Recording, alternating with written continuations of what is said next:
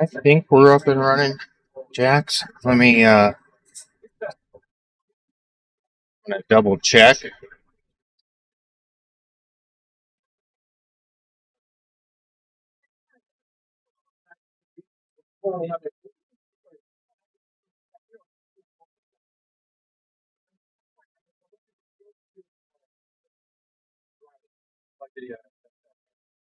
You go.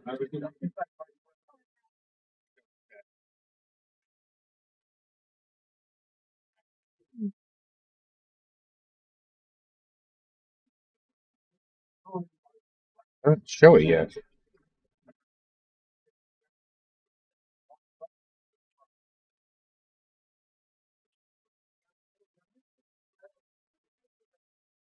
This doesn't show it on mine. All right.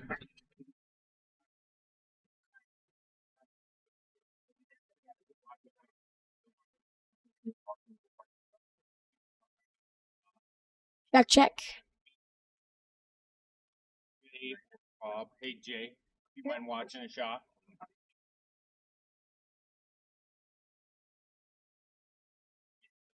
To mute, you can use it here. Same thing to unmute.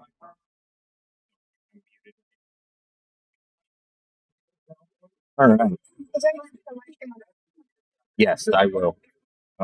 Good morning, everybody. So I apologize. We are running a little bit late.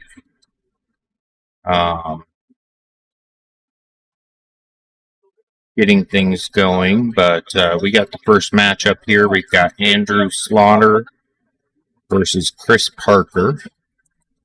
And I believe it is still 0-0, but I will double check with them. I've also got Jax Pong Panic joining me on the live stream, so feel free. Good point. Give me 1 second here. I will be right back. We're still trying to figure out the noise part, and give me 1 second.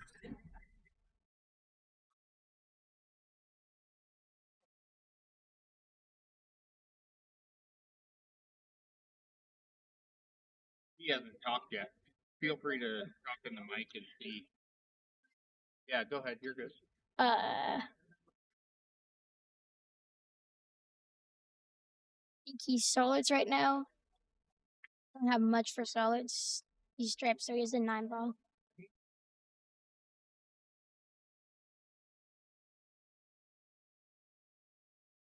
Solids.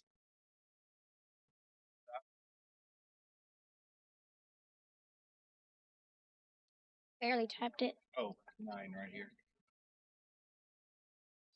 No, not yet. You can hear him? Okay. Good. I don't know if we can't hear each other, buddy. It's very delayed also. And it's on live on YouTube, or? Yeah, I can hear myself from like 5 minutes ago.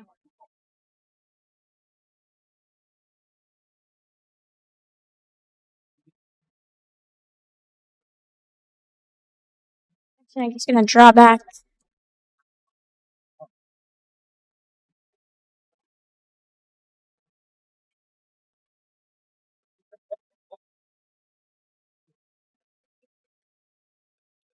Questionable shot. I don't know why he shot it that way, but break out that 14 and 10 right now with 13. Key ball off the 3 ball. I missed it.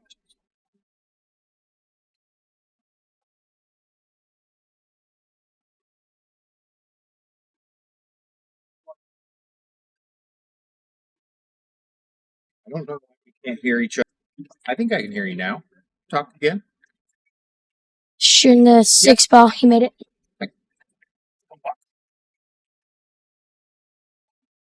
All right. I am back. You can set now, Jeff? No. You can't? No, I can't. Weird. I hear you when you talk in the mic, so that is odd. I'm going to let you take it away. And those watching at home, if the video freezes, not figured that part out yet. But I am correcting it as Spurs again.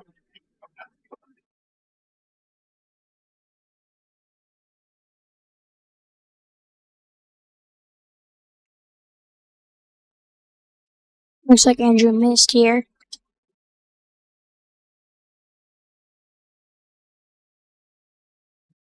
like He's Cowboys. gonna put the combo. Yeah. Don't know if you can see the 13. Yeah.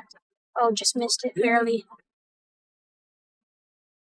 Not a bad leave. Andrew will have a shot on the 3. Guess he could take the 4 as well. Shots to 4 right now because it has no other pocket. That's what he's calling out. So.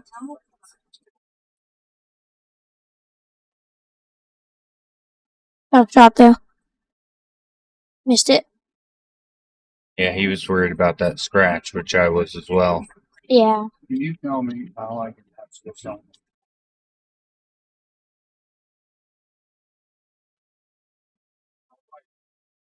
My wife wants to buy it. Good control there.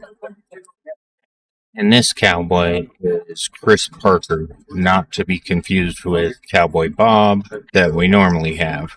But he's actually, Cowboy Bob's here as well, but he's playing this one. He's Fargo's too high. That just Might drop back for.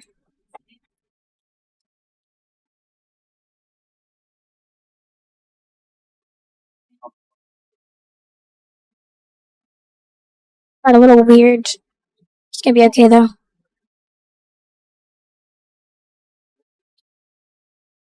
Missed it though.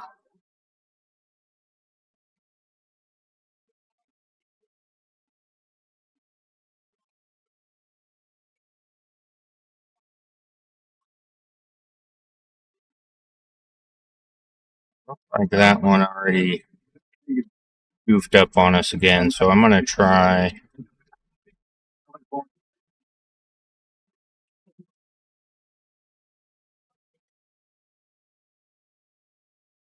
Might just switch to our other view if it keeps doing it. That way we have the other one hasn't froze up at all. So 100% sure what it's gonna do here. I think he's just gonna try to get shape on the 6 tall.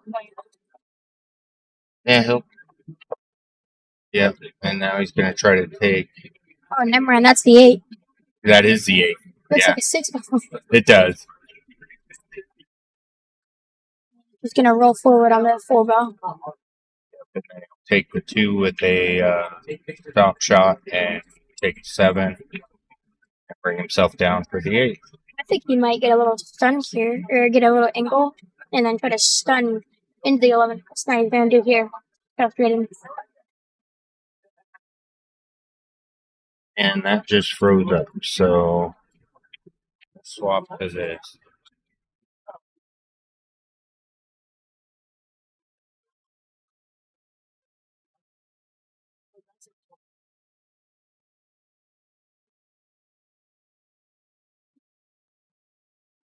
You're a little far. Gonna be okay though. Be actually tough. It goes side. Tough. Down here, and he should be able to make it.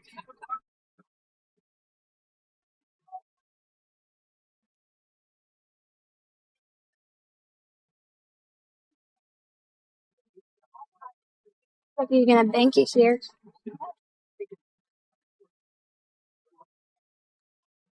It's not something I would usually see. Just cut it, but makes the bank. Oh, came off. Well, we'll say that's the. Pretty sure it's a lost game. Yeah. Nope, spots it.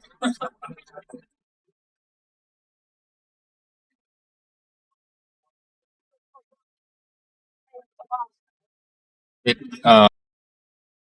just a second so we can chat.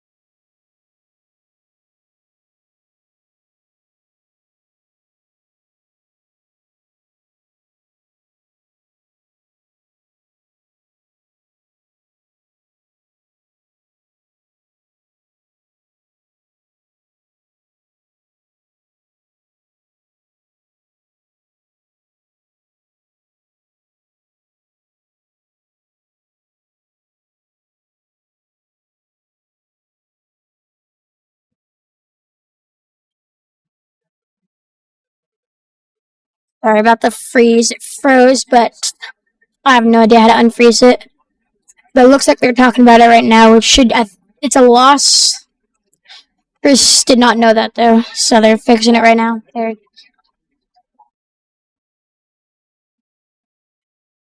Yeah, we got Jason going to talk over them. Going to talk with them.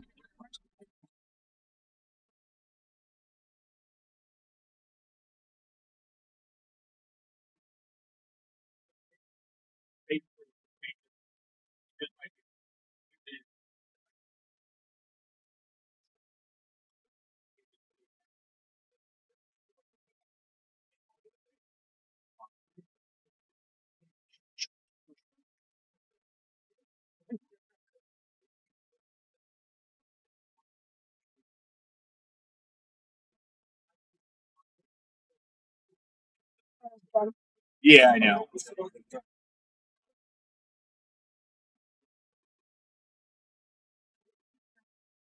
Yeah, it did get called. Okay. Yes, I had to go down and chat with them because the 8 ball flew off the table on Andrew's shot, which was a lost frame, and they were going to keep playing.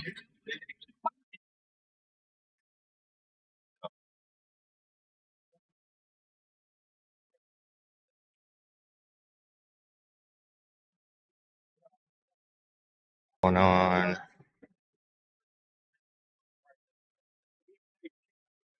Oh, looks like all of them. A few of the tables are in between games.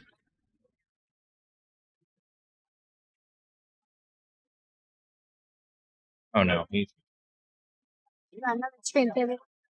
got Brandon here, Brandon Meyer, and Flip Flop, of all things. Like he's about to get this one.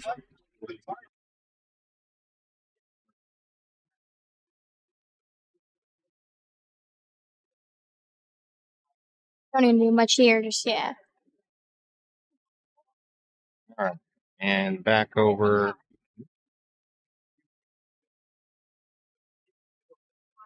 Back over here.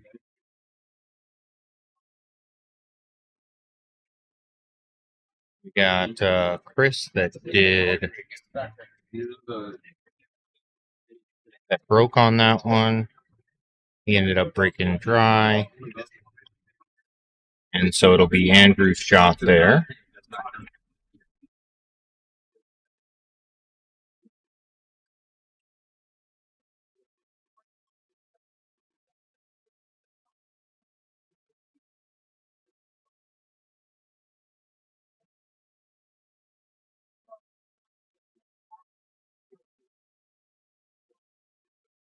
I gotta update the score here. The score is actually now, I checked with Andrew when I went down and chatted with him, it is 1-1.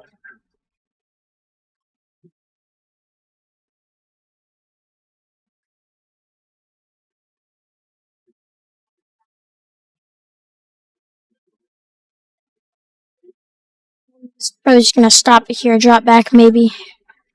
Roll forward. Odd shot.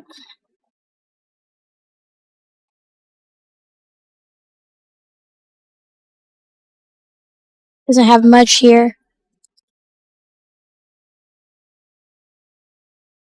And got the 7 ball on the top or the bottom left. Just to worry about the scratch.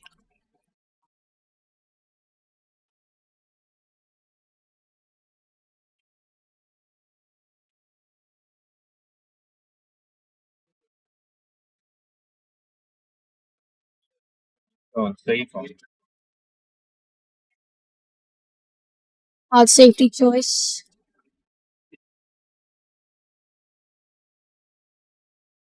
We left Andrew the 13 in the sides.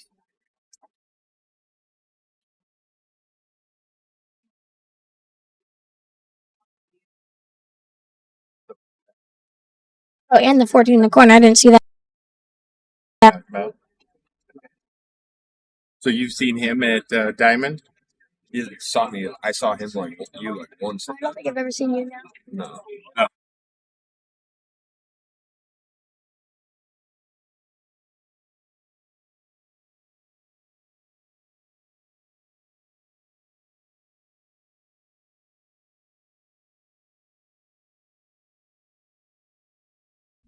You're on. Okay.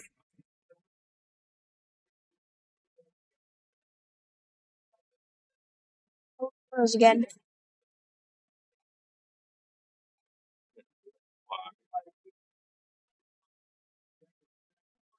Let's do it again.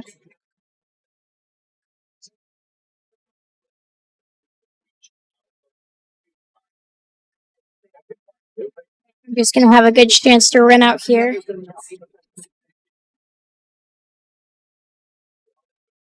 His 9-ball's the weirdest spot here. He might be able to get on it from the 13 though, so yeah. It's just a bear down here. I think he's trying to get shape on the 10, came a little far. But he has the 12, so he should be okay.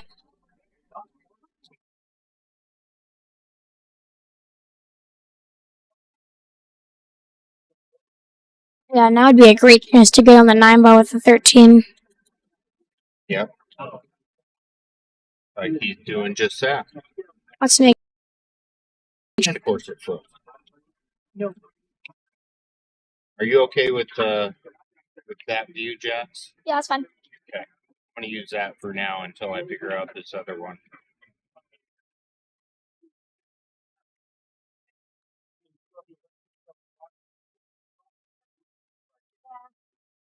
It's a tough shot. Yeah, he has the 11 ball and the 10. Just depends on what you like. They're both pretty thin cuts. 10 ball is going to be a little easier to hold. 13, you might have to go around the entire table. And he'll take. I think that's the 11, but he'll take the 11. Yeah. Hopefully, come off of 2 rails and be okay for the 10.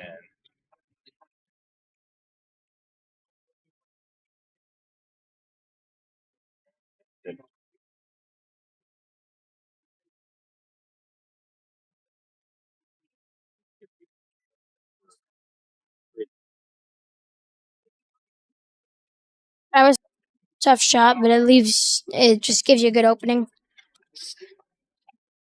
Or you could shoot the 5, get a little bit angle on the 3, and then get shape on the 7. All depends on what you like. Or the 1 ball. That works also. It's just different.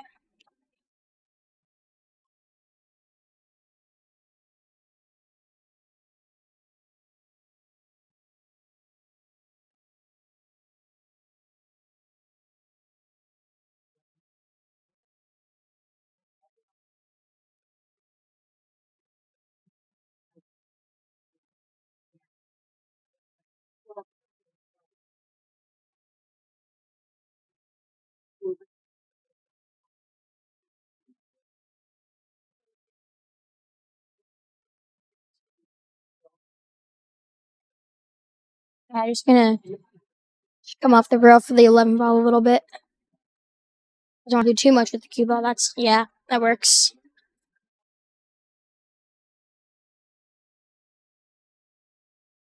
You have another choice here. You can either, I think the 8 ball might go in the side. Can't tell from this angle. Or you can shoot the 8 ball in the corner. Depends on what you like. I think he's gonna go for. And the reason he was shooting the side is just because he had a little angle on the 10 ball. I can tell from here. Right. Got a little different there. Really far.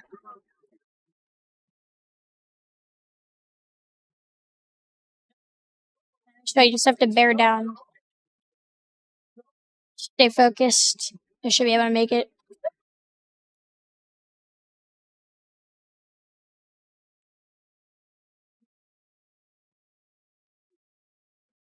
Yeah, looks like he's gonna back cut it. I think he's just worried about the scratch.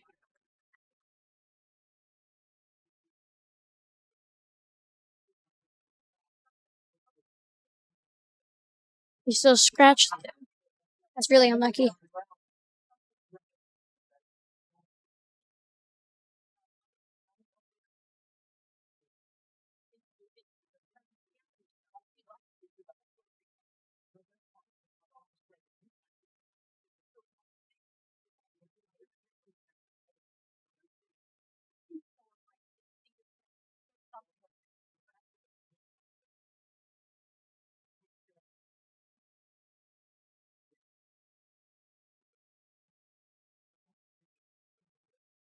think he's just gonna a 3 ball probably. It's a little use some angle, so he might come behind the 5 ball. Might have to go some bottom left or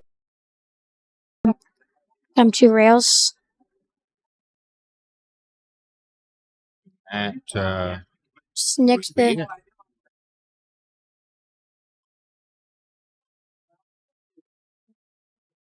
I don't know if you can see that, but Chris looked right at the camera.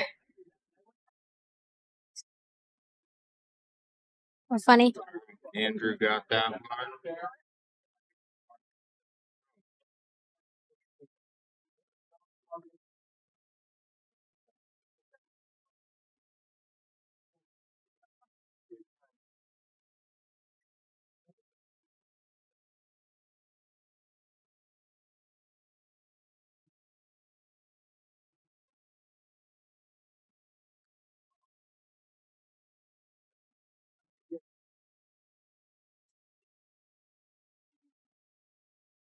Let's take a break for just a second. I'm gonna go get some food. If that's Okay. Yeah, go ahead.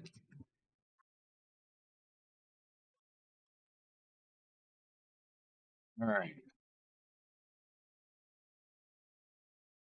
Jax had to take a little break. He's going to get some food.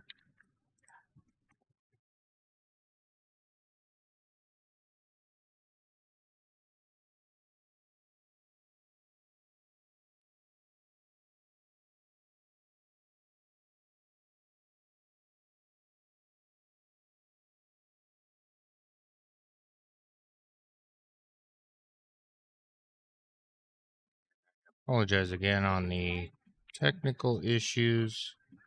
I am working to resolve that.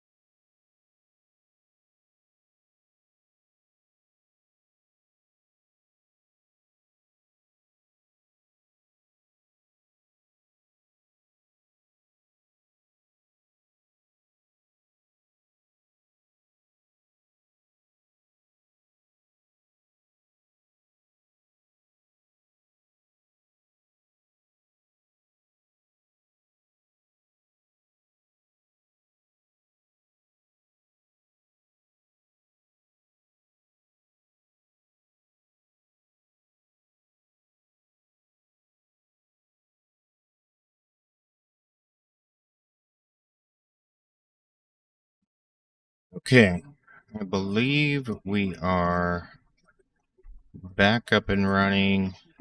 Hopefully this table is, or this view, this camera is fixed. We won't have any more issues with it. Am dealing with a little bit of a internet struggles here with the Wi-Fi. So I'm going to have to work on fixing that in the future. I don't think that's something I can fix on the fly. And it looks like Chris Parker just fouled, going for the 6. Andrew's going to have... Oh, he was going to run out, but I guess he missed that first one.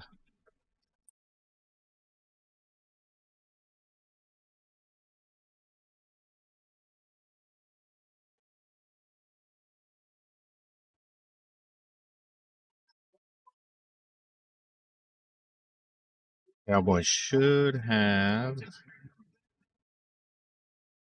pretty decent chance as long as he can sink this 6.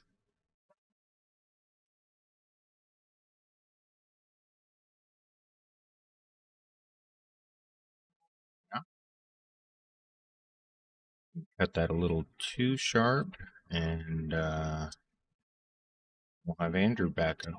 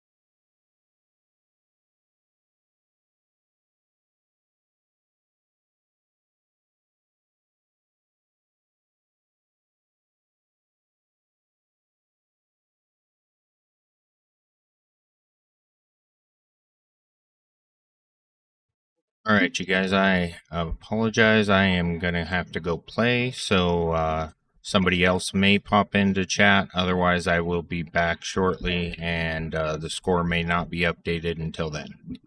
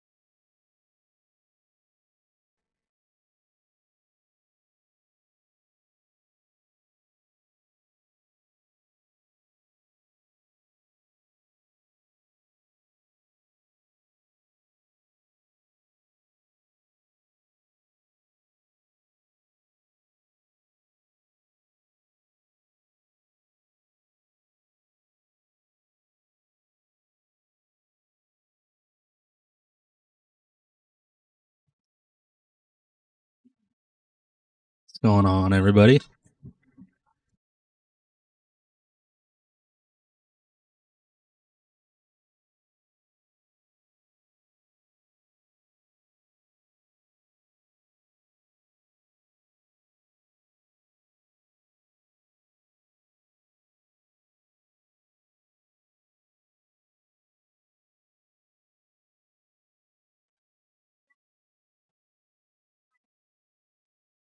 Best shape on this.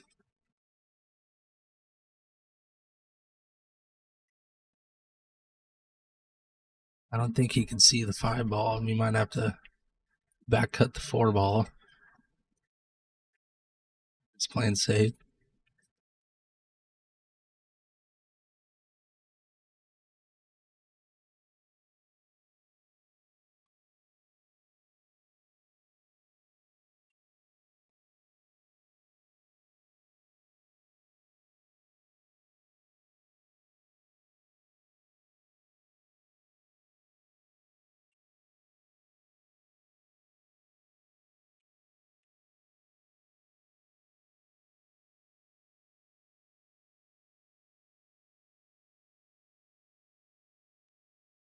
Looks like he can see the 9 ball. He's calling it in the corner.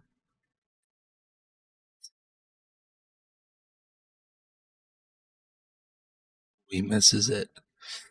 It's not going to be good for him.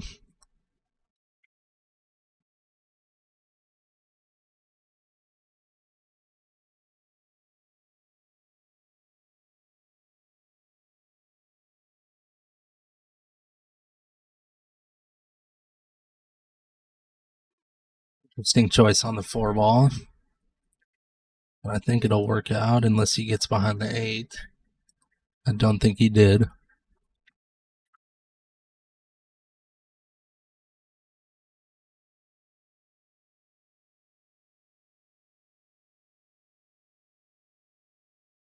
Great shot.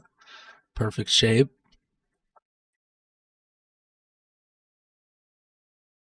We're going to be 2-2.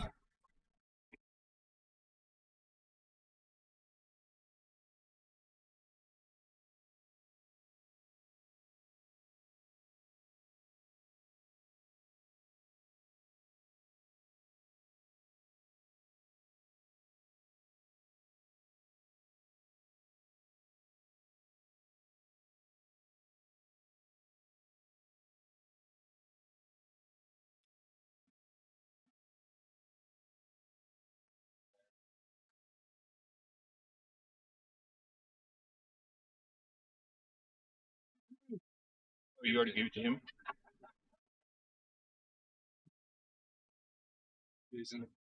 Welcome. I need to play.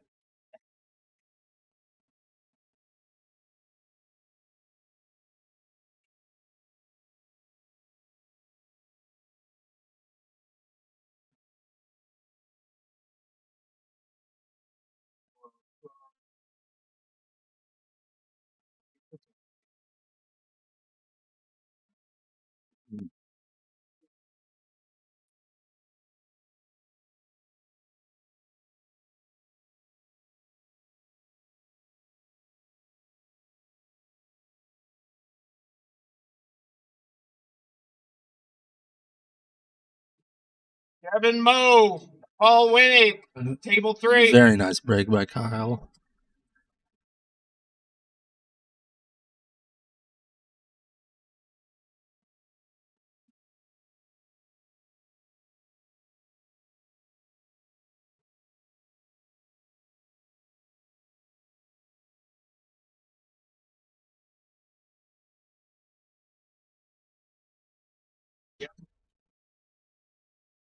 Got to look at this 15 ball. Should be able to just follow it up. And he should be out here.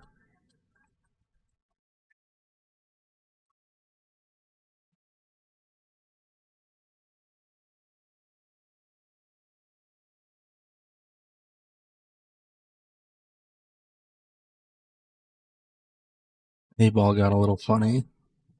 That's pretty good.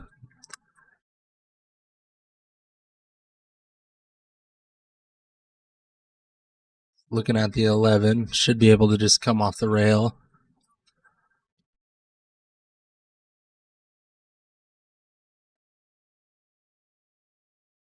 Got a little funny on that one.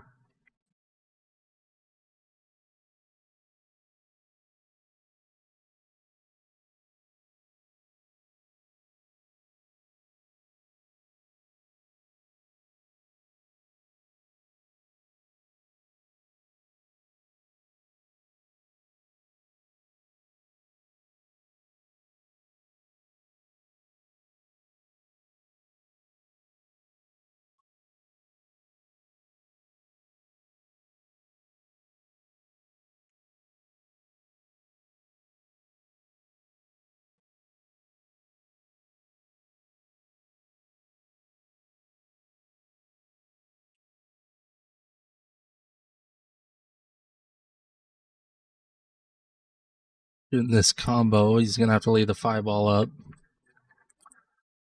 Gets a little funny on it. He should be able to still shoot it. Just hold it for the 6.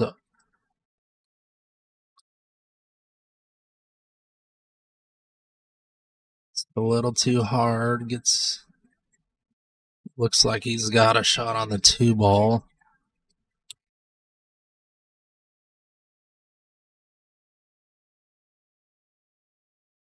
He's calling the 4. I don't know if he can see it. And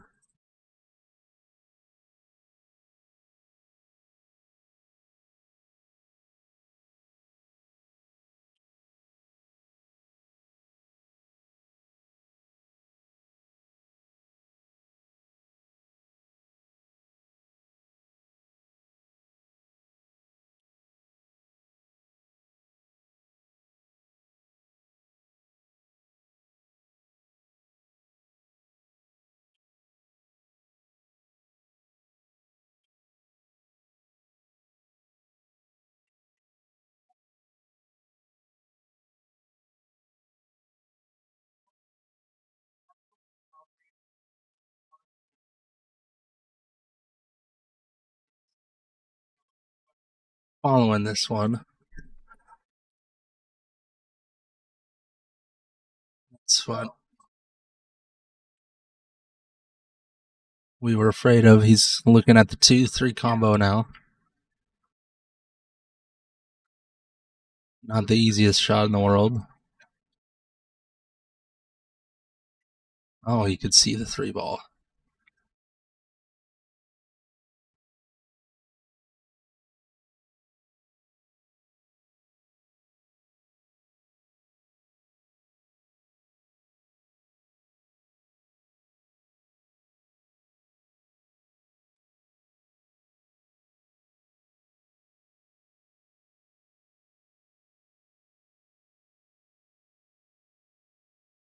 Pretty good shot by Jim.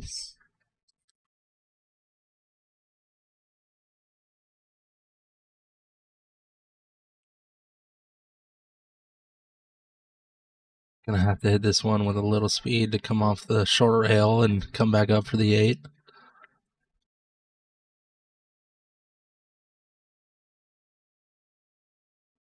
It's a little funny on this 8. It's gonna be a tough bank in the side.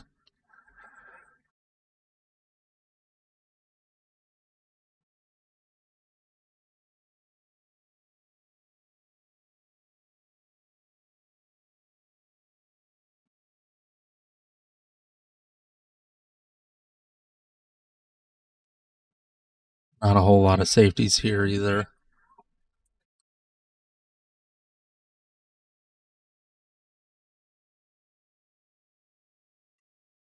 Oh, down long.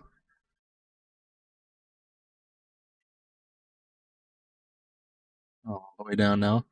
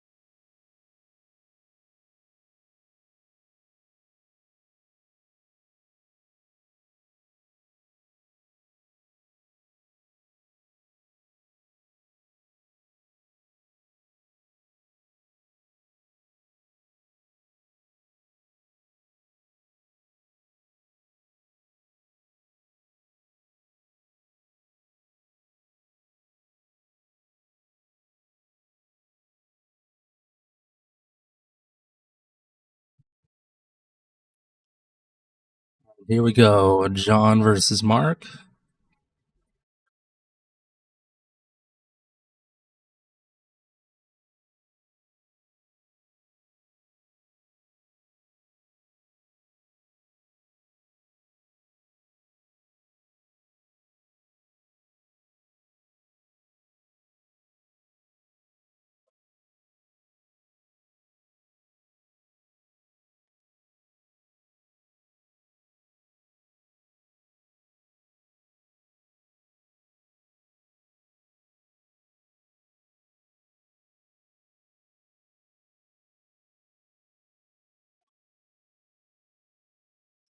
It's going to be breaking this one.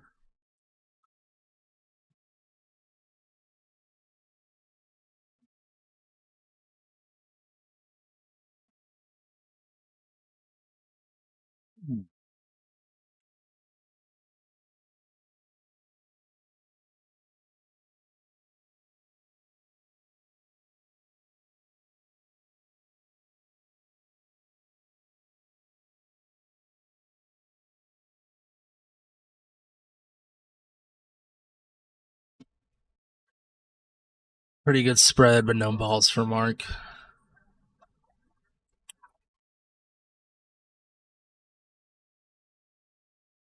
Not the easiest lead for John. Looks like he can take the 3 in the side.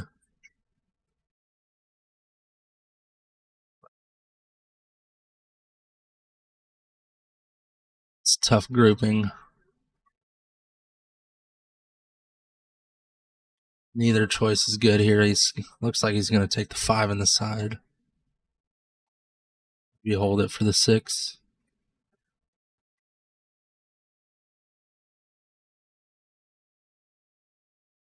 It's taking it long.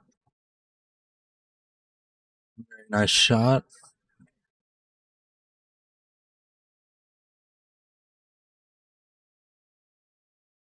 Looking at the 2, you should be able to just draw back a little bit for the 7.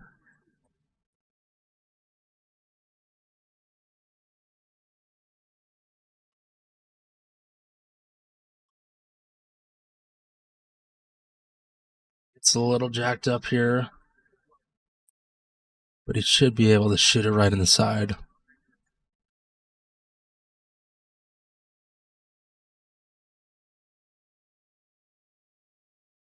That's going to be tough to get shape on anything. The 1 does not go in the corner.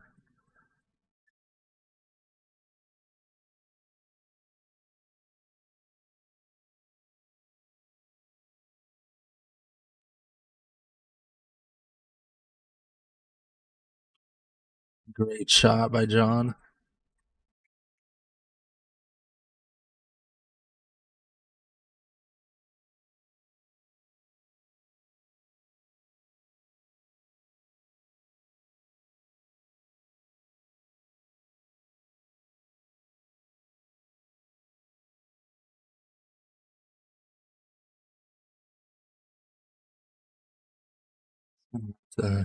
Looks like he's going to follow it up for the 6. This 4 ball is funny. Both these, the 4 and the 1, are both funny. I think the 1 can go in the opposite corner.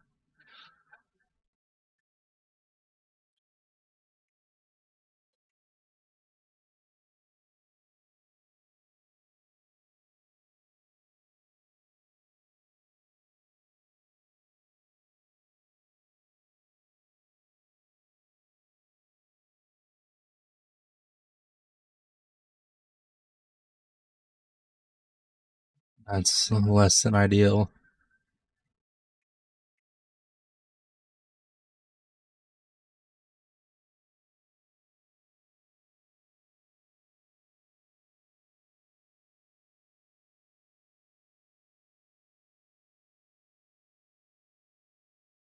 I'm going to have to kick at this 4 ball.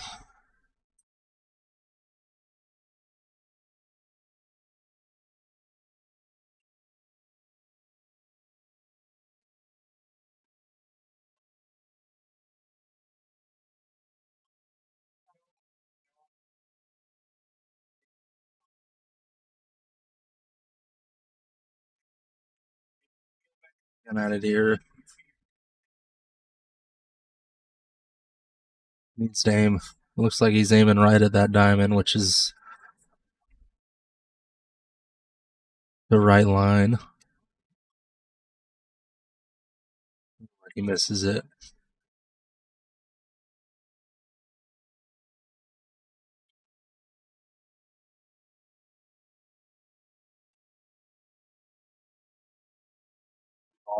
For Mark.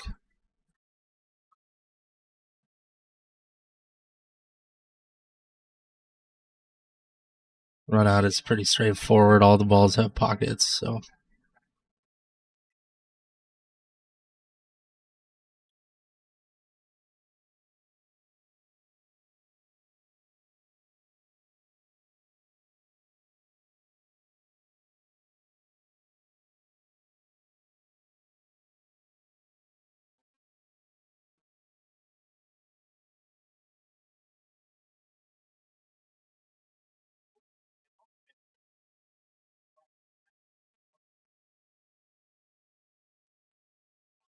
Got that one a little long, but he's still got the 14 in the side.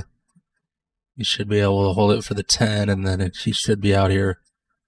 Oh, he misses it. Rushes that one a little bit.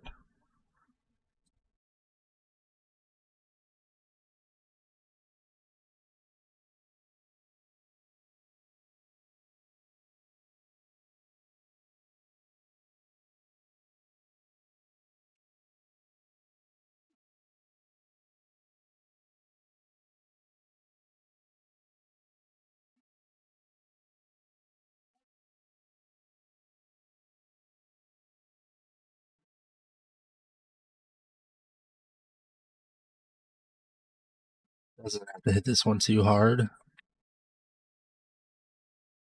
Very smart play. He should be able to. It's going to be tough to get shape on this 8, but he should be able to go 3 rails here with just top.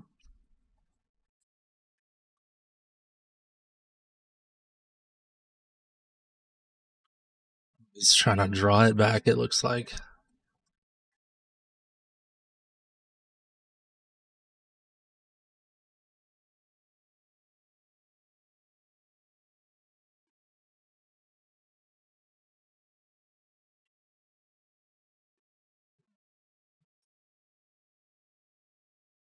A little less than ideal.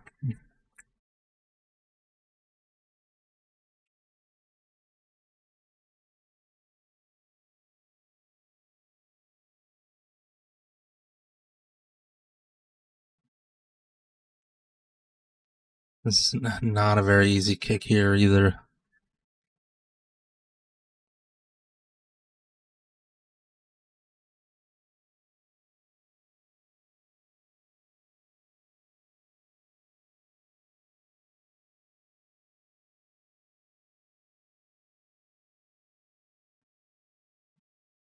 Plays this one with about a half a tip outside. He should get there.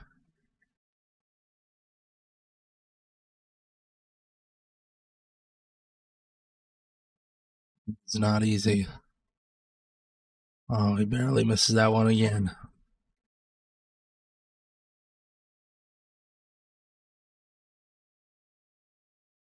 Ball in hand for Mark. Yeah. Should be out here again.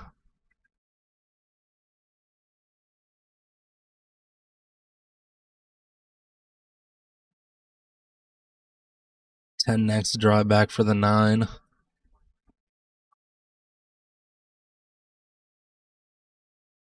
He's looking at the 9 now. Should take the 10 now, but he should still be fine here. Beautiful shot. Got a little bit of an angle, but he should still be fine. Yeah. He's just gotta hold it for the 8, and he's out.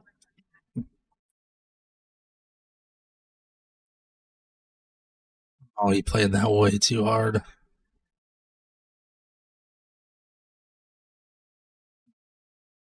He should be able to spin this one in.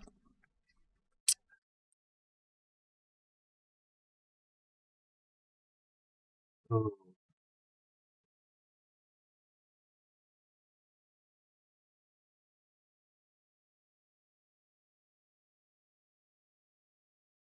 why you just roll those balls in. There's no reason to get fancy.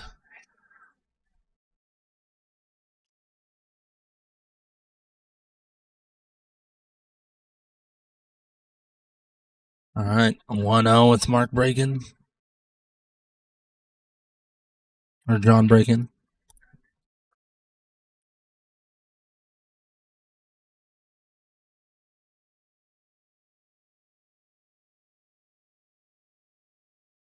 What?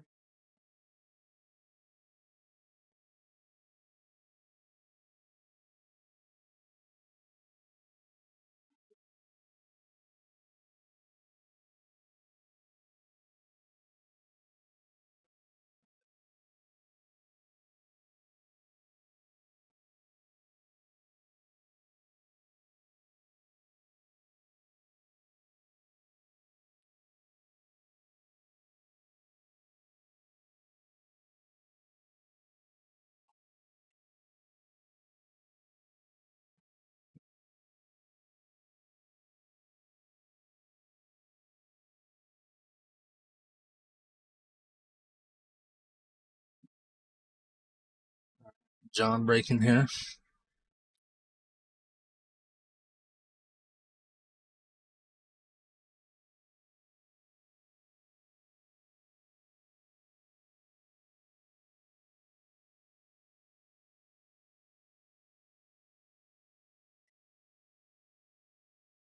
Good break by John.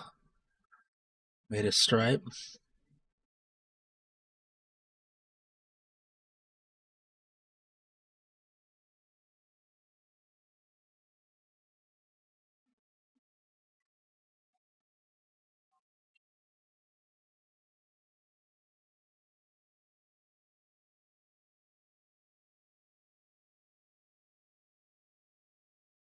Stripes here taking the 12 in the side.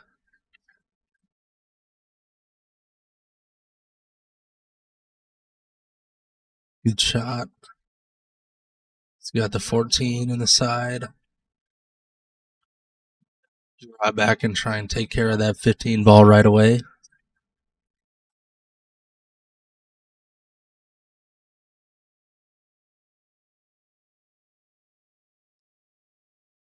It's a little funny on this 15.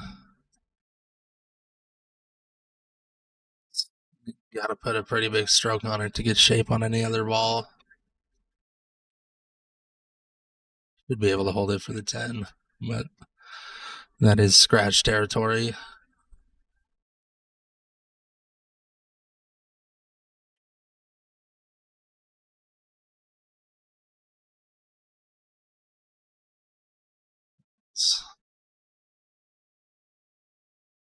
Playing the 13.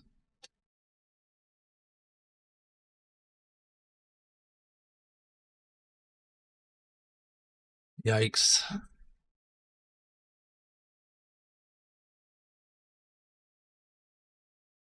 Quite a bit of insight on that. I don't know if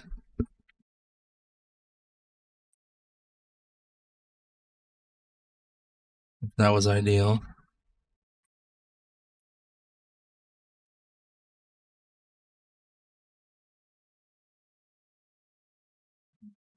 Funny.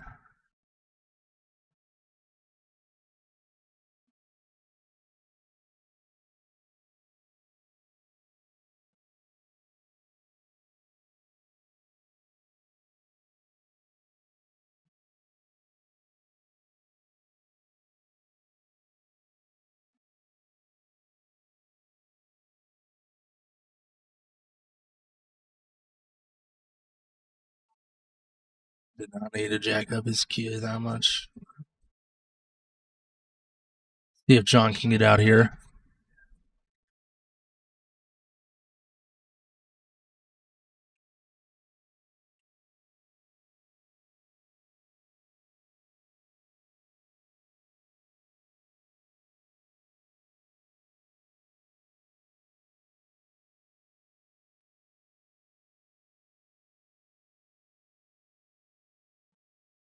I was him, I would take the 10, 15 last. Let the 9.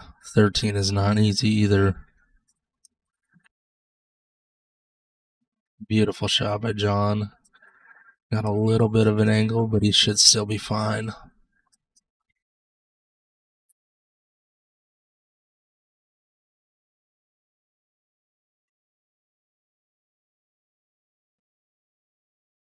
Doesn't need to play this one too hard. Just roll it in. Come off the long rail for the 13.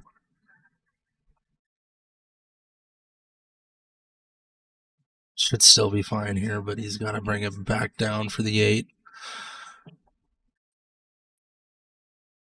But if he plays this one with stun, should be able to come off the short rail off the 13, back down for the 8 in the corner.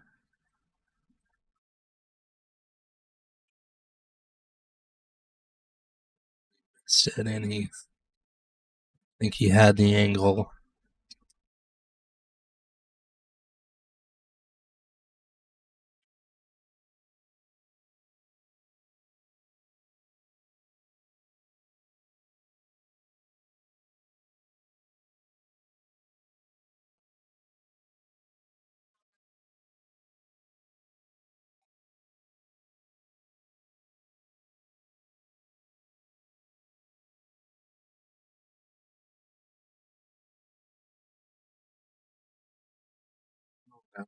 Funny again. I think you can see this 2 ball, but he might be jacked up on the 3 if he can't.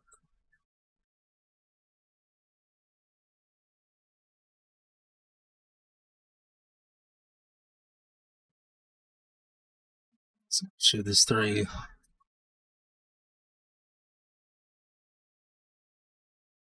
playing with a boatload of inside, and that's what happens.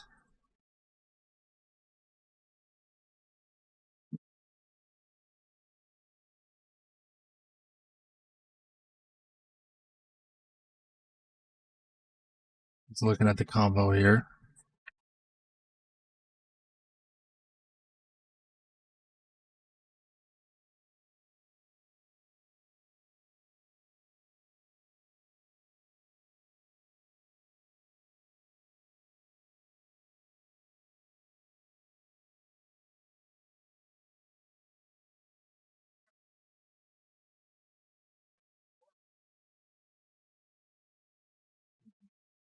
Could have played the combo. He's trying to sneak it in there past the 15, but that was definitely not the move.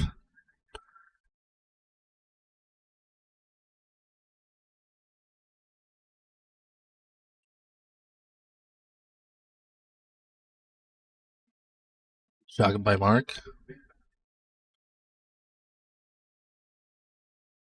This 4 next, but a little straight, but he should be able to play top and get around for the 3 and the 6.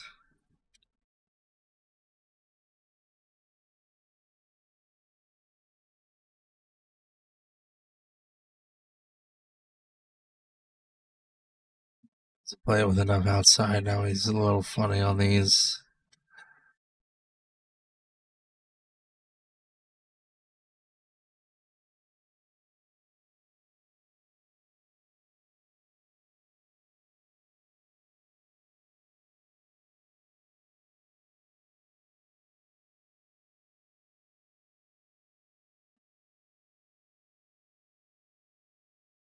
It's safe. I think he could see the 13, but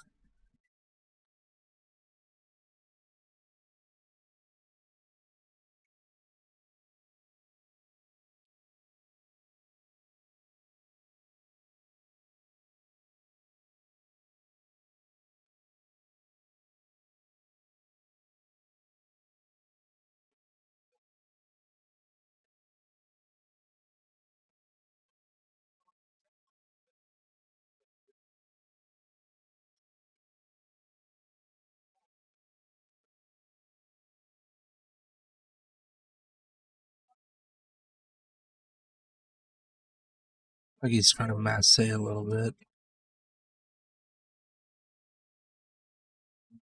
Went the other way. Interesting. But I don't think Marcus has a shot here.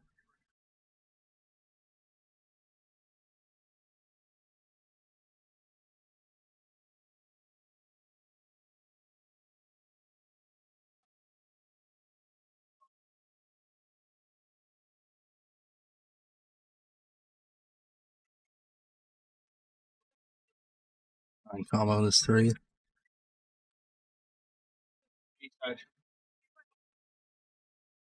You already put it up? Tell them though, right?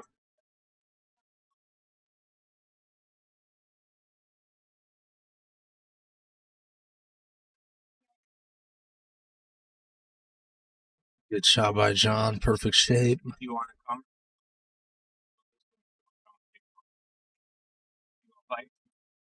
Should be able to just play this off the shore rail and come up for the 8 in either side pocket. He's trying to draw it back.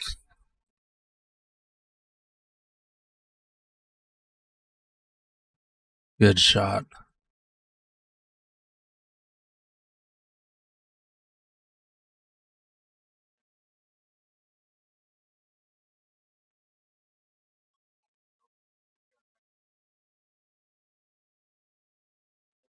It's out for John to go up 2-0.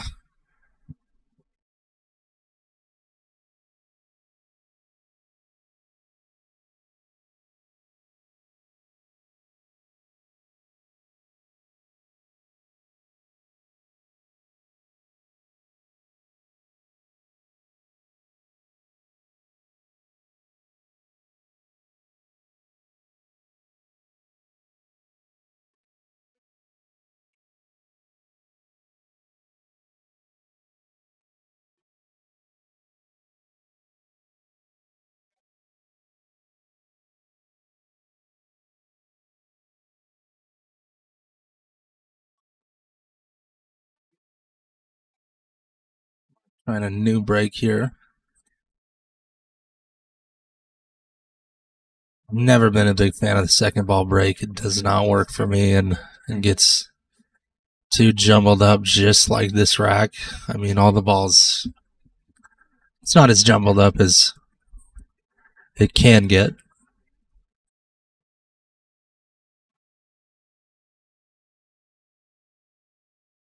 I was John here, I would take the stripes. The 14 ball and the 11, or sorry, and the 15 ball are a little funny. But the rest of the balls have pockets. I think he's taking this 10 ball right now.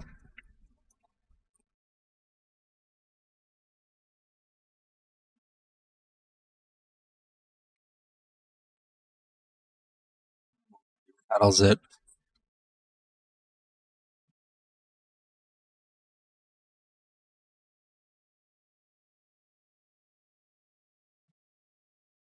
Not an easy table here.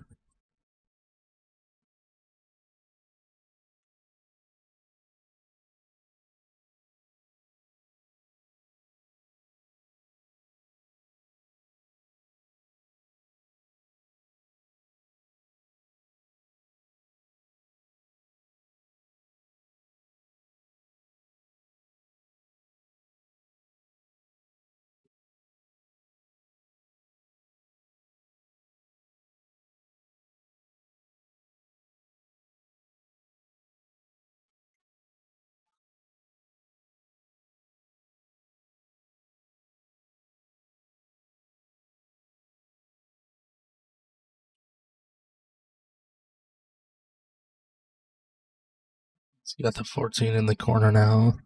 Not an easy ball to try and get shape, any of them.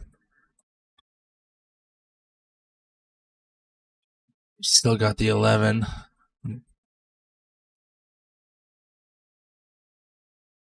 He's either going to have to stop this ball, which is going to be hard because he's on the rail, or try and roll it up and come 2 rails around.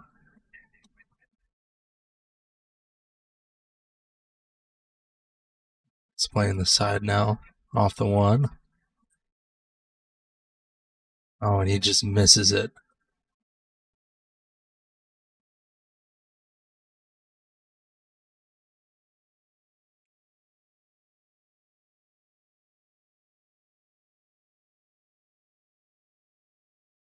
One hand for Mark with solids.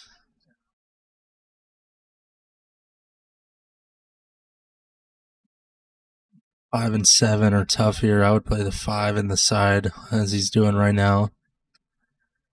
You could try and draw back for the 7 in the same pocket, but that is a tough shot to play.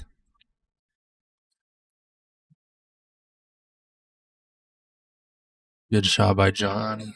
He's got the 7 in either the corner or the side. It's probably better to play it down in the corner. Just follow it up for the 2 or the 6.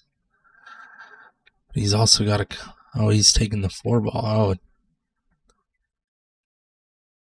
it's hard to tell what he's doing. Looks like he's taking the 2 in the side right now. Where is he going to go with that 7 ball?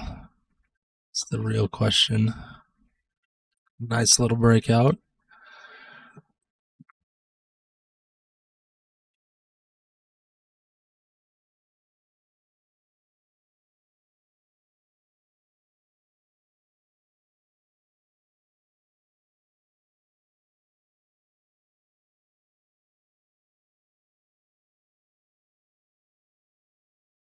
Good touch. He's looking in that side pocket. That's a risky shot. He should just take it down long, follow it up for the 1 and the 3, and then just take the 6 and the 8 in the same pocket. Or if he plays this 6 now, which he's looking at, he should be able to play it in the side, but that is still a risky shot to take. And he looks like he's taking the 7 down in the corner. But he needs to follow this up for the 1 and the 3. He is not following this ball.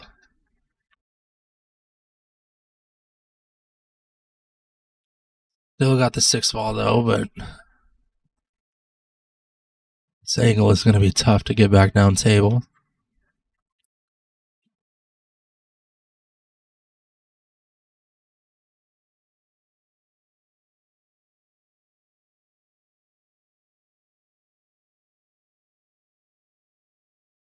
He's drawing this ball back. I don't know what he's thinking. Get a little stun draw. He's got a shot on the 3, but this angle again is tough to hold the 1.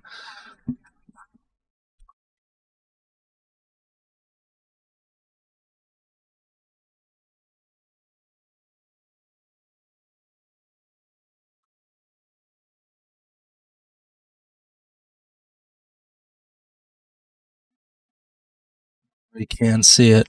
It's a good shot by John. Doesn't need to play this one too fast. Let's play it with a little bit of top inside to come back to the middle of the table. Doesn't have to play this one too hard.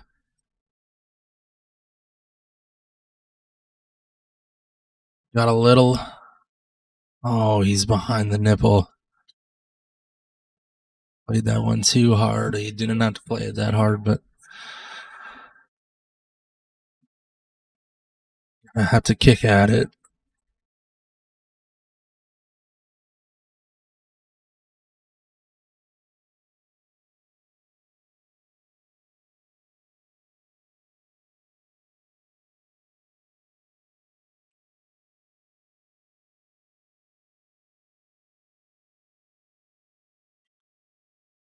I'm going to play the kick bank here in the corner.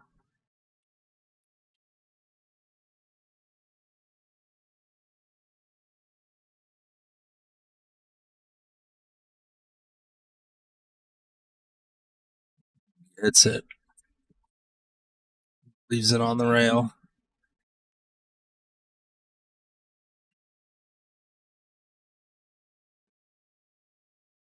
Pretty straightforward run out here from Mark.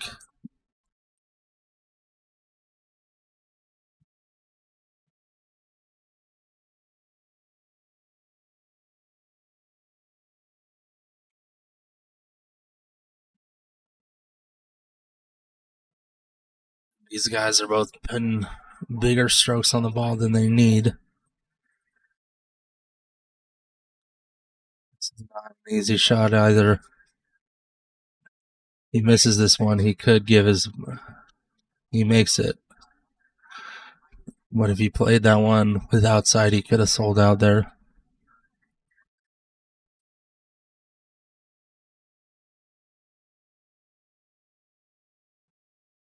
Great shot by Mark.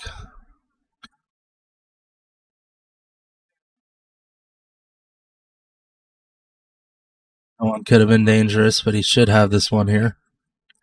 Just has to avoid the scratch. Good finish by Mark.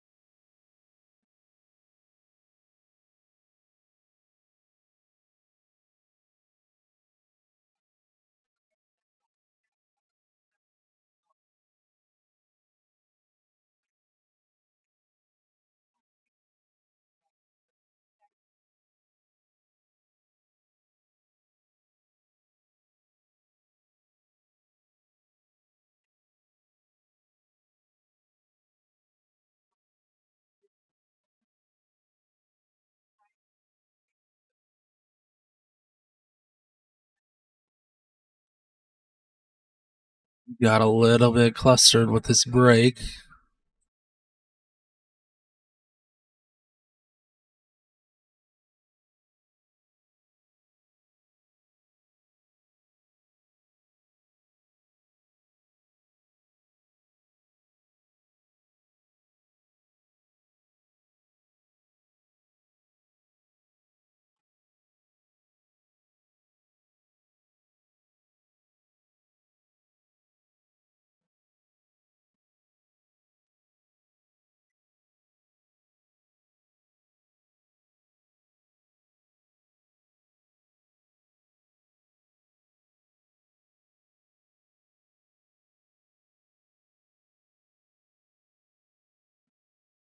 Makes the ball, but gets a little bit funny.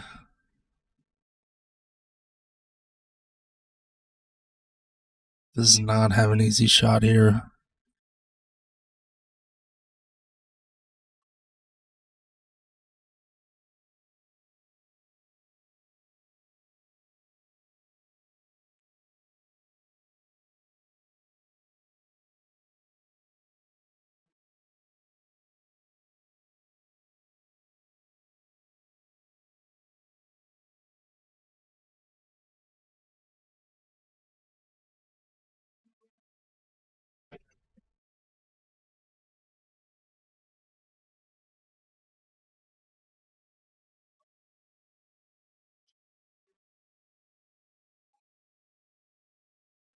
No easy shot after this.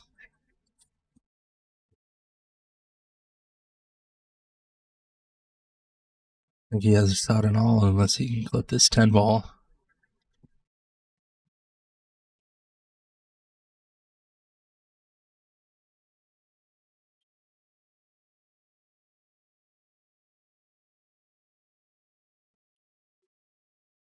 Play safe.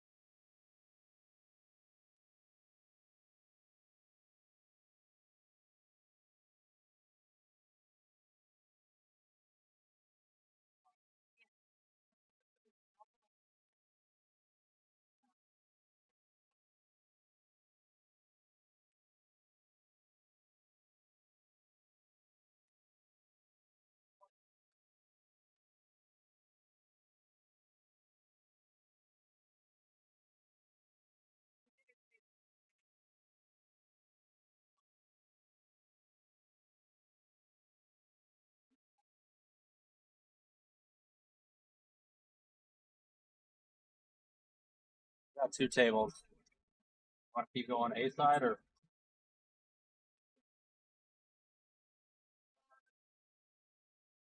Versus Paul and versus Caleb.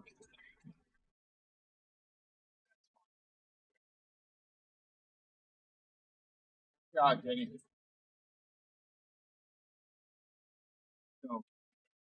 Cancel.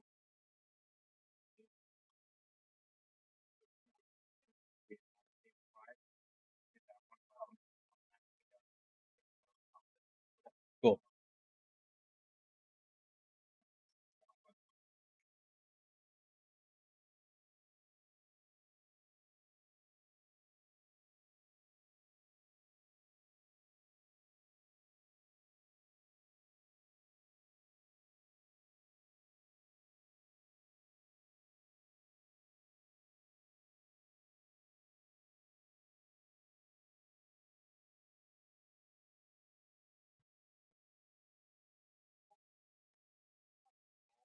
Do some bracket updating there.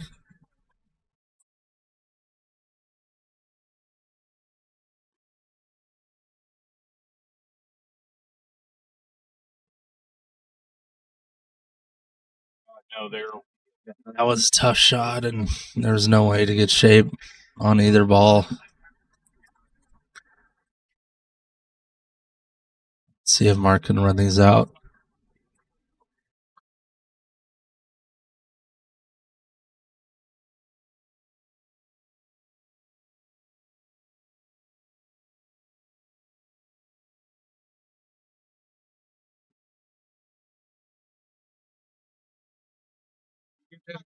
Yeah.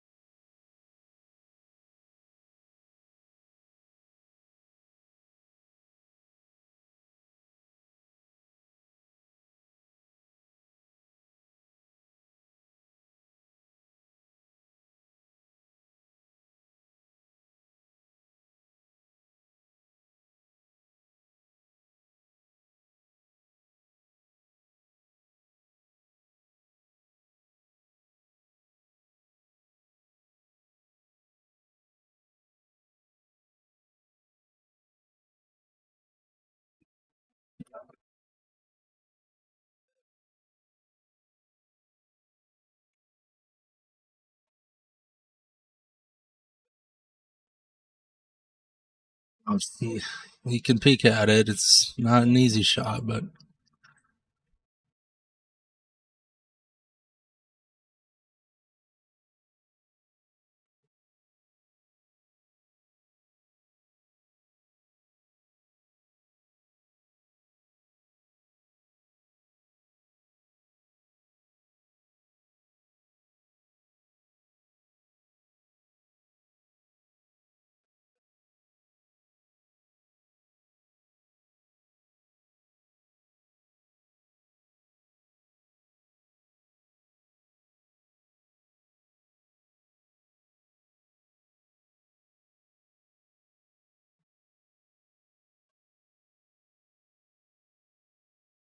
want to bank this.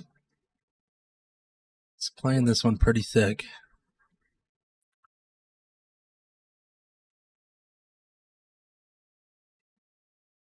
Leaves him a tough cut. The bank is open as well.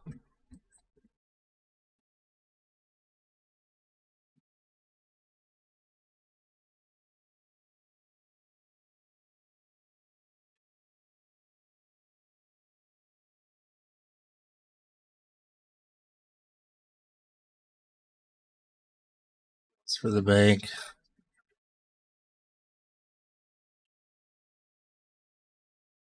All right, let's see if John can finish this one out.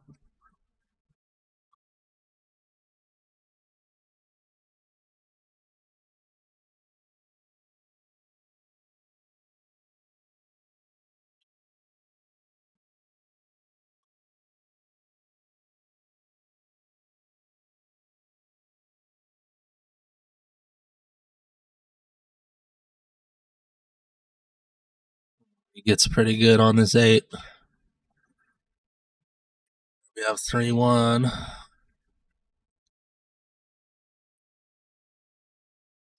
Hold it in.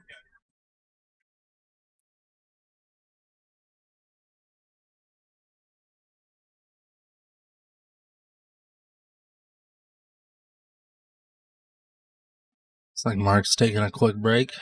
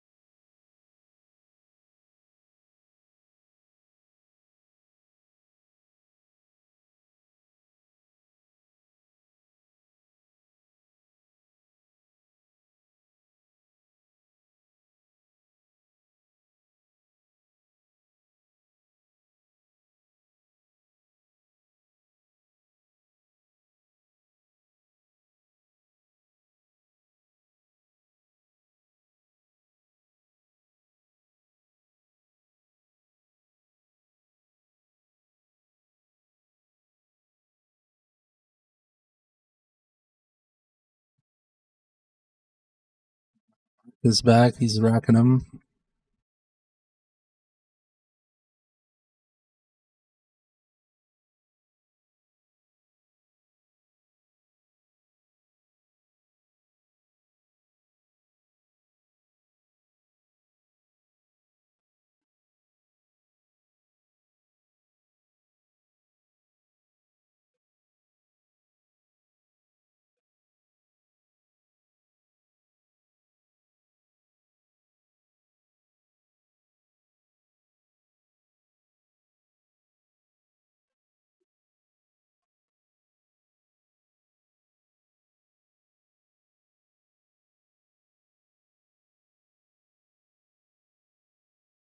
Engine brakes again.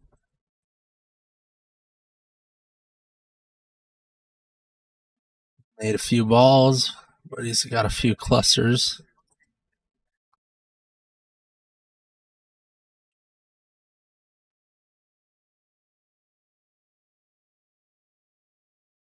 He's got to go with the stripes here. The solids are a little too clustered. Nice touch on that 10 ball. Let's see what he does with this 9 ball.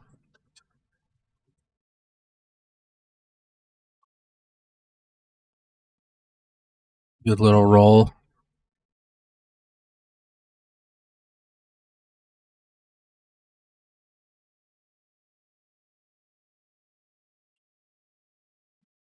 Got funny on this one. Looks like it goes, though.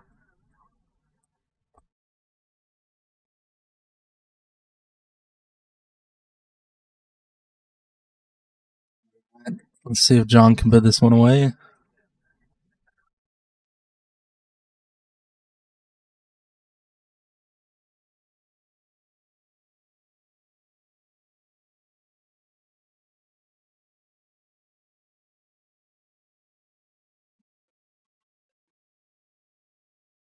Great choice.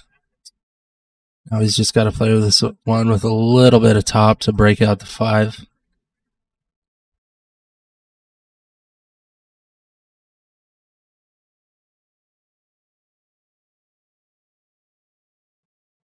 Broke out the 5. Now he's going to be jacked up on the 2. But if he makes this 2, he should be out. Just got to come off the short rail and come back down and should be out.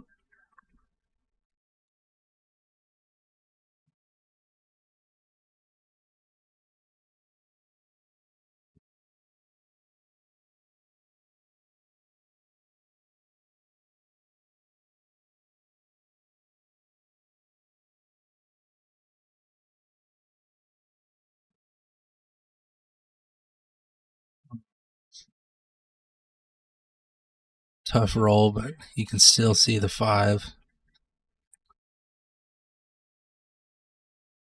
It's next to the 7 quite nicely, but the 8 ball is the real problem here to get shape on. If he leaves himself an angle on the 7, he should be able to get there.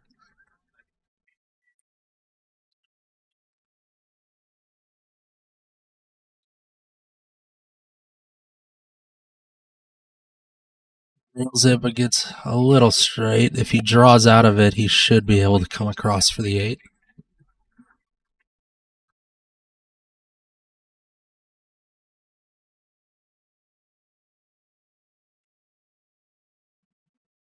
Outside draw, but he's putting inside on it.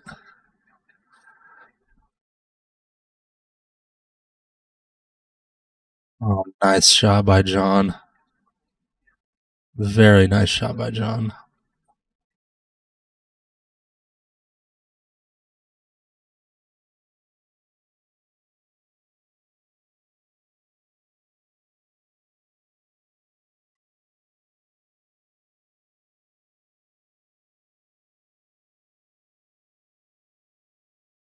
All right, and he puts this one away.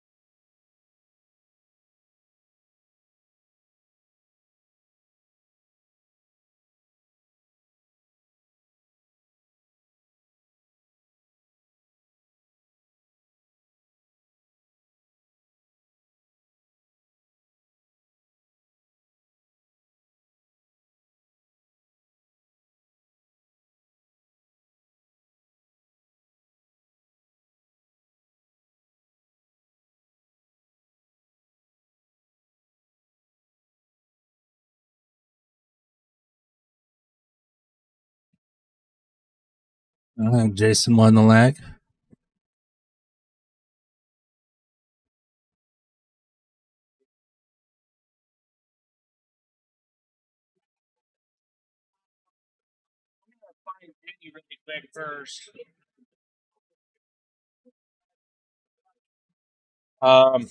Maybe. Do you want to commentate with me?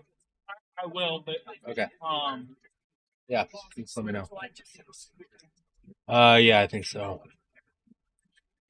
All right, Jason's breaking here.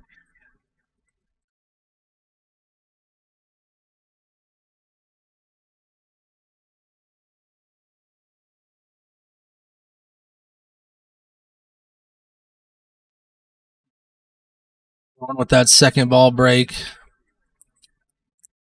It's not my favorite, but it is a high chance to make a ball. It's a little squirrely on that first. Hits the first ball first. He makes the ball, though, but there are quite a few problems to take care of, and you might have to go with the stripes because he does not have a good look at a solid.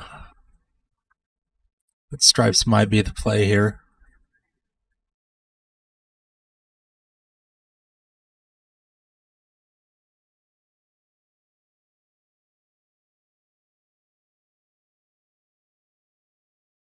Good shot by Jason. He does have some problems to take care of.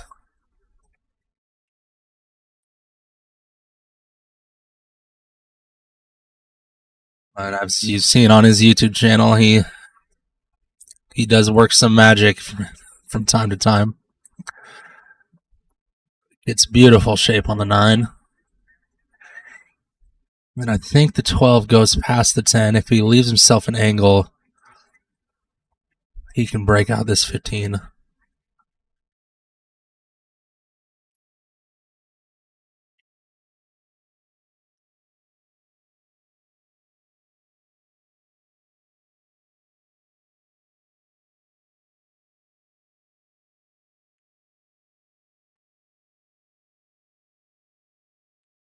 Plays it a little wide, but he should be able to play the 10.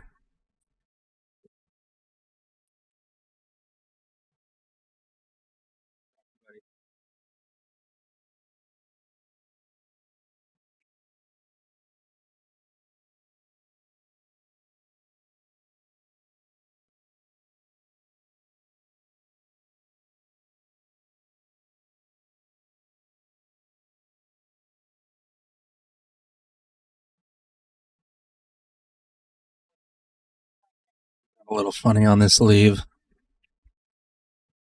But solids are not looking favorable.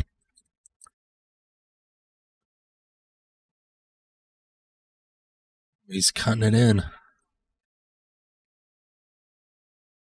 I think he's playing it off the 3.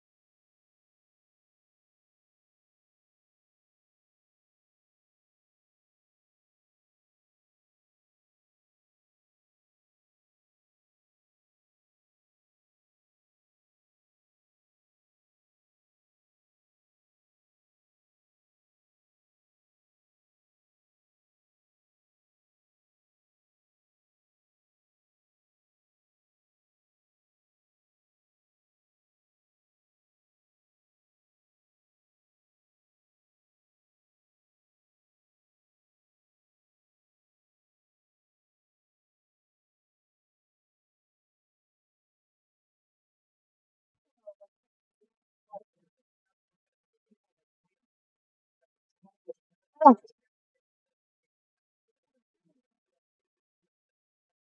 You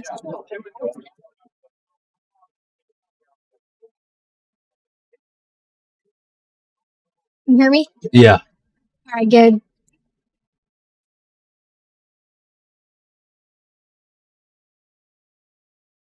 Let's have a shot from Jason here.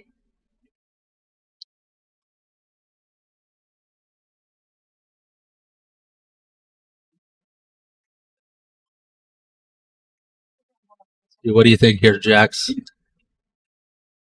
Depends on you. If you want to shoot the 13, just with bottom top left. Still on the 14. Yeah, you can shoot the 14 here. It's a bit of a tougher shot. Yeah. Both really tough there. It's like he's cutting the 14.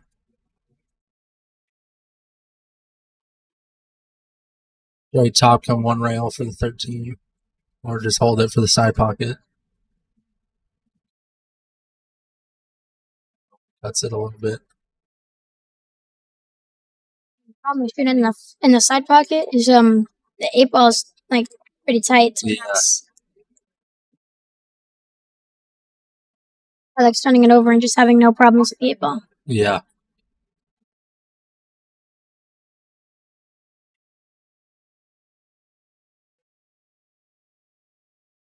Really drop. It's funny on this.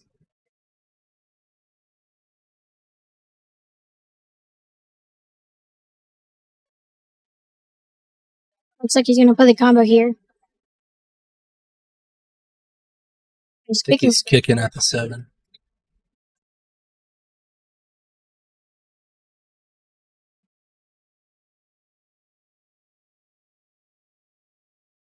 Leave.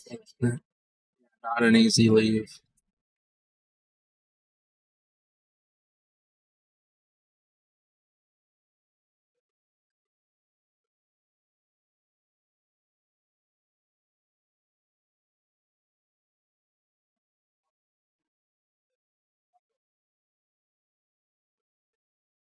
Just with the 14. And just try to hold it. Play. Shoot the 13 with the top and just come one rail.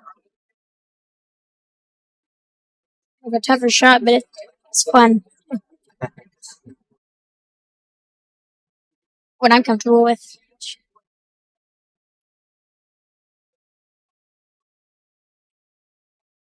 He gets a little lucky there.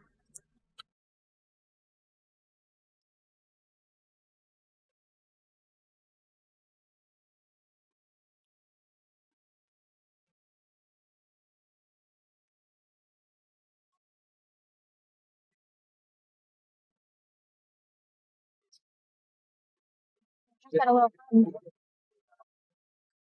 I just tried to roll it up. Yeah, rolling it in was the play. He just tried to come one rail off. Yeah.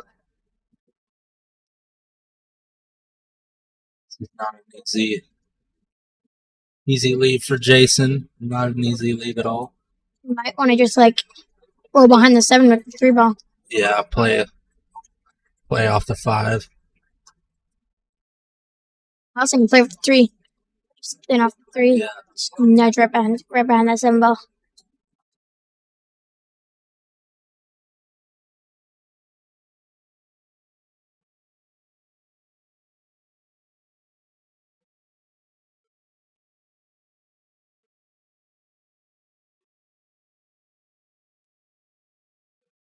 Let's feel the 3 ball down in the corner. Looks like. Yeah, that's an odd shot. Yeah. Oh, but he gets a safe out of it.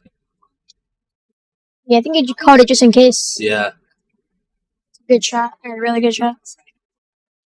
Eve Andrew, really tough.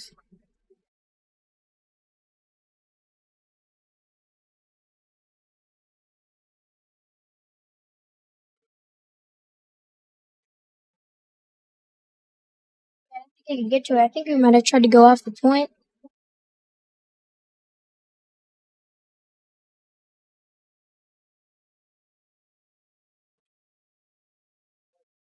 Close. 2 rails? Gets a rail. I don't think he got a rail. Just barely. That was a really good shot.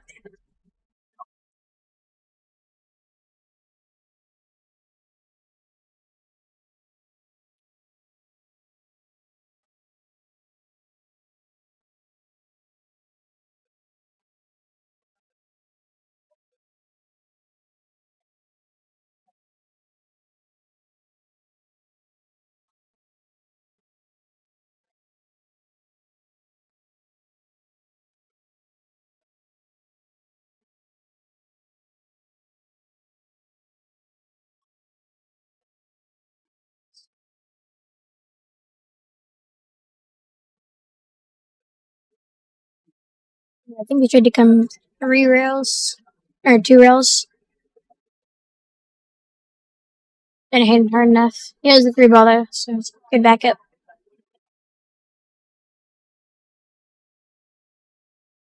Top shot. Oh, he drew it. It's gonna come too far.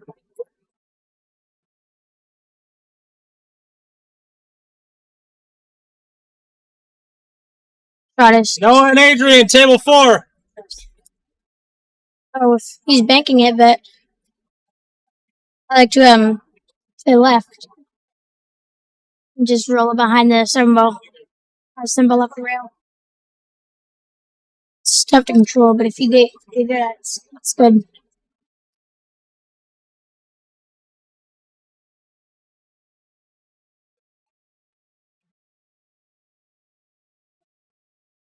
And he does have a little tester here, though. Long shot. Both balls on the rail, so it's going to be a little tough.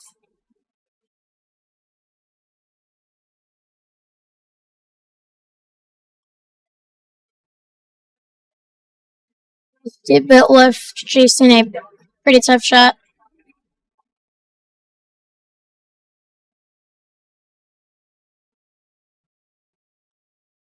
On the player, but if you want to, like, you can draw it to the rail or you can just follow it forward, just take natural shape. I like to play natural. Let's see what Jason does. I think he's going to draw it based on how he's elevated a little bit. Yeah, get that good. Missed it.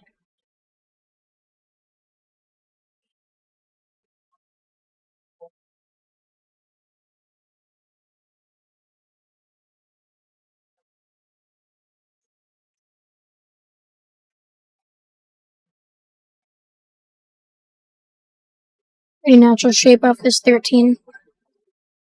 I have to do a little bit of the keyboard. Maybe a little bit of top right.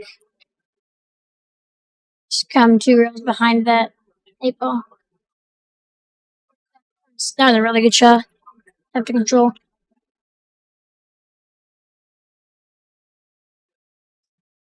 They're down here. 2-1 leads.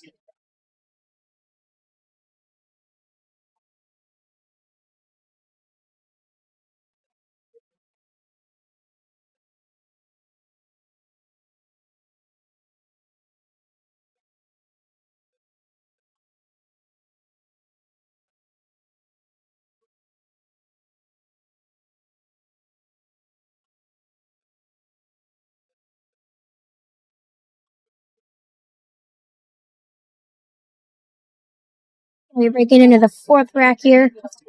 And you're breaking.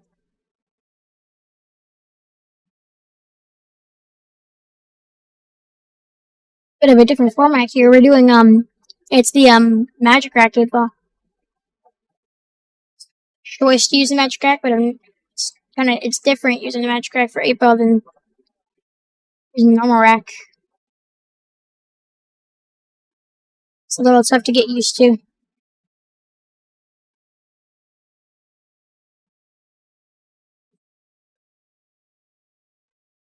Perfect try.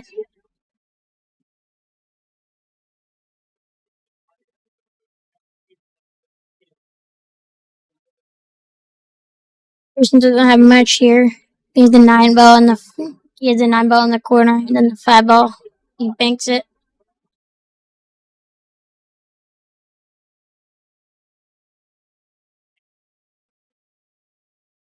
Not for sure, but he also has the 14 if he.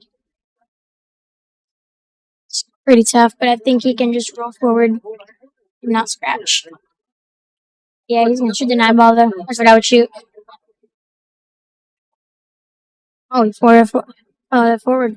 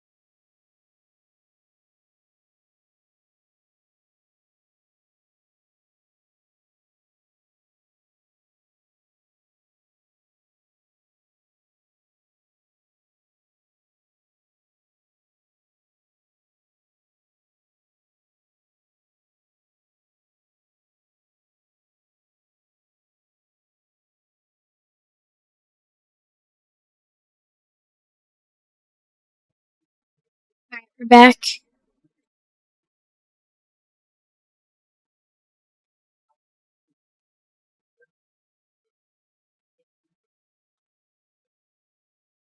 Gotta check the score real quick. 1 second.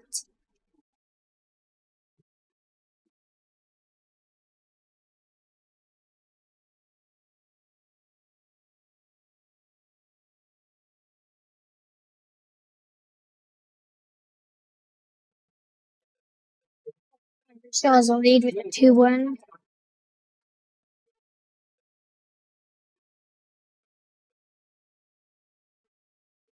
Jason's gonna get a shot for solos here. Probably just gonna bump off the rail for the 1 ball. Or for the 5 ball, sorry.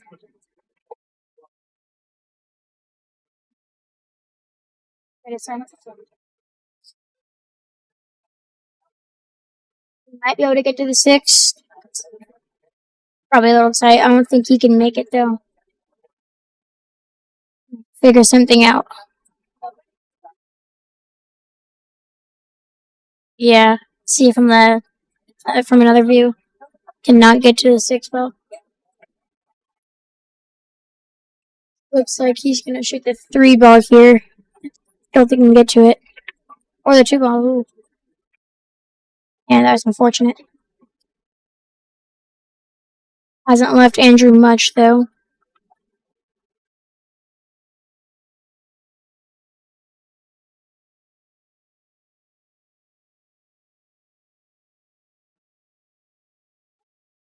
Really, the only shot he has is cutting the 12 ball past the 4, which is really tough. Could try to play safe. Bump off the 15 and come to the 11 and 13. It's picture perfect safety though. No, it's black, but it's longer than that.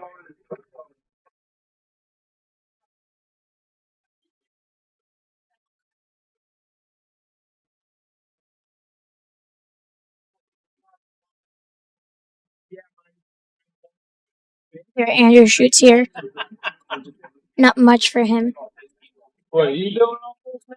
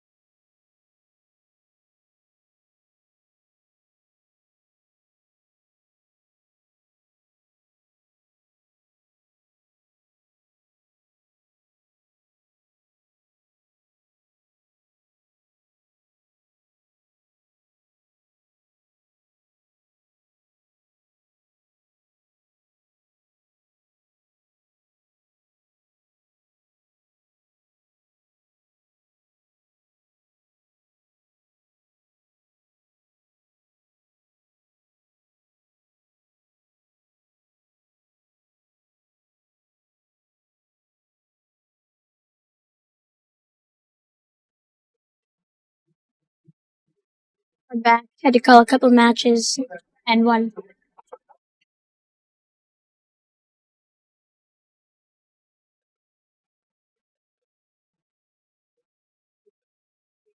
Up on the 11. I think he was trying to kick it into the corner pocket.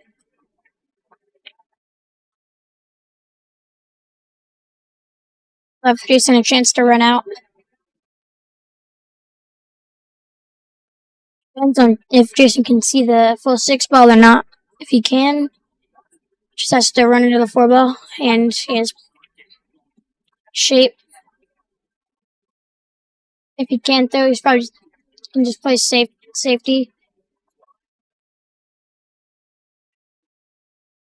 Unless he can get to the 5 ball. I don't think he can, though. Oh, he's playing the combo. It's a pretty tough combo because you're right above the side pocket.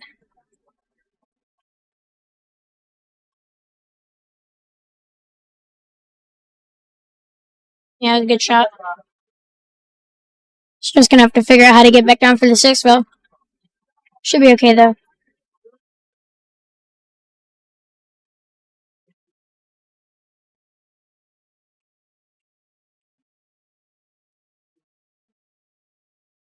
Shooting the 5 ball. Shooting the 5 ball. He has a good shot. It's just stop though. Yeah, he wants angle to get back down for the 6 ball. Possibly the 4. 6. Oh, sorry. 6 might not pass though, so I'm gonna have to shoot the 4. I'll use top though. It's a different shot. Personally, I would use bottom, whatever, bottom left. Depends on the player though. Let's try to use top right. Just comes 3 rails. Tougher shot though. He had a better stroke.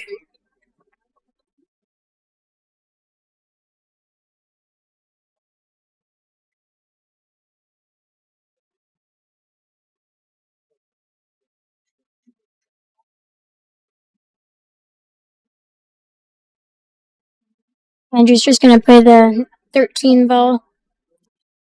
Probably running the 8 ball. Just move it out of the way. I like doing that because you get the 8 ball closer to the 11, so you don't have to do too much for shape. Oh. A little weird though. Should be able to just come 2 rails though.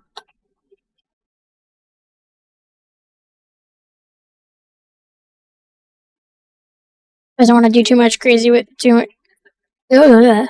want to do too much crazy with the cue ball.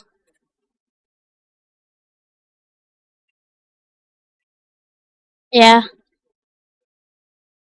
That's a really good shot.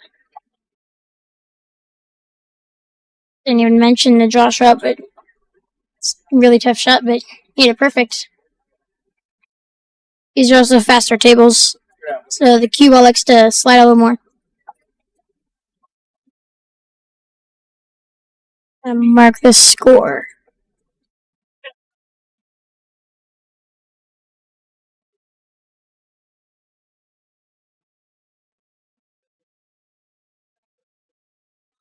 Andrew is on the hill now with a 3-1 lead. Jason's under some pressure, but his comeback's possible.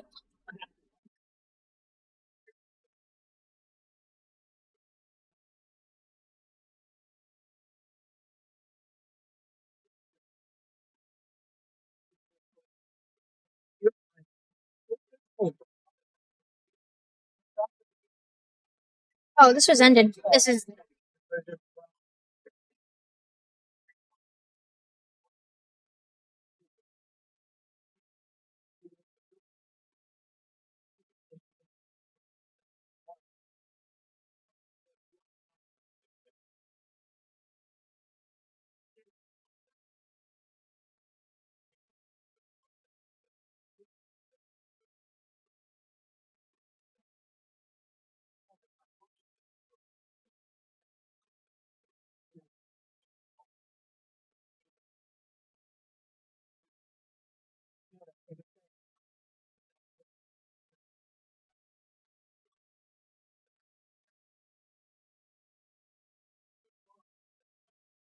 Good break by Jason.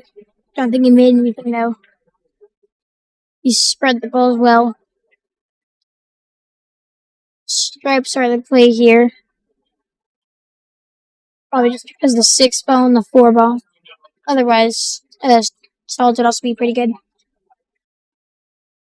Pretty spread out table.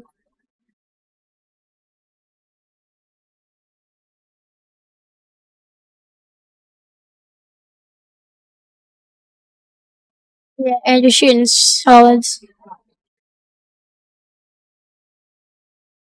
Balls isn't horrible. It's just got a couple problem balls. Same with stripes though. So yeah, they're both pretty. They're both fun.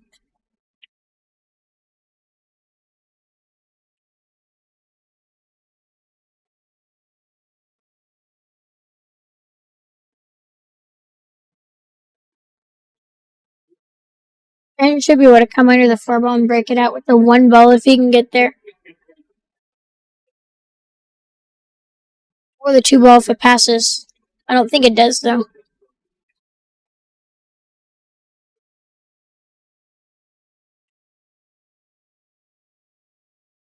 We can get to the one ball quite. Looks like he's shooting at it. Maybe the two, actually. Ooh, that was a lucky scratch. There was too much straw there. Dude. Messed up his one ball. See what Jason does here. We might be able to break out the 9 and 15 with the 13 ball. It's just a little tough because you have to be able to control the key ball. But if you can get it right in that pocket between the, or like the little gap between the 1 and the 15, you should have a pretty fair shot, pretty good shot on the 9 ball.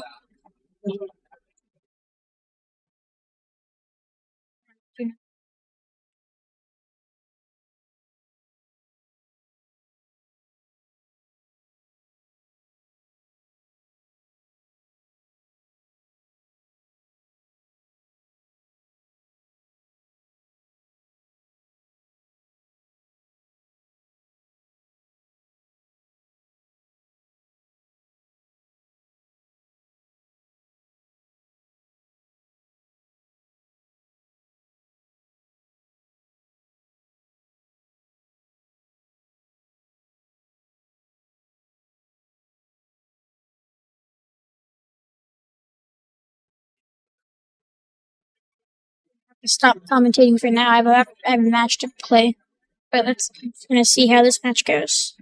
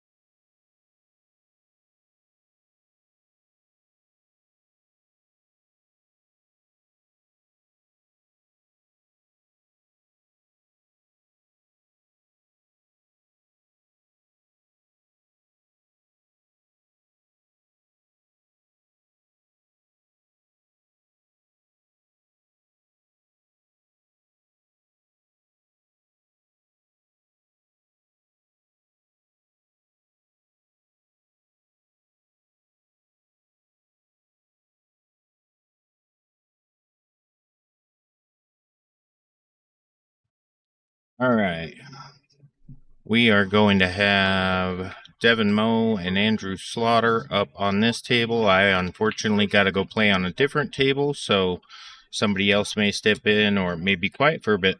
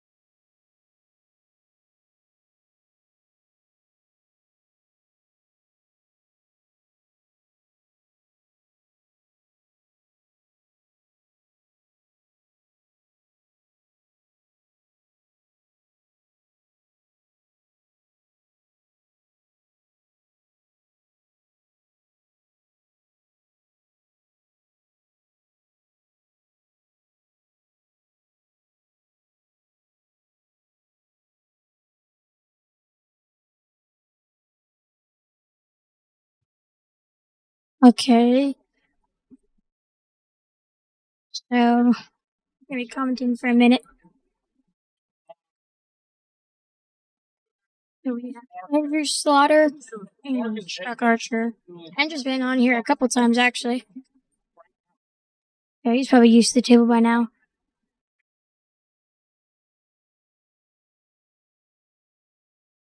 Chuck came a little close to scratching there, but he should be fine. It's just the leave on the 11's a little tough.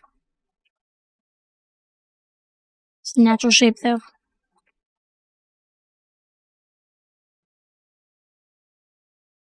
Yeah, that's a really good shot.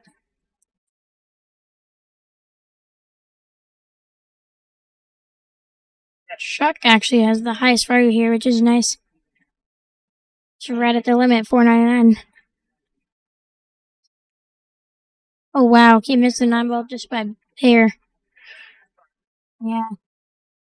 He's not very happy about that.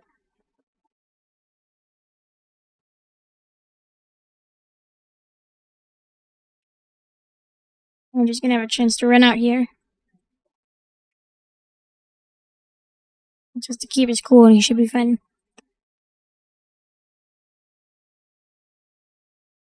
Leave the 2 ball for last for just stop shot shape on the 8 ball. So I'm gonna shoot the 5 probably, then the 6, and the 2 ball.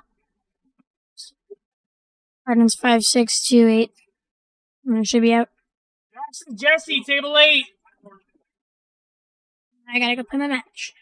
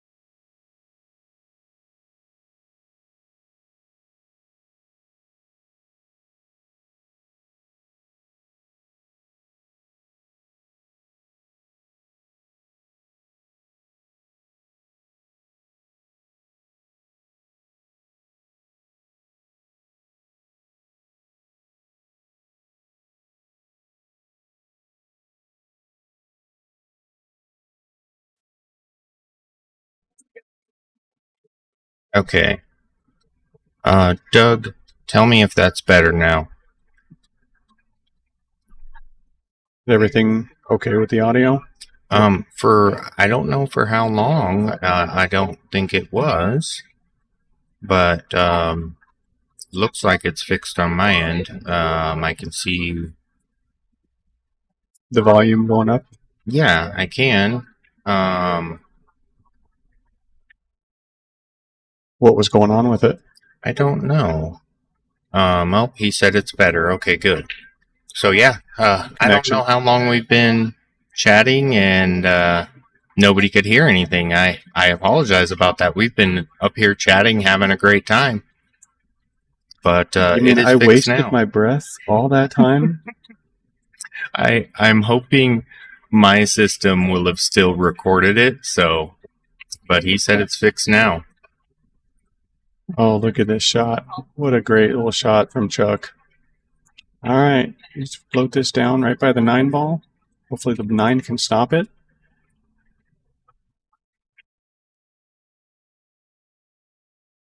Oh, hit it too thin. All right, he still should be okay. The only concern is can he hold the cue ball?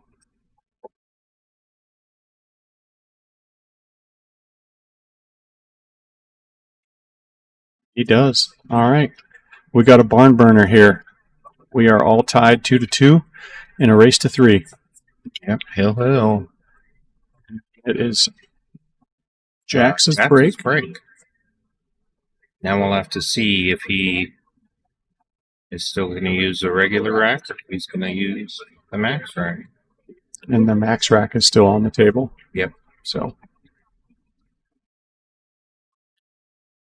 Right. Well, so looks like Jax was a little upset. So if he can compose himself, he's still got a game. He still has an opportunity to win, and I think that's the biggest challenge Yes. that young pool players need to understand is that there's still an opportunity to win sometimes, and you've got to put the past behind you. Now, easier said than done. I'm guilty of it. I've lost many matches because of the same reason. So, Right. but it's always good to point out to players that are listening or people that might watch this broadcast because it's a huge important mental part of the game.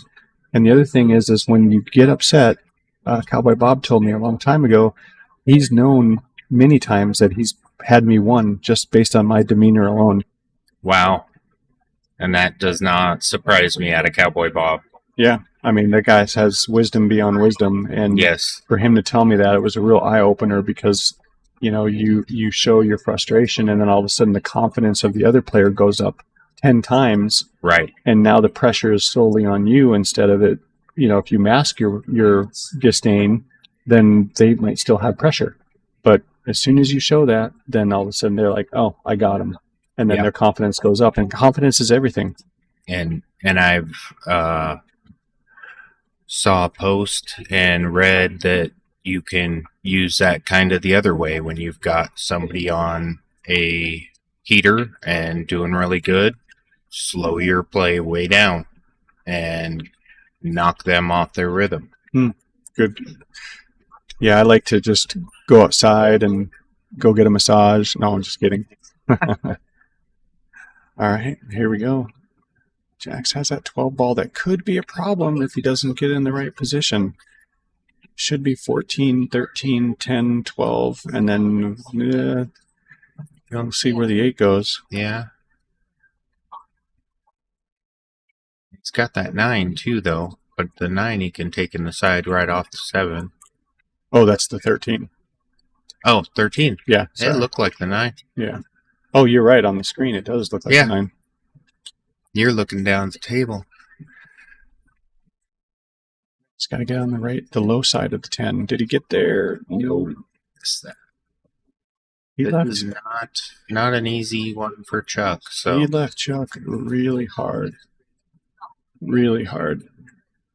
I mean, he's going to have to go 6. Can you see the 6? Can you get by the 6? Yeah, he can see the 6. Right.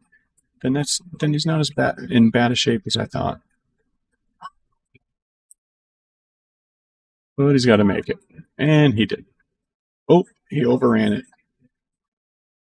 Bill has the 4, but Now he's getting tougher and tougher. As you know, when you get out of shape, then it seems like you get more and more out of shape. Yes, it pigeonholes itself into.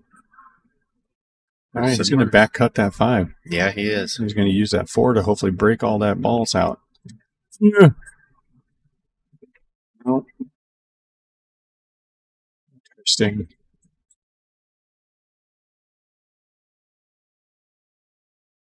It's kind of in no man's land. Yeah, now he's just got to keep. And keep that cue ball down on the bottom rail to make that 10 and 12 difficult. And knock in the 13. Well, he made a ball, but not called. So now Jax has a real opportunity here. Is that 7 to hold that cue? Perfect. Yep. Got a little steep on that 10, though, Still man. got that problem of the 12, though. Yeah, he's going to have to do low right, I think, and come all the way down 3 rails. Oh, gosh. To come in between the 2 and the 12. I mean, that's got to be a timing. Yeah, that's, you can overcook those so easy. Yeah.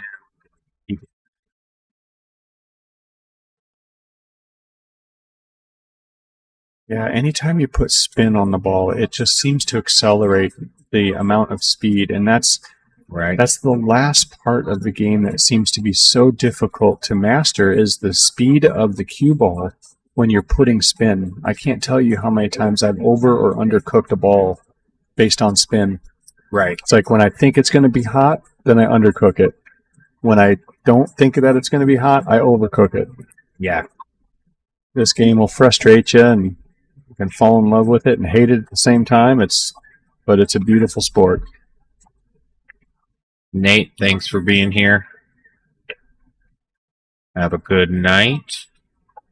I think he's got. Slide it over for the 8 in between the 8 and the 12. That's what I'm thinking. Can he slide it? Looks like he's got the perfect angle for that. I think so. Yeah. He paused, though, and went and grabbed the chalk, so I think he's a little worried.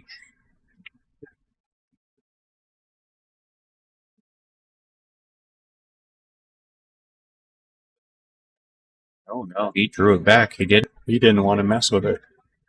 It's actually such a smart play. Just take your medicine and go for the thicker cut or thinner cut. Oh, and he gets it. He got it. Wow. Wow. Chuck Archer, 3-2. Right. All right, Chuck and is it Chelsea? Yes. All right, guys, don't forget to like and subscribe to Burns Billiards. I'm going to update this.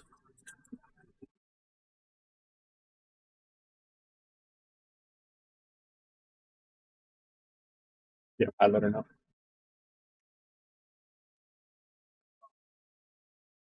Okay, fine.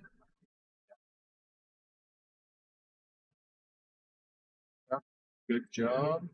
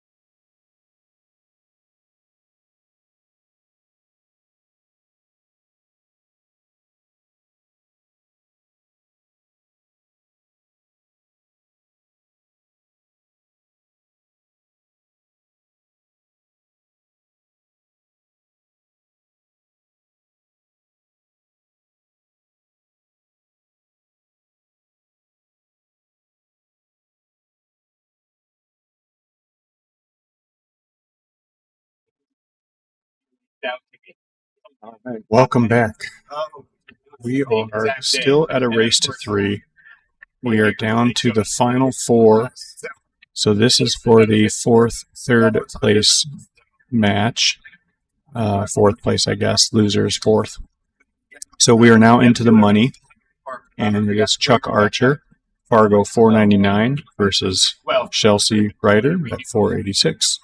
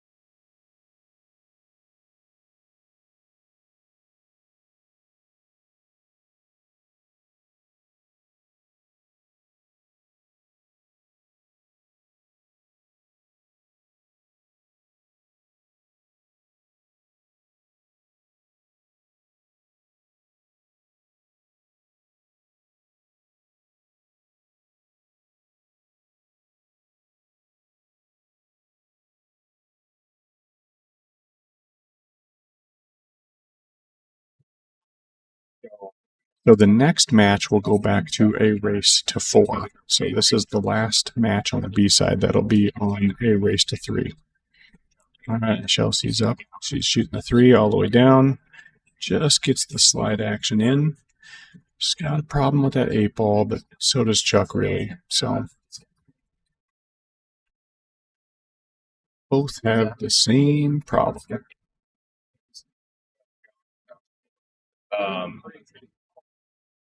Jesse's, Yeah, I think you got to cut that 4 ball in and drift it up table for the 6. But Jesse's in the hot seat. He played with me. Good cut. Oh, she's coming all the way back down for the 2. Maybe she can use it as a breakout ball for the 7 now. Let's see what kind of angle she gets. Looks like she's got the perfect angle. Wow, she could be out here. Problem solved. Oh, she just missed it. Hit it too thick. Could have used a little bit of cheat on the pocket, maybe. We look up here. Well, she's still got a couple more opportunities. Goodness.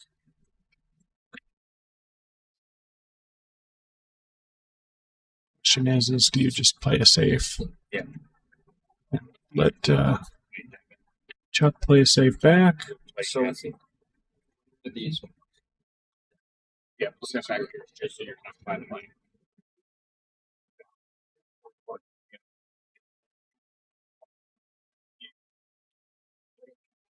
What's that? I just got a text saying there's still no sound. What? No, because well, somebody just said it just came back. Oh. No, I think he wasn't hearing sound for a bit. Because we weren't talking. No. I know, but there's a delay between what we're saying and when they're seeing it. So there's probably a 7 to 10 second or so delay. But Doug, the reason there was no chatting is we both were muted and talking with Damien and with Jax, getting them out of here. But nope, sound is good. I appreciate you. I'm just going to up again. check in with Jackie Clark, too. She is watching the stream live and see if she can hear us. Yeah, so Leslie Stockdale, she's saying it's back. So, yeah, we were just muted, saying goodbye to and chatting with Damien and Jax before they took off. So it looks like Chuck's calling a safety here. Might have definitely left her a shot on that 5. Yeah, but they both have that same problem ball, and that's the 7. So I like that play a lot because now you use that 5 ball, you try and inch it closer to get it to use to break that 7 out. Force Chuck to do something with the 8. Mm-hmm.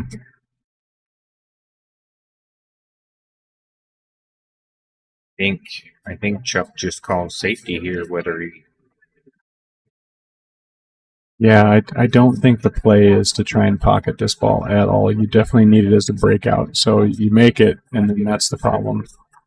So Yeah, see, and I was okay with him making it, but I still wanted him to call safe, so it'd be Chelsea Stern right now. gotcha. Yeah, I thought he called the safe. Sorry, my misunderstanding. Yeah, I don't know what he was thinking. Now he's calling one.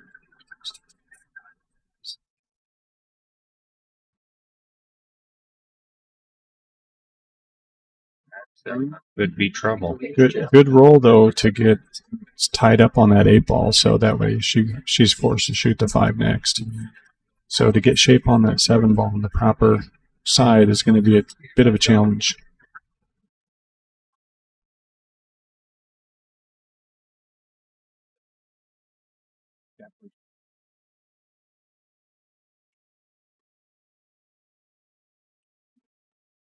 Yeah. Sorry, we had some people in the way.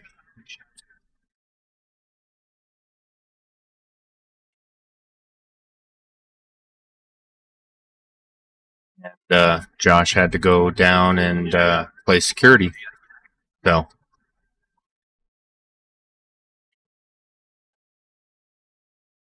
thank you for doing that, Josh. You were much quicker than me, and I was watching what was going on here. Chelsea got the first game. Dang it, I missed it. How did she get 7? She took the 5, and it went right over and left her perfect on the 7. I mean, amazing, Wow. amazing shape. Wow.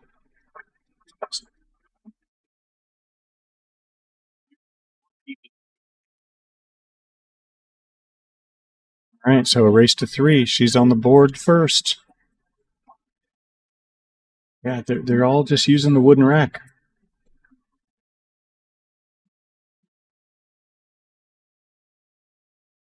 Max Rack's down there, so I don't know why they're not using it.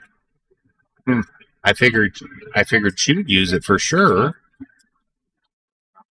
but she scratched on that. So, Chuck's gonna have a pretty good layout. Now, Josh, what would you go with here?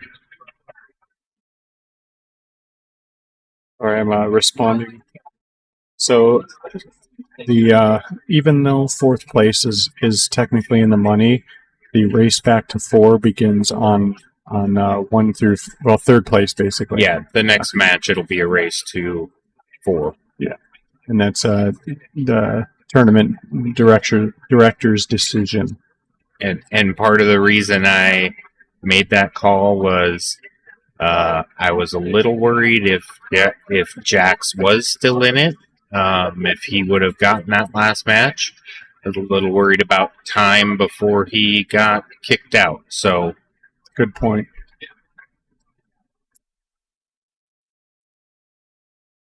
that would be tough to get that far and then have to leave just because of your age. Oh yeah, that would be brutal. All right, well Chuck is solids. Doesn't really have too much of a problem issue here.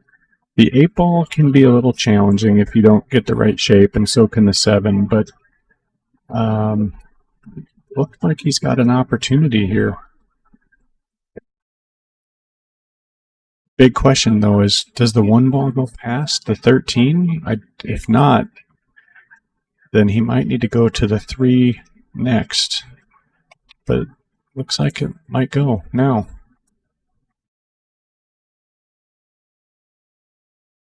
Yep, he opted for that. And so now he's going to be forced to shoot that 6 ball and try and hold it. Just got a little too thin. All right.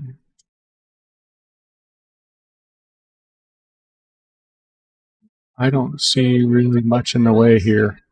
Should be no problem for her. She's been shooting lights out.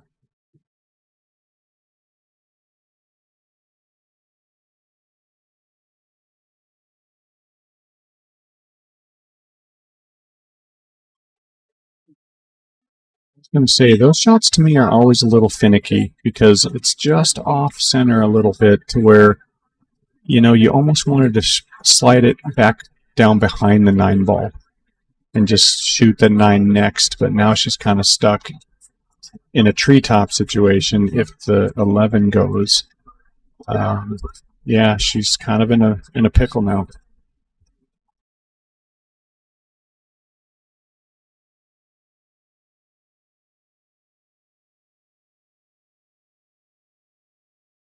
Oh no, The shot. that was a great shot. She's got perfect shape too now. Look at that. Wow, that was amazing. I didn't see that. That I was didn't great. either.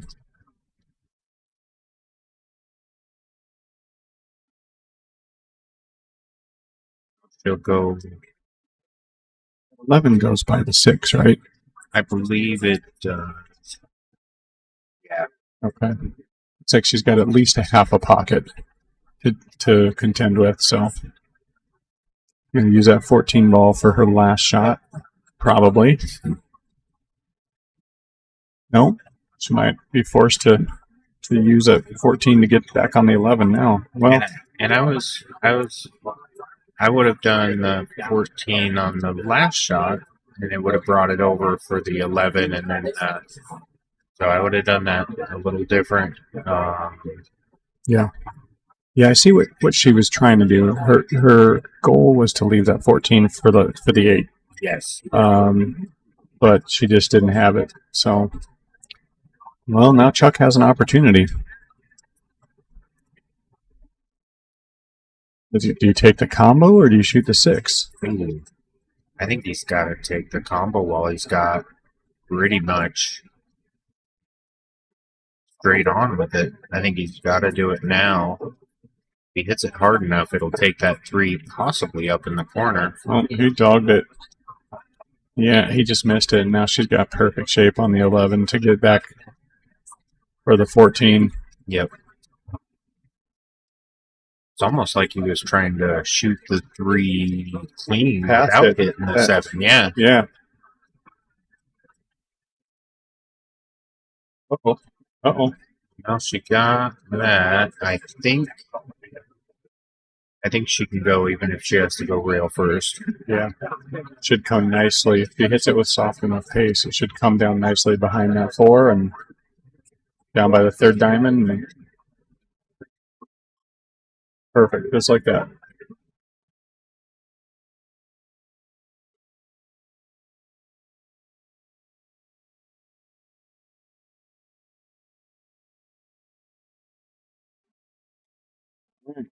Chelsea is on the hill, up 2-0, and it is Chuck's rack or her rack. I can't remember who won the leg. Looks like it's hers. Okay. Oh, here we go. All right. Got the max rack.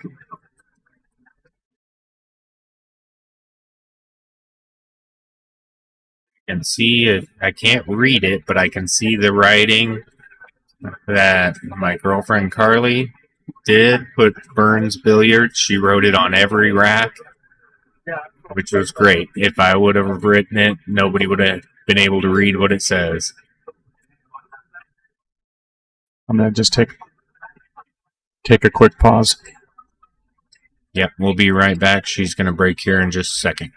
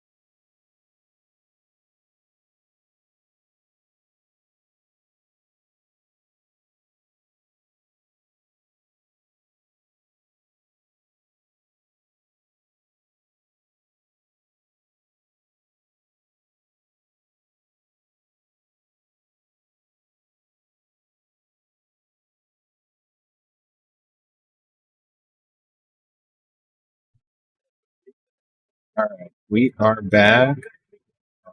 Chelsea looks like didn't sink anything on the break. I only see 6 stripes. Am I missing something?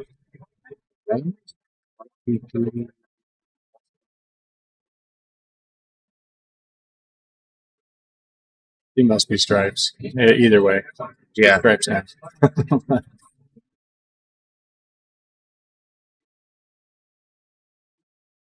That's weird because he didn't have ball in hand.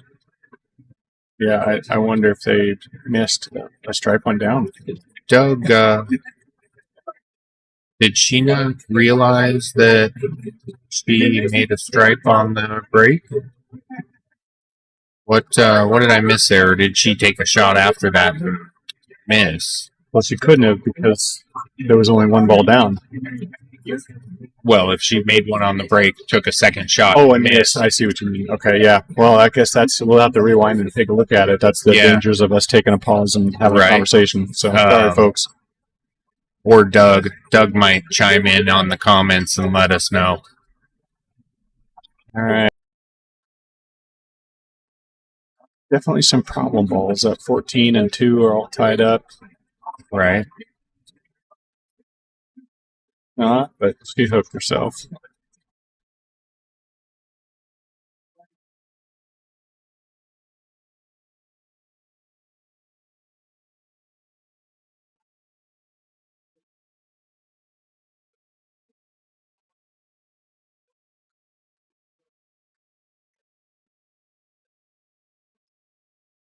What do you do? Break it out now and risk the run out because you got a lead, or do you play it safe and come down 2 rails and try and either clip the 12 or 11? This is tough. I personally love that. I love that idea. Yeah. It does give him a chance to run out, but it also frees you up in case he does miss. Right. Now, there's 2 schools of thoughts here. I think a lot of people would disagree with that and say, no, keep it tied up and just go for a legal hit to make things difficult. And Leslie and Doug said that Chuck broke, so Chelsea racked for Doug or for Chuck's break. That's super weird. Yeah. All right. Interesting. Well, I guess we need to pay more attention. Yeah. Sorry, I took us away, so.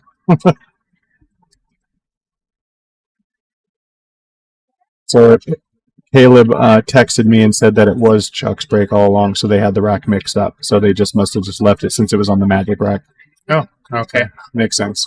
So Chuck must have won the lag? Yeah. Okay. All right. Thank you, Caleb, for clearing it up. Doug, Leslie, thank you guys for keeping us straight.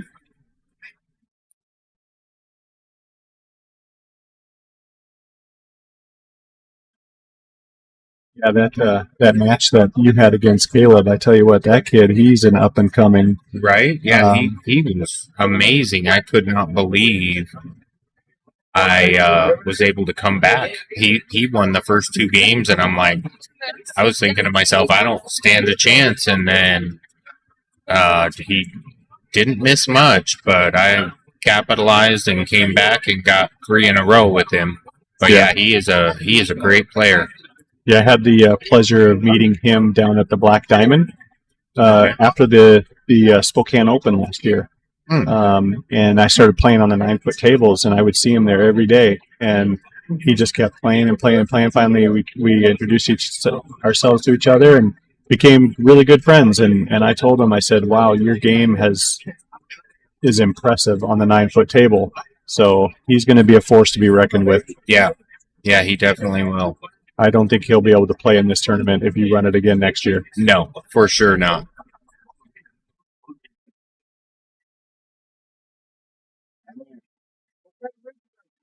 See, he got that 3 ball. Well, now he's got that 5 ball block in the 14, which is good if he can get back to him. He's got a really tough little challenging touch shot here. The technical shot So slide into the 4 and keep that 1 manageable.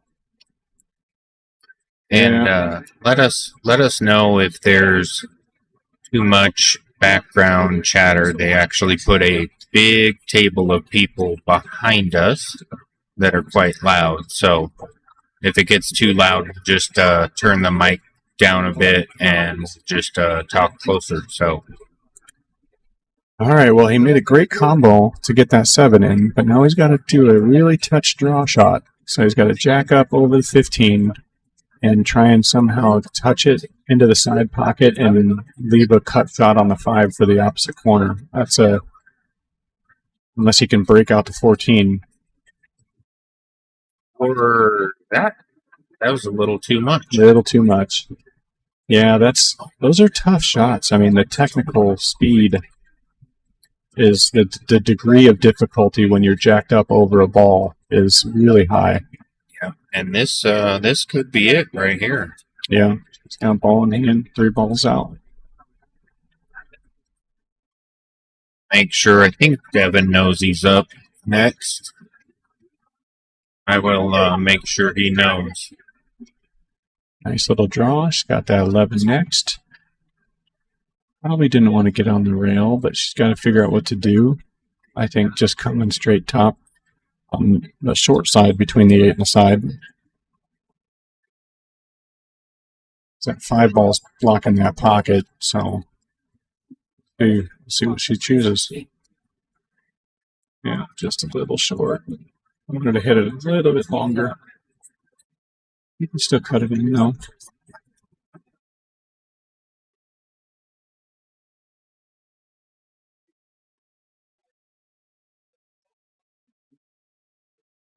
This for the match. Came up just a little short, so it's a tough shot, especially with the nerves. And she's going side. Got the applause button ready. She got it. Wow, what a match. She got it. 3-0. Way to go, Chelsea. He completely shut him down. So I'm going to get this updated and get ready for the next match. And we'll be right back.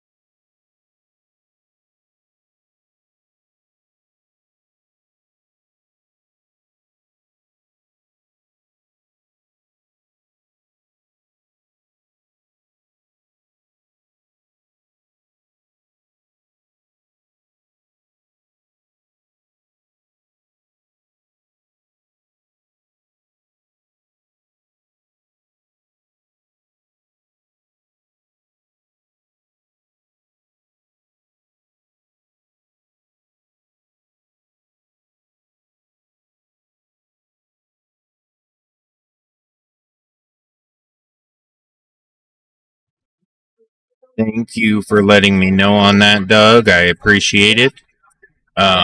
We are getting right back into the action. We got Chelsea up again, and she'll be going against Devin Mo.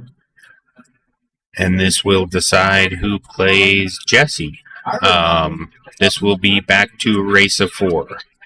So I'm going to let Josh take over. It looks like Devin won the lag. I'm going to let Josh take over because I still got to divvy up the prize funds.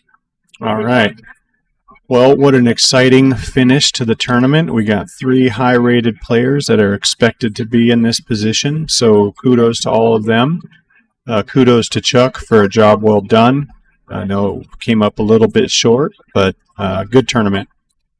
All right. I had the pleasure of meeting Devin this past fall as well, and we became good friends, and he's been frequenting the Paddy's Wednesday tournament occasionally and doing league. And anyway, now we're friends on Facebook, so I get to see some of his life stuff and comments and things. He's such a positive, uplifting person.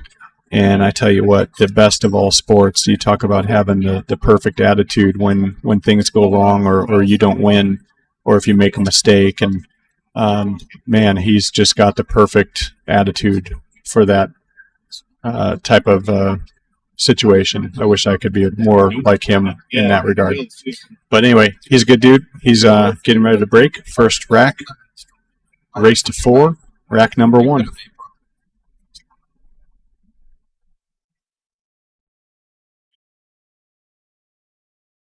Right.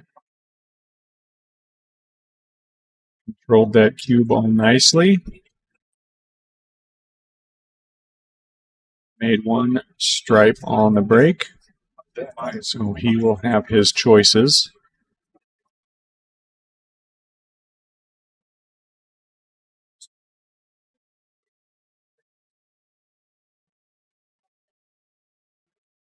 Definitely those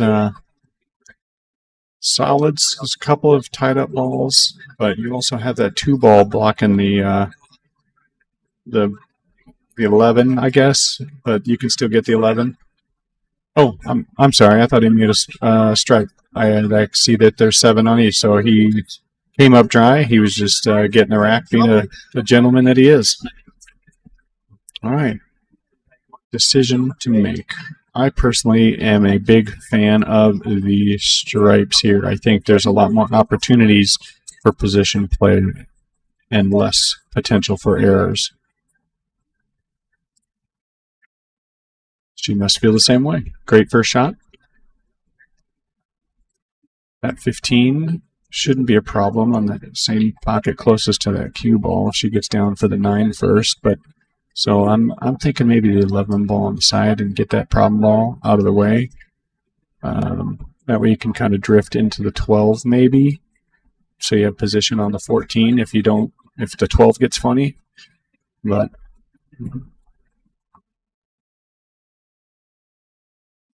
if 15 goes in the side now, maybe she decides to take that. So looks like she's going for the 11.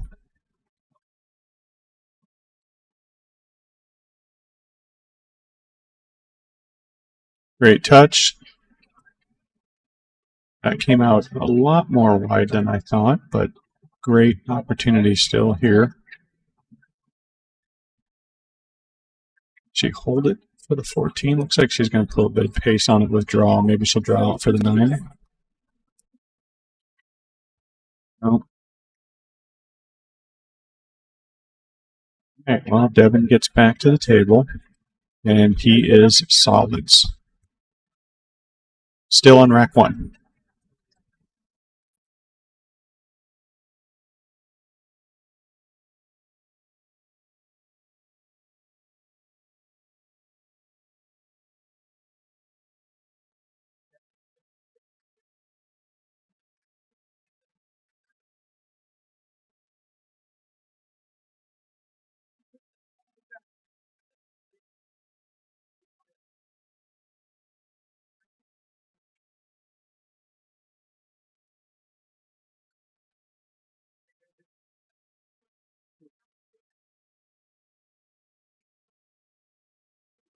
Sorry, texting some of my peeps. Appreciate the comments and the outreach.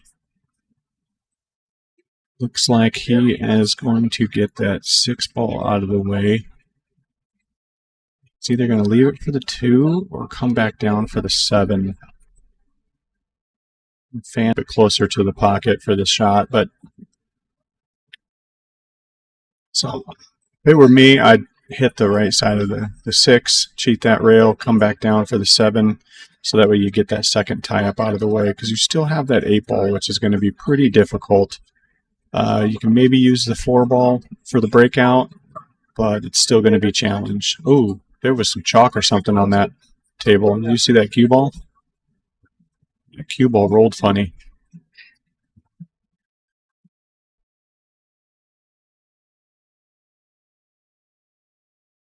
Okay, so he decided to hold it for the 2. Come down and see what he does. He can try and punch it for the 7 next, or do something different.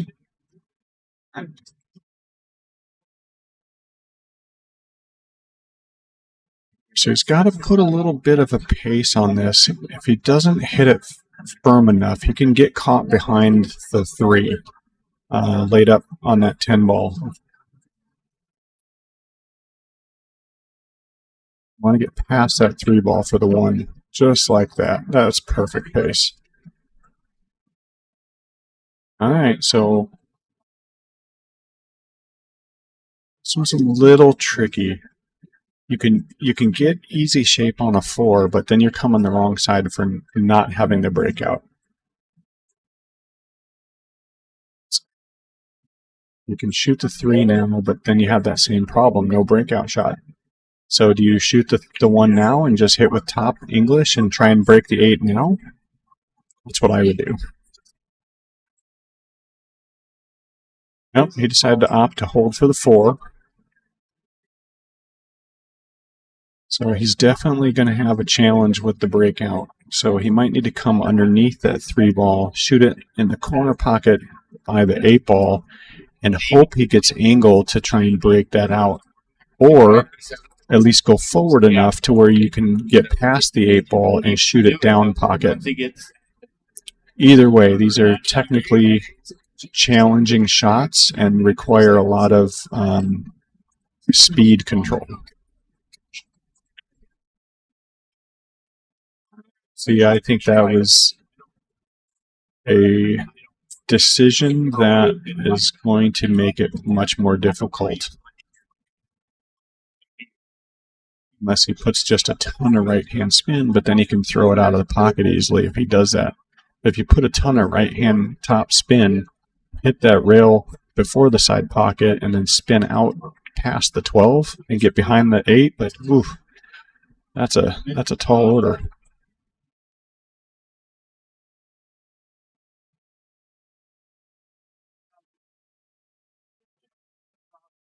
Looks like he's going to hit some draw on this, so maybe he'll come down and back up. All right, well, he sees something I don't. Maybe it's the rail first and then the 8 in the corner by the 14. So kick shot.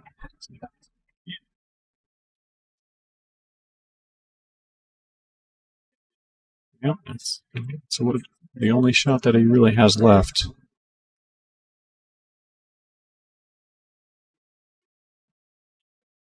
Good news is he's got that 9 ball as a blocker ball, so he doesn't have to worry about scratching. So he can put a little pace on this. Firmer the better, because you want that to be true. All right, window open. Yeah, the 8 ball is always going to be the problem. So that 15 rolls in a kind of a funny spot because you have like the wrong angle and you still want to get on the 14. So in my opinion, I'm shooting the 14, coming down for the 15, and then you can decide how to shoot the 12 and the 10 next. Looks like that's what she's doing. Good pace.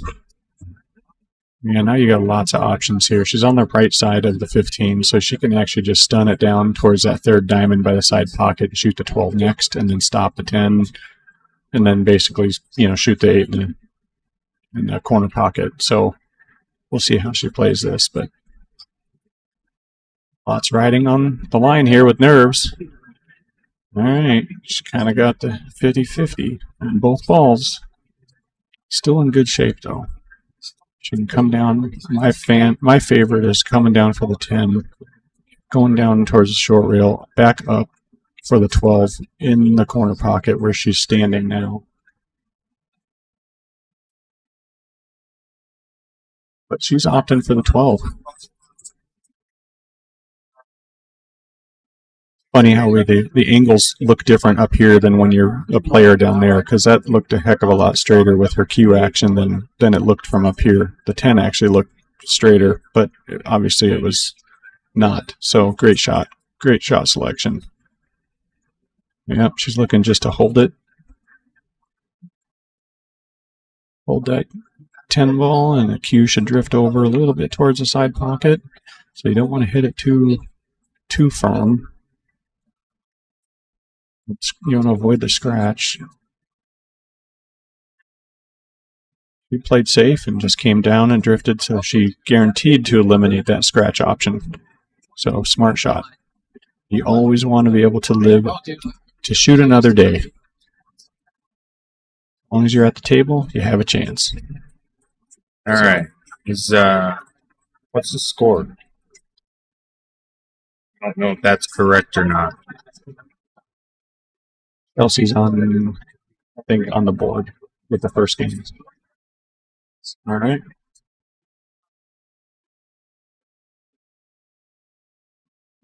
He's going to double check.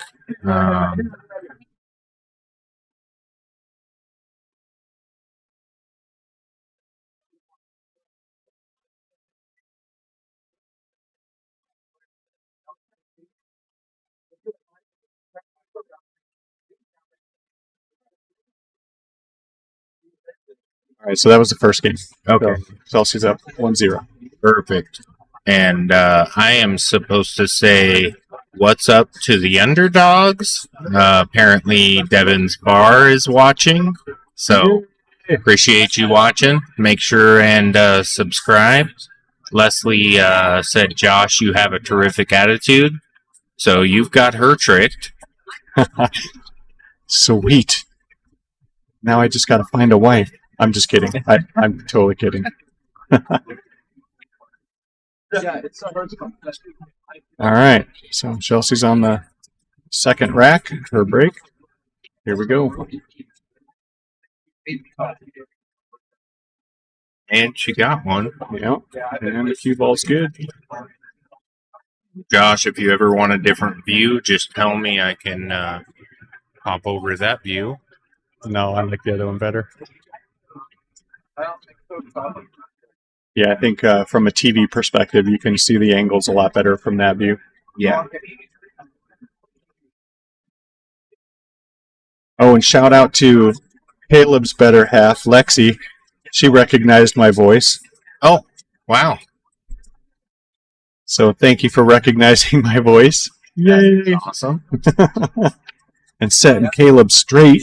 Just kidding. They are the cutest couple, by the way. So friendly, so nice, great attitudes, great sports, awesome to be around, and loved by every single person. They got more friends than I could count, so it's amazing.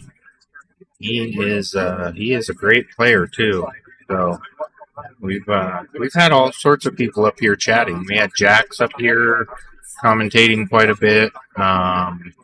I know Noah Gray was up here running it for a while I was playing. Yeah, Noah's a great guy. Yep.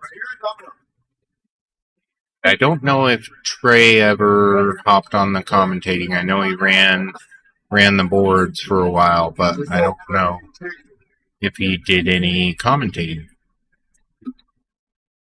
Yeah, my daughter's doing this kind of like this ministry outreach thing, and Noah actually reached out to me. It was pretty cool. So he was involved somehow in the with music, and so he kind of recognized what my daughter was doing, and we had really good conversations. And I hadn't met him before that, so it was really cool. Well, actually, I met him at Black Diamond, and there was some tournaments at Legacy, but we were more of acquaintances, not friends. And I think we kind of became friends. So it was. That's awesome. That's what I love about pool. You know, you meet so many cool people, and there's this stigma that it's bar, and people are drunks and bad tempers and not. And the pool community is such a tight-knit community, and there's so many awesome people, so supportive of each other.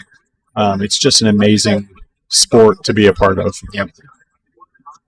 And community. And regardless of where we're playing at, I know I have not drank anything but water all day, so I don't drink. And Devin was telling me earlier, he's like, "That's okay, I'll drink enough for both of us," and he was. He had those little fireball shots. I know. I don't know how he got those. I don't know either. He probably went to the liquor store. He said they're like dumbed down, like. Oh, they're the legal ones. I read about that. Okay. That, they're almost like considered a wine. Oh wow. For people, for like places that can't serve hard alcohol, right? And even like little convenience stores are selling them. Yeah. I did not know that. I don't drink either, so we're the only good boys. Well, I wouldn't go that far, but it became a game, so I'm seeing how long I can go. Yep. All right, looks like he's going on the 12. I must pass by that 3. Get that problem ball out now. Yep, it does. Now he's got to come all the way up table for that 14, though. And hope he's got the speed control to get in between the 8 and the 3 somehow. So that second diamond would be ideal, because then he could drift down for the 13. Right.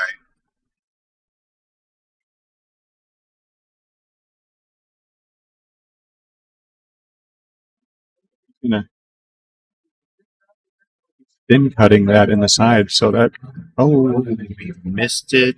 I think that calls for.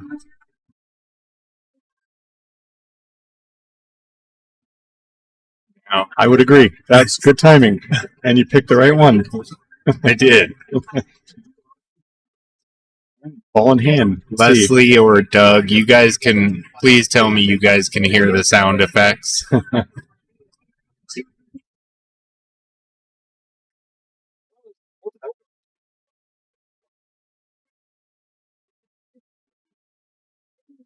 A lot of different ways you can go here. Challenge is going to go hitting behind the 8 if it doesn't pass the 14. From here, I can't tell if it passes the 14.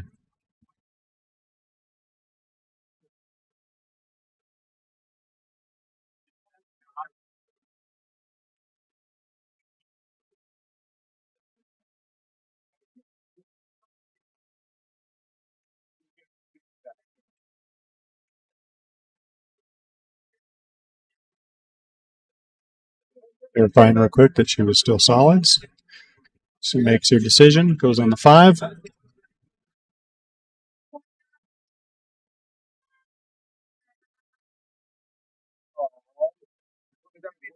That second effect was to just show Devin what he must commentate while he's playing. So, well, Leslie said she doesn't hear the effects. So just our voices. So I just had to. I'll have to figure that part out, and I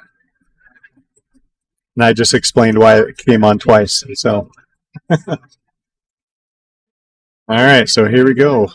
What do you do here? Shoot the 1 ball? I don't think so. I think she's looking to figure out the position play. So that actually might turn out really good. We can just hit it center ball and middle speed really, and just drift it back over by the 15.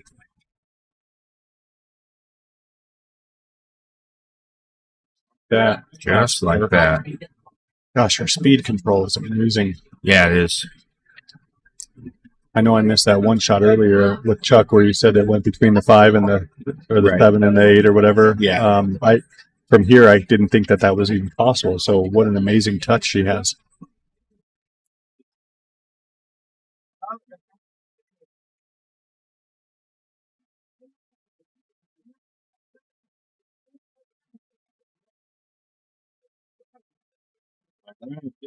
He's on the board 2-0. Race to 4. Right.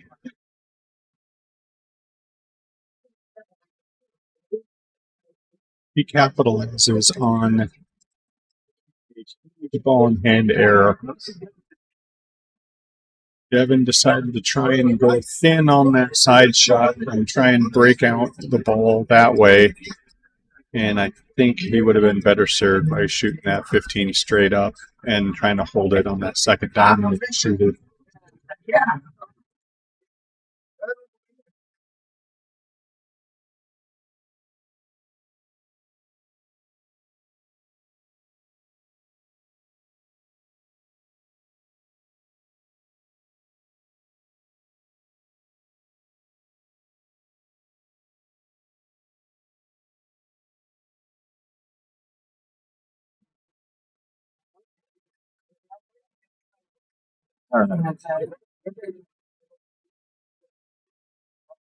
Got Jesse over on the side, just waiting, chatting with Noah Thornton. He's here to support people. He was second place in the $5.99 and under. Yeah, Noah played awesome that tournament. He even said as soon as he got past me, actually during my match, I think his game went to a totally different level. And he went back and looked at all his matches, and he said he thinks he only missed like 2 or 3 balls in like 4 or 5 matches. Like, it was incredible. He was shooting amazing. Yeah, good for him, man. He deserved it. He's a great guy. Yep. There's another guy that I met this year. Well, maybe 2 years ago, but guy will just do anything for you if you're a good friend. So, good shooter. Hopefully, he gets back into his rhythm in the days of old. Said he used to be a 650. He can get back up to there, man. I think we'll all be a little worried. He's another one that doesn't drink anymore. So Yep. Yeah, he had some neck and headache issues, and I think that was taking him away from the game. And I think he's starting to figure that out with some medical attention. And once he gets all that figured out, they take that distraction away, man. I think he'll be a great shooter. He's got one of those natural strokes that almost look like a pro form. Like, you don't see this kind of stroke that he has in our area by very many people. right. And I tell him that all the time. I'm like, between him and like Derek Weaver's another one that has just a super long, beautiful looking stroke and Yes. can just do amazing things with the cue ball. But Derek Weaver also will get more upset than Jax does when he misses a shot. And Noah does too. Yeah, that is true. That is So a good do I. point. I'm guilty. So I kind of, Cowboy Bob has been instrumental in trying to help lead me to a better attitude. Although it's not been successful, but I'm working on it. Right? Yeah. We can always work on it, Oh yes. and at least I can admit it and know that I am a bad sport sometimes. But it's not at the player; it's at myself, and that's why I empathize with Jax when he was upset, because I know the feeling. You know, you're so hard on yourself. You want perfection, even though that's not possible. But Right. we think that we fool ourselves into thinking that it is. Mhm. And then we make a simple mistake and we're like, why does that have to happen? And then you just beat yourself up. And yeah, the key is forgetting about it, letting it go. James Mitchell was instrumental in telling me the 10-second rule. After 10 seconds, let it go and don't think about it and move on. Yep. And it really served to help him out, because he said he used to have those same type of anger issues. So anyway, it's one of those things we can always get better. We can always improve upon the sportsmanship aspect of the game, and that's the integrity aspect. And I think that's hugely important. So I do feel bad when I burst out and have a bad attitude. So Right. I appreciate when folks like Bob and anyone else kind of call me out. And Yep. And I do okay not getting too upset or anything, but my problem is certain things that I don't see coming will get in my head and affect the way I play. Like, when I first started running these, it was very difficult to run these and play at the same time. I did a lot better on that today, but in my match against Andrew. I beat him on the first game and was feeling great. And I went to get my extension for a shot, and it wasn't there. It was gone. And I was like, somebody stole my extension. And just that one thing threw off my game, and I didn't win another game against Andrew. Oh, yeah. Well, it looks like Chelsea got a little short. She wanted to come off the rail a little bit more for that 3 ball.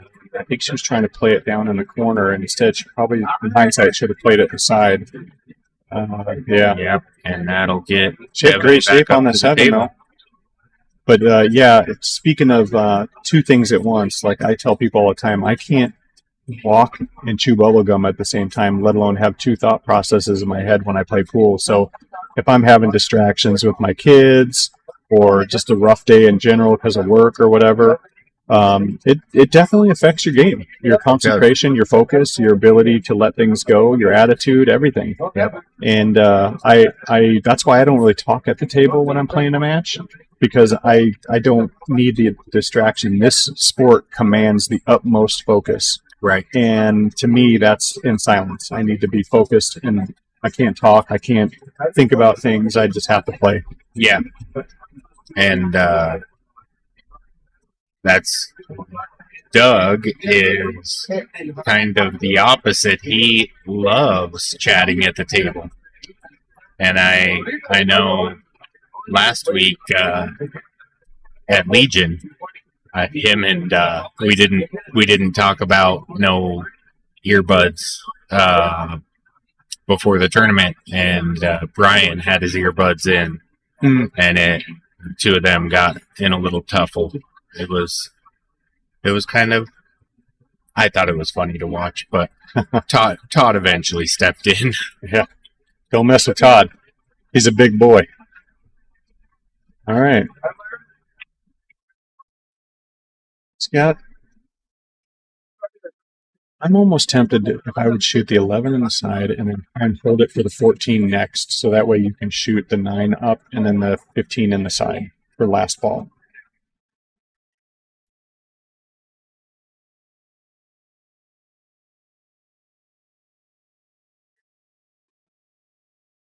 Doug, thanks, man, for the comments. I appreciate that very much. And yes, Leslie, I'll have to do the wah-wah.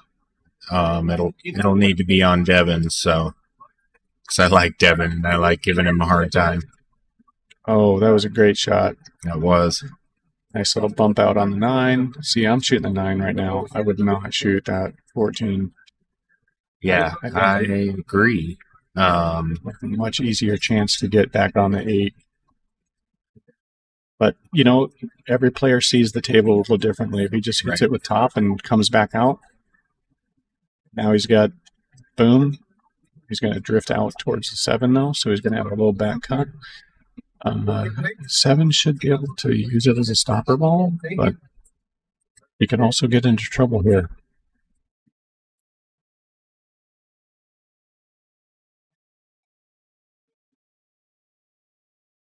Yeah, I think if he would have put a little bit of top left on that, then it would have came out above the 4, and then he would have been in much better shape. I think that's one of the things that we can all get better on, is looking at where not to be when you shoot your next ball. And if he would have really focused on where not to be, he would have seen that getting in between the 4 and the 8 all the way there would have been the best ideal position, and then he would have probably hit it harder. And I will say, oh, look at this. Nice shot. What a ballsy move. Nice shot, even though they can't hear it. But I still have to do the applause. Yeah. So now he's got a funny angle on the 8, though. This is not an easy shot. Just strokes it good. Commits. Just like that. What a shot. Nice shot. Nice out. You know what? That was a great shot on the 1 or the 9. That was gutsy. I would have not taken that, but he got a reward and got away with it, and then made an equally nice shot on the 8. So good job, Devin. All right, he's on the board. No skunk. All right, now do Shout we, out for the underdogs watching. He's we on board. talk about payouts? I don't know if we did here, so Or is it listed on Digital Pool? it is listed there, but Chuck Archer in fourth got 200. First place will get 800. Second place will get 600, and third place will get 400. So nice, even numbers. And I like easy math. yes, yeah, it made it very easy. Wow. Yeah, we had some players, or not players, we had some compadres walking through the players area while they were in mid-stroke. So we're trying to monitor that as well and make sure that doesn't happen like what the 599 and under tournament did. And fortunately for Noah, he's got the focus of a machine, and he said it didn't even bother him. But when I was watching it on the TV, your billiards channel, I was like, oh my gosh, I can't believe it. All the people that are just, So in and out. many people talked about that. Yeah. Back on what you were saying though about seeing the angles and things like that. Yeah. That is one thing that I will say. Seeing the overhead view when you're running a tournament, you can see the angles a lot better, and I wish every player had that. Like, I wish there were cameras, because I think they would improve a lot and play a lot different if they could see the overhead before they decided what they were going to choose. Yeah, and I think the way around that, and when you watch the really high-level players, and specifically the pros, it all comes down to discipline, right? So Right. these guys are disciplined to actually walk around the table almost every shot. You'll see them walk around and point out exactly where they are. So they're already looking for the opportunities on where to miss it or where not to miss it on every single shot. And they're actually looking at 2 and 3 shots behind that. So whereas the amateur players, they're technically they're just trying to make the ball, and they're just getting an idea of where they think they want to be. And so oftentimes do we get it on the wrong side of the miss. Like we make the ball, but oh man, we just missed it by 2 inches. Right. If we would have gone a little further, then it would have been an easy out. But now we made it 3 times harder because we missed it by 2 inches. Yeah. It's the whole game of inches. Right.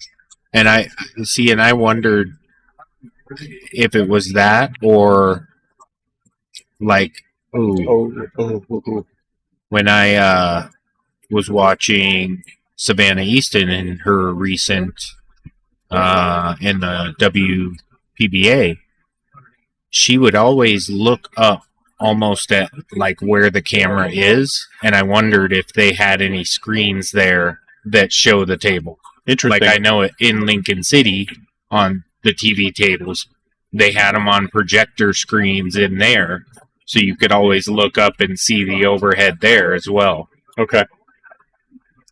Yeah, and I think if we can just get disciplined and walk around the table more and really think about, be cognizant of where to miss and where to not be, it'll help. But again, that's chewing bubble gum and walking at the same time, right? Right. You're trying to do 2 things at once, and it's hard to remember it all the time. Yes. And that's why they're pros. That's why we're not. Yeah. All right, so that was a tough shot on the 3. She got a little bit short on the angle to try and hold it, and even if she made it, it would have been a really difficult shot on the 6. And Doug, I don't know if I would use the word blab, but you do tend to talk quite a bit while you're playing. And I think we talked about that a little bit last week as well. So So Devin's got a couple of balls here that are challenging, both the 10 and the 13. The 13, I think, passes by the 15 or by the 5 ball. So he might want to just come up to the short rail, leave himself a little bit of an angle on the 9 so he can maybe try and get underneath the 2 and into the rail and maybe somehow break out that 10 ball. I mean, it'd be ideal if he makes it, hits the 5 into the 10, and the 10 pockets the 3. That would be the dream scenario here, but that's a big ask.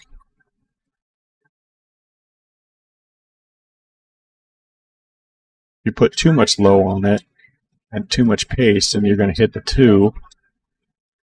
You don't put enough low on it, you're going to miss everything. So it looks like he might have to go for the bank. I don't think that 13 goes by. So it's either the 10. I'd be tempted to shoot the 10 now. The 10 one is more problematic than the 13. He could back bank that 10 into the corner. Not only can he do that, that might clear out the 13 as well. Yeah, or the 5 at the very least. Yeah. You can come right in between the 2 and hit the 8 ball in the corner on accident. Is he kicking at the 13? No, he's calling the 10. No, he is. Oh my Well, gosh, look at that. How about that? Wow. How about that? And for my next trick. Now, if he would have called that, then I would agree with him that it was the best shot in the building. But he didn't quite call that. Devin, you didn't.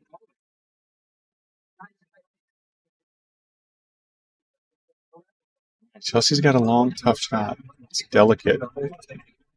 It's easy to miss. It is easy to miss. When you hit it that soft, it's easy to miss if you're not deadly on stroke and target.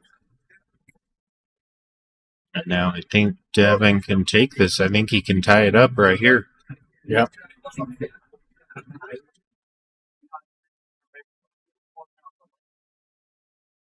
That's what I thought. Well, from here, it looked like he didn't have the angle right. No, he didn't. Wow. It almost looked like he was trying to carry him off Yeah, the 7, which I know. I didn't think he needed to do that. I didn't either. Maybe he tried to do that because he was worried about the scratch. Yeah, maybe. I don't know. Well, either way, he's got a great opportunity here because she can either go further out or try and play safe. I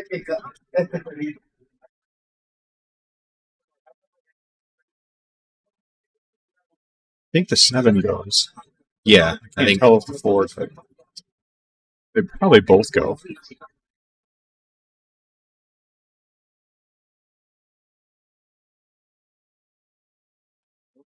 Missed it, but the good news is she's got that 6 ball as a blocker ball. So yeah. if she was short, she had the 2 ball. If she was long, she had the 6 ball. So she just couldn't be in the middle. So what do? Go for the middle or short kick into the side or into the corner? I think corner is tough because the angle almost puts you in the side. Well, yeah, I think I'd probably go for the side. But again, player preference. yeah, I think I'd go down to the end. The corner pocket's definitely bigger. Right. I would play it about, I think about how he is. He's going to come up. Ooh, I thought he was going to come up short. That was a good try. Those are tough shots.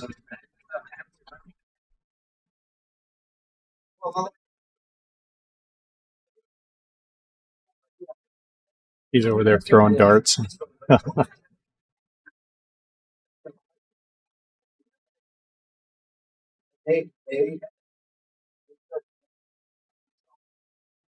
Slide that out for the 2 next.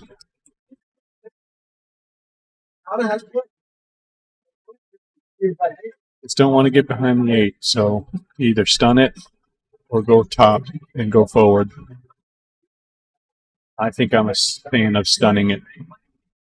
Yeah, I would as well. Just to avoid any risk of weird 4 or 7 combo or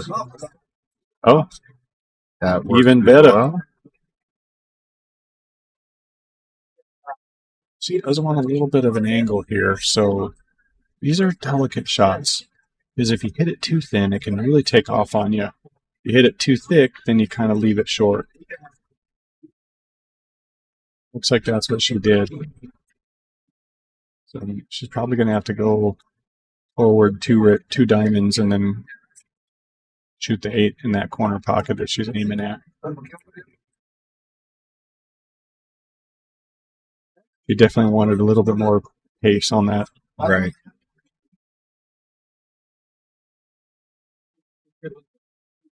Oh, and now she went too far, so Actually, she'll it's go. okay. Yeah. Just went further than what she planned, but she'll just go on the other pony.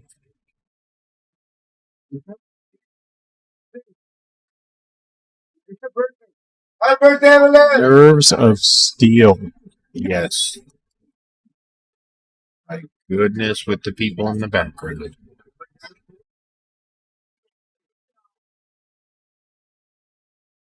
All right, Chelsea's on the hill. 3-1. I don't want to do it. Huh?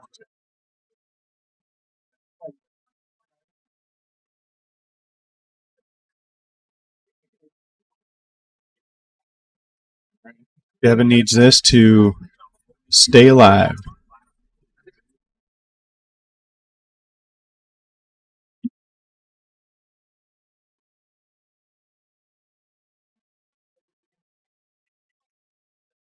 Either way, what a great tournament run for both players.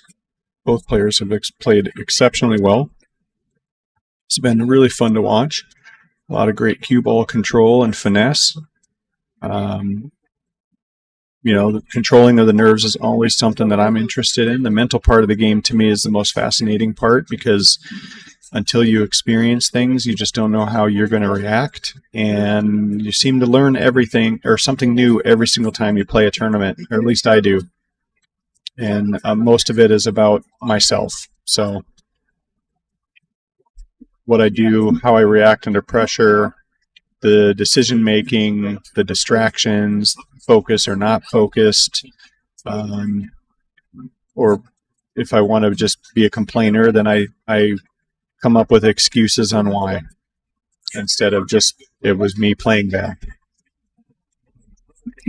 I tend to do that a lot. I like that. I like excuses. That's another bad habit that I need to get out of.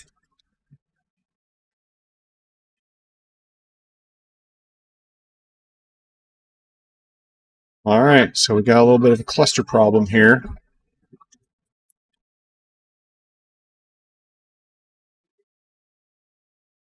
Then the actually stripes look like they're free and clear. So challenge though is it looks like the 14 is the only one that's really available. So if he goes with the 14, he's going to break out or complicate all those solids and maybe mess up his chance for a run out. If he had a chance on the 12, then he would be able to get home free. Now the combo, there's too much space in between for the 10-15 in my opinion. So I don't know. I guess you just take your chances and shoot the 14 and let the dust settle.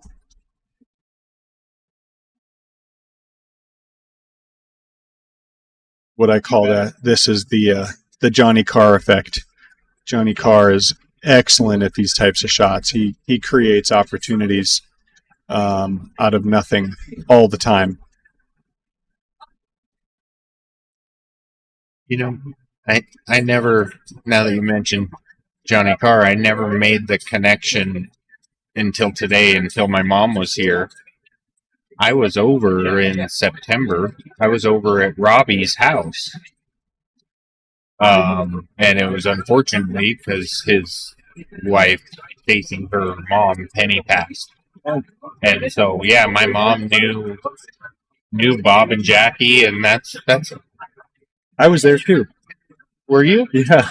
Yeah, this is before we knew each other. That's funny. So we probably were there and saw each other and didn't even put 2 and 2 together. Wow. I went to high school with Robbie. So Rob and I went to high school in Tucson, Arizona, and he's the reason why I moved up here. Oh, geez. So I lived with him for the first year that I was here, and I've known Bob and Jackie for, well, since 1997. I've known Jackie longer, but Right. yeah, Rob and I and my twin brother, man, his name's Jason, by the way. We used to get in all kinds of trouble. It was, So he's the more attractive one then, right? yeah, he was. Oh, cut that a little steep. Yeah, that's funny. And I never, until my mom said something today, then it clicked that was Robbie that was showing me those amazing window door things on the back patio. Yeah, And they open and slide and fold up, and yeah. that was amazing. I think everybody would love to have a backyard like that. Right? I know I Yeah. would. All right, well, so there's definitely some problem balls here for both players.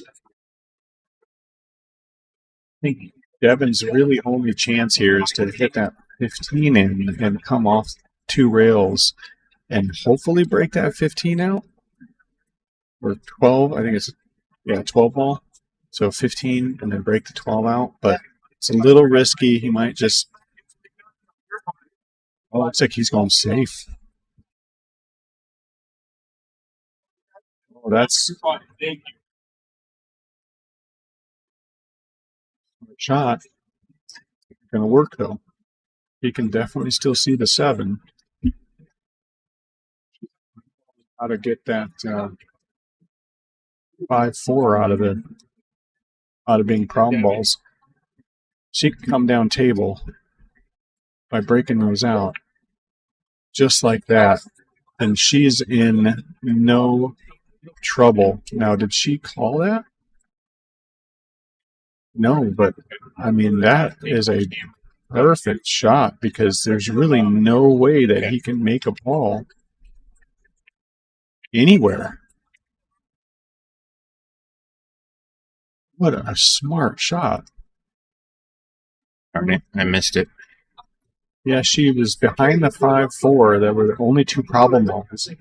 And then she hit the 4 ball and got the 2 ball down here, so where he's got no shot on either 4 balls. What a great shot. He doesn't have the 15? I don't think it goes. I think he's going for it. Maybe he's banking it. Oh, he's playing safe. Oh, look at that. What a shot. Wow. What a counter. So, blocked her pocket for the 5, got behind the 8 ball. So, now she's going to be forced to try and bank the 5. I think that's her only shot.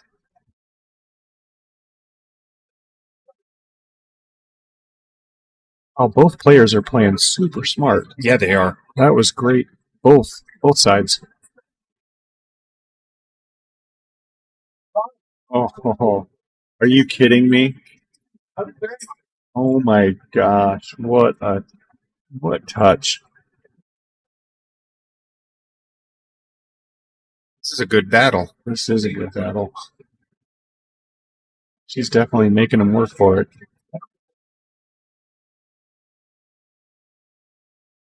How's he going to answer back? I think you got to kick at it for the 12. Right? Yeah, he's calling the 12 in the corner. Yeah, to me, that's the only possible shot on the table. He's got to be where the 8 ball is to even think about the 11 or the 10.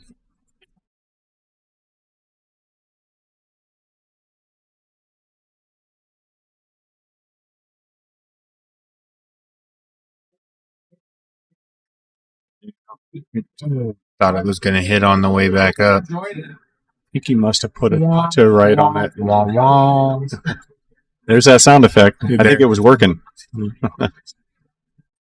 Yeah, the only chance he really had was if that 5 ball, because that 5 ball could have been really hard to get on in the right way, but with ball in hand, unfortunately, it might be the set.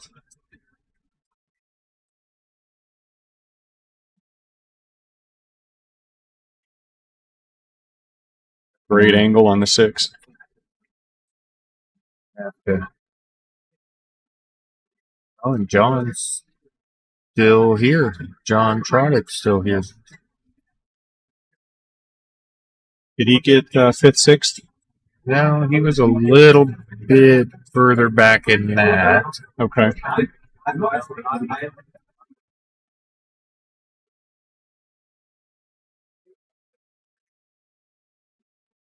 So he was same level as me, 7th, 8th. Okay. Yeah. Good performance overall. All right, so she got good shape on the 4 ball to come down and come back up for the 8. Wants to just be right by that side pocket. It's obviously not stir.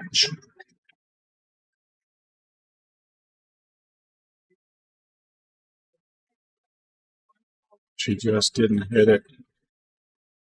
Well, she got it a little bit longer than she wanted to, but she still got the right angle. So it's what we were talking about earlier. You know, your percentages of making a ball, it depends on your lead. So instead of being an 80% chance of making it by being by the side pocket, now she's in the 50-50. Still doable, but it's... This is your spot shot, though, so this isn't... She nailed it. She got it. What a match. All right. 4-1. She is on to the next match. And a big shout out and congratulations to Devin for taking 3rd place. Great tournament run. And Devin they already played once, and Devin got her the first time around. I think it was 4-3. I'll have to look back and see, but what was the score last time? You know, so often is the case. I know every time I seem to play Bob or Johnny Carr, I'll beat them the first time, and if I play them a second time, they beat me and knock me out of the tournament. And it's like, I'd rather do the opposite. Well, good match. We are going to be on to the finals. So we are going to have Chelsea against Jesse. So, again, battle of the top under 499s, and it's going to be a good one. Jesse does have the hammer, so if Chelsea wins, she's going to have to beat him twice. It's going to be a race to 4. All right, we'll be back in a moment.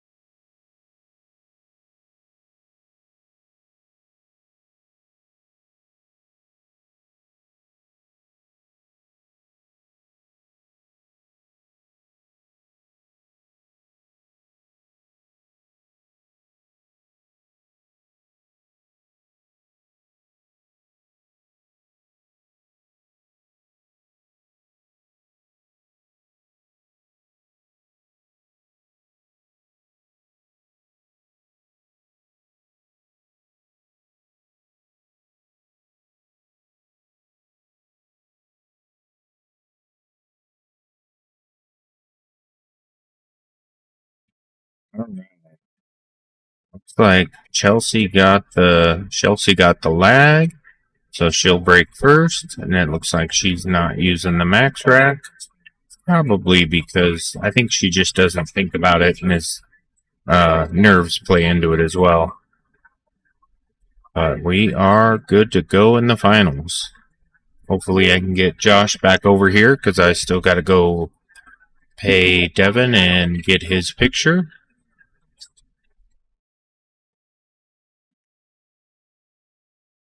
All right, good luck to both of them.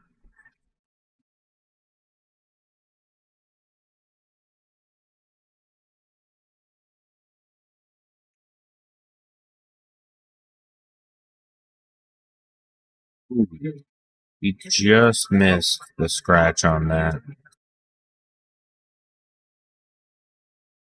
Not too solid of a break, but I think that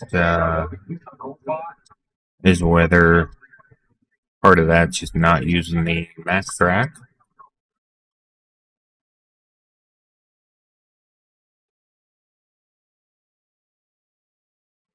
Jesse will have his first time at the table. He's going to go for the solid, so to take the 2 and get started.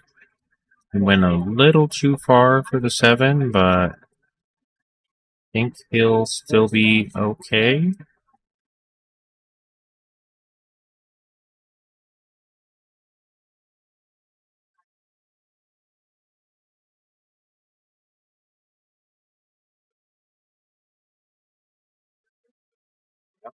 Got it, no problem.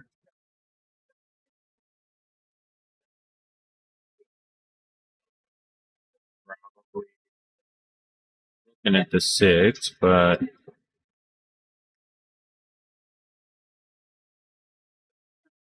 yep, he's going to go 6.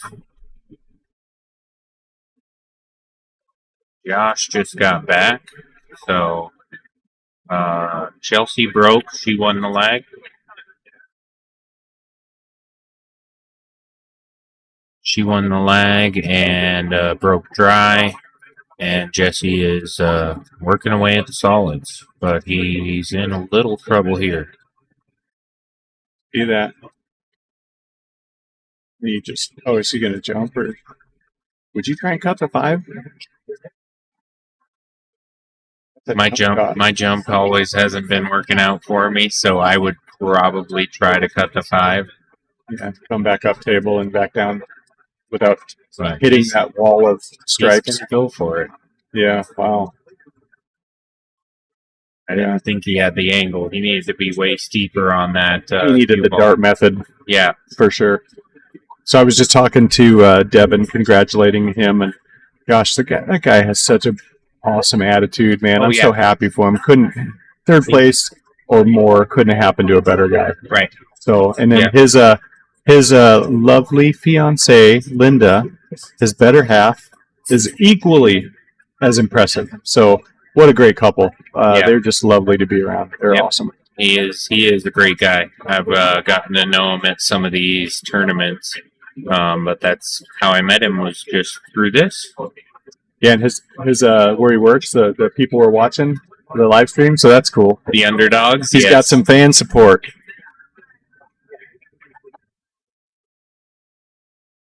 I should probably talk a little quieter.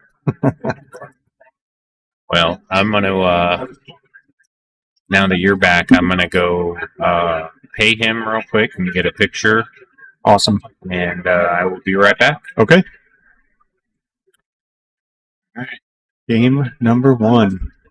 After a failed jump, ball in hand, Chelsea's got control of the table, and she is shooting stripes. She's got a decision to make. Kind of got on the 50-yard line here, but I think, that's the right choice. Go back for the 10. Just got really nice touch. Didn't quite get low enough on that Q action to draw back down further, but still doable.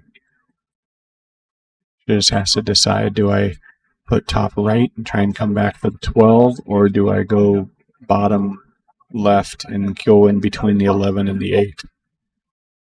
So a couple of decisions to make. Can't really tell which one I would do from here, honestly, but I'll be inclined to stay at that side of the table to finish what I started. Yeah.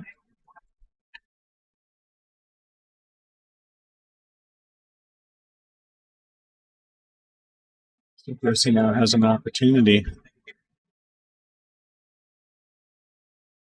Just touch roll it, maybe bump the 8, so the 3 next. Oh, he's going to draw it.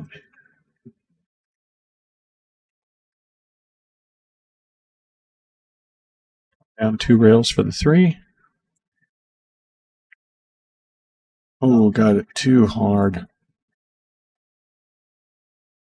Yeah, that shot was a very soft touch, just enough to get it to roll it in the side pocket, and then it would have hit 2 rails, came back for the 3, and then you could have shot the 5 in the opposite corner, and then right on for the 8 in the side. But gosh, it's hard to control speed when you're hitting less than half of the cue ball. There's some unpredictability there. All right, try to save. Unfortunately for Chelsea, she's got that 10 ball in the pocket, so this should be a pretty easy combo. You don't want to hit it hard to pocket both balls, so you're just trying to touch it. She wanted it a little bit softer than that. Did she get away with it? Yeah, this is unfortunately one of those 50-50 shots. Definitely avoid the scratch if she goes in the top left, but much more higher degree of difficulty.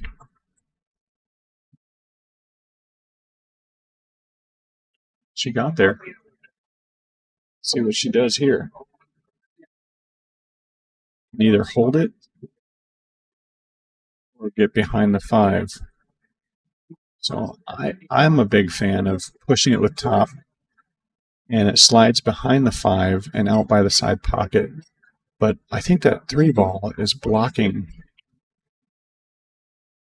So, yeah, she's going to go the opposite corner and just hold it, try and get the cue ball in the middle. Yeah, just 2 really, really high degree of difficulty shots. Well, unfortunately, I opened up the window for Jesse. Should be able to stop and then shoot the 3 and come back out for the 8. 1 rail.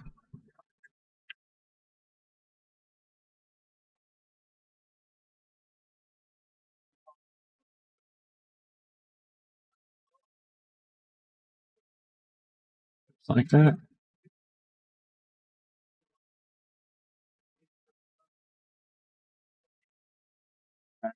So game 1 on the books. So Jesse is leading 1-0.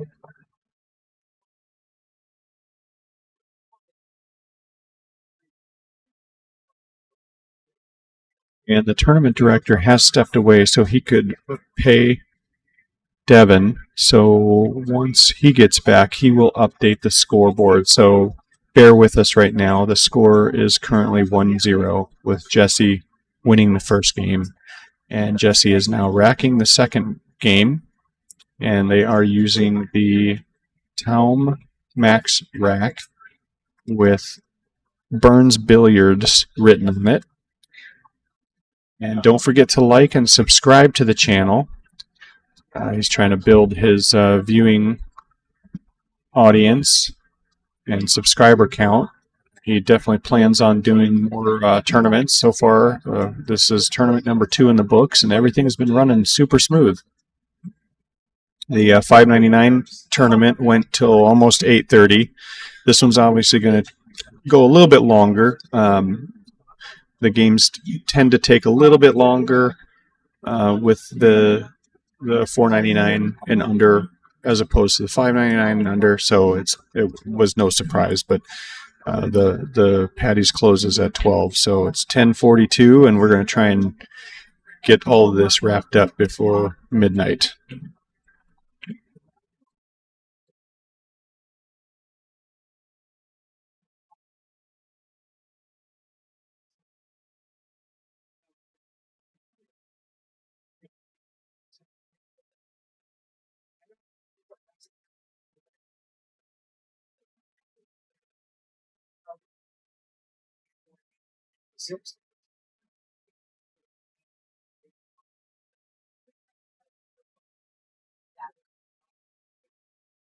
On the break, everything's pretty well spread out, so it shouldn't have any problem balls.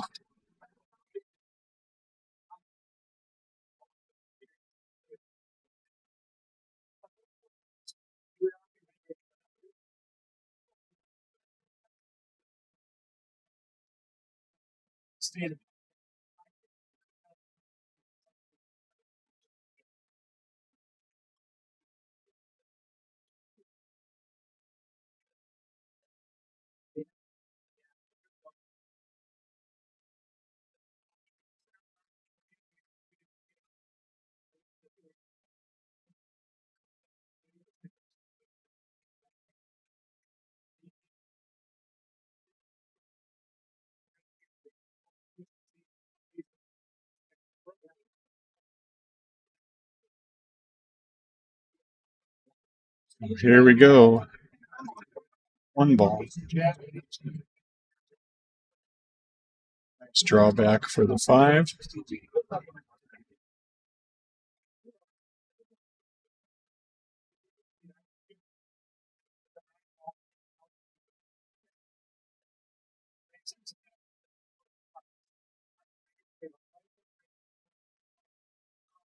Nice touch. I think she's going to be able to go on the left side of the 2 and then kick that 9 out of the way for the 6 next. I think she has to leave that 7 for last because to get on the 3 ball might be a challenge unless she gets perfect on that 6. So unless she's going to try and get the 3 ball out now. Yeah, she's hooked herself both ways. I would have shot the 2 and kicked the 9 out of the way, and then shot the 6 next to decide if I want to try and draw it back to the 3, or use the 7 to get back on the 3. Either way, Jesse's going to get at the table. All right, so it's like Jesse got the first one. Yeah.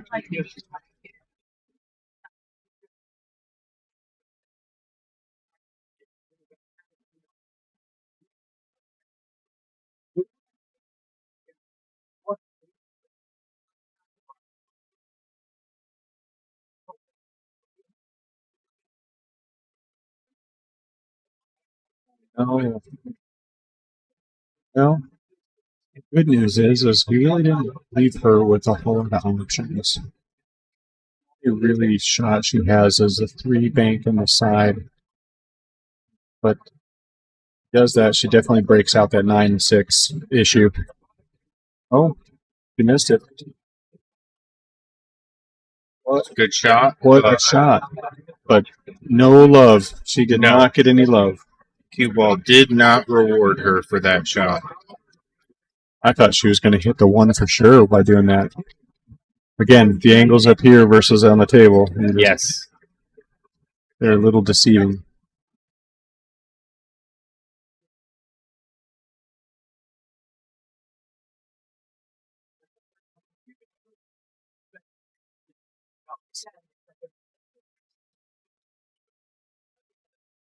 She did. She did.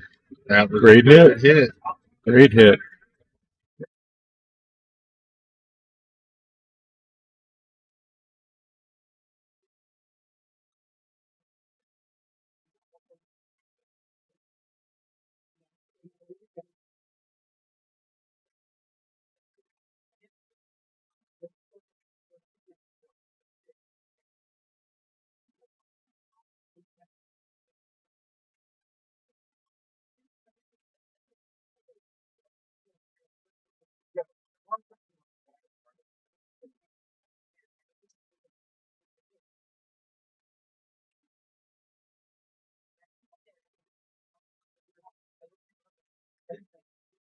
Good shot. Good angle.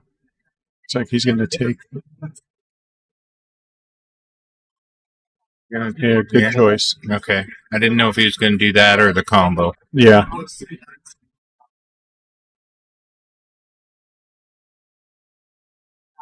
Good shot. I think you almost have to use the 14 and come back down and get in between the 13 and the 11, so that way you have options, either one. I like doing that a lot. I don't know about you, but I like to get an 8-ball specifically. I like to pick a spot where I want to go, and if it's going to be close, I'll get in the middle of both. So that way I can pick and choose. Right. Devin is taken off. The third place winner. Oh, perfect shake. Look at that. Drop the chalk. He's using the house chalk. Masters. He doesn't even. Uh-oh. No, he got it. okay. He nailed it. I don't even think he stood up there. Nope. He just transitioned right from one to the next. He's not messing around. Well, we possibly 2 games from this being over. Yeah, 2-game lead on a race to 4. Chelsea would have to win 6 games. No, 8 games. Yeah. Take home the championship.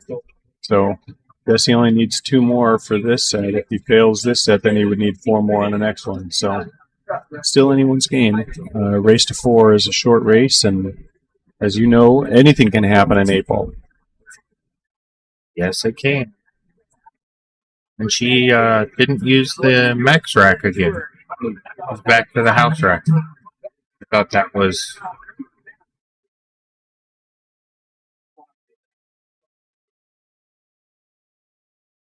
Some water. Okay.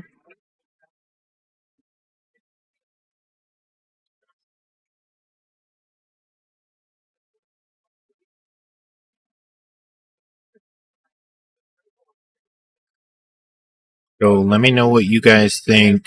I want to do a chip tournament, and then also thinking about a larger tournament. So it would be, a weekend, 2 days of actually playing, 64 people, but doing like a Fargo match or a fair rate where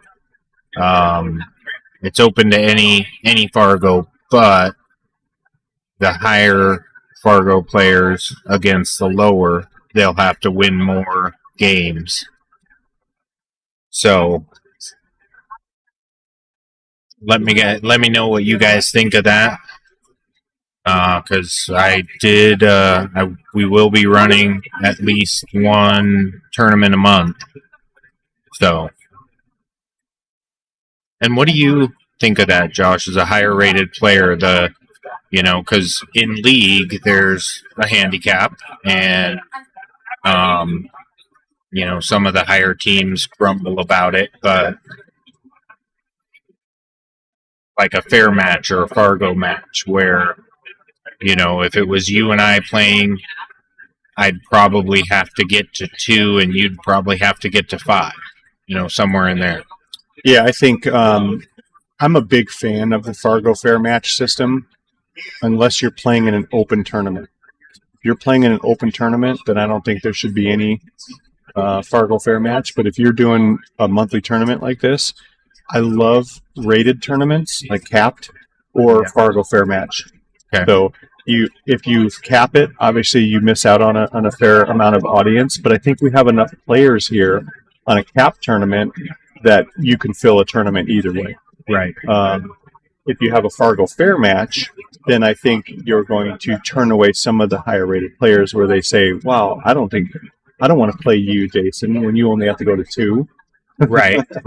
Because anything could happen. I could, miss an 8-ball, and then all of a sudden now you're on the hill and all the pressure's on. And right. So I see it both ways, but yeah. I definitely think the Fargo fair match is a good alternative for mini tournaments, basically, not open tournaments.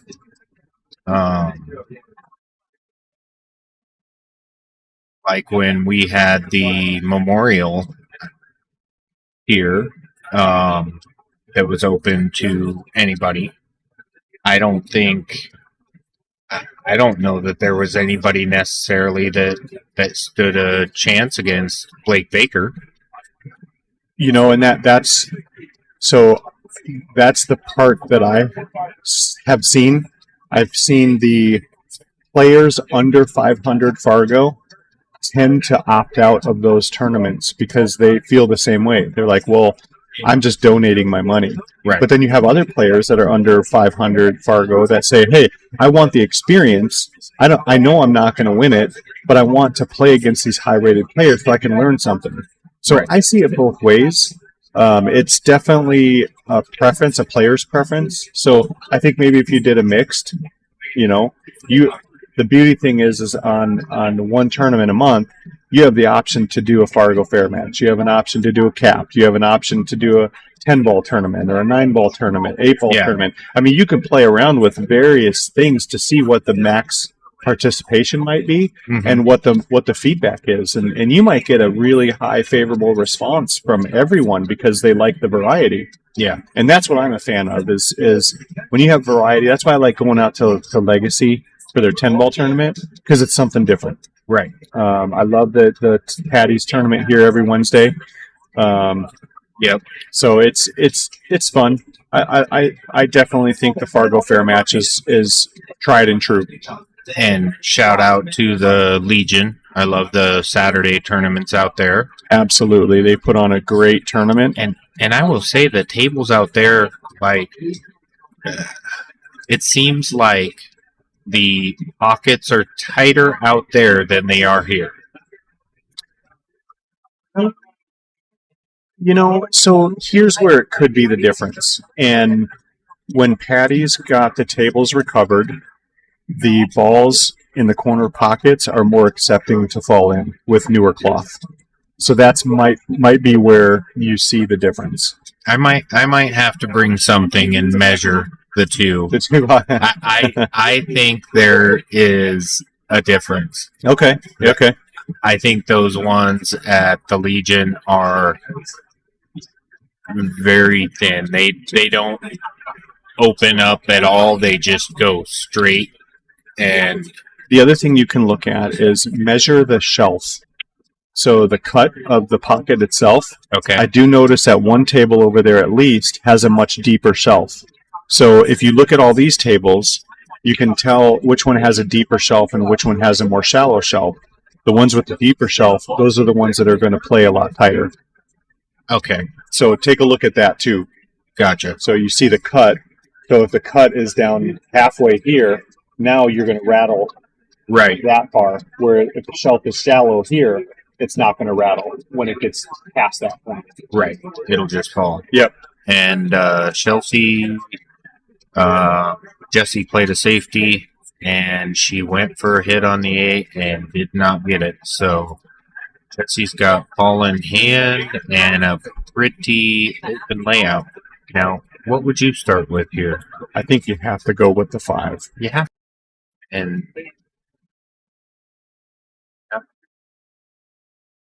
yeah, anytime you try and get a little too cute by being quote-unquote greedy by going with the ball before the problem ball, you can get into trouble because nerves play a huge factor in position play.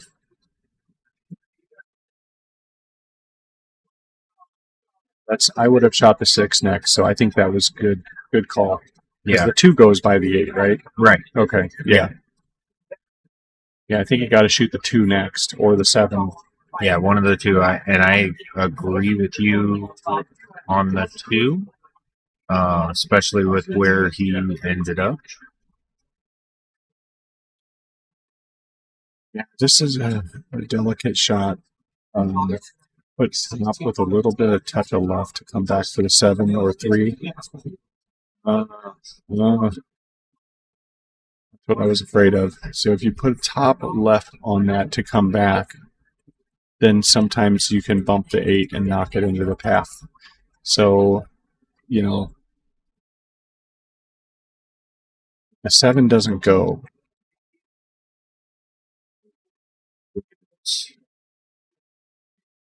Did not get any help.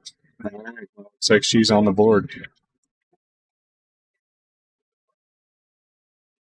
Yeah, that was a costly mistake. Those are the kinds of mistakes where you just kick yourself and you're just like, why do I make that silly of a mistake? But it just happens all the time, and you don't think that it does, or you don't want to believe that it does. Actually, 2-1, race to 4.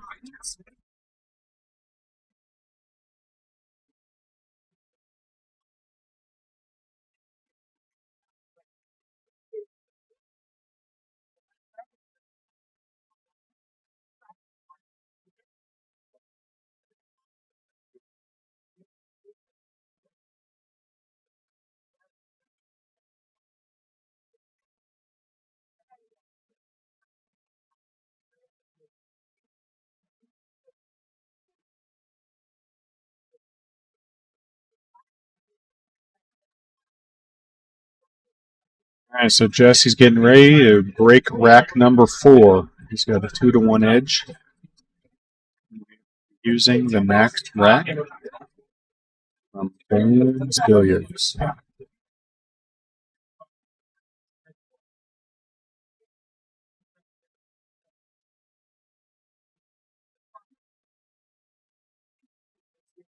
You know, I kind of feel like doing karaoke. Oh gosh. Do you ever do karaoke? Yeah, Do you really? I bust a move, baby. Because you probably didn't know, but I do karaoke and sing a lot. Oh, right on. Where at? I haven't been recently, but the usual is Rusty's on a Saturday night. Is that in Hayden? Yeah. Okay. It's in Hayden. I've heard of it. I haven't been there. They've got 3 pool tables there. Each a Saturday night? Yep, Saturday night. And then I think they also do a pool tournament on Sunday. And I don't know if they are still, last I checked, it would rotate. It would be a different format depending on which Sunday of the month. Okay.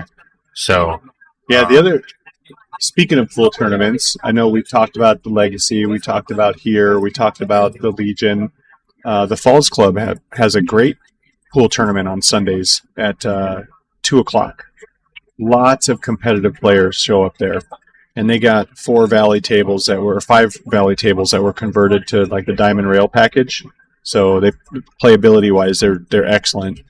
The competition there is fierce, and we're normally done by 6 or 7. So it's, quick little action and $10 buy-in.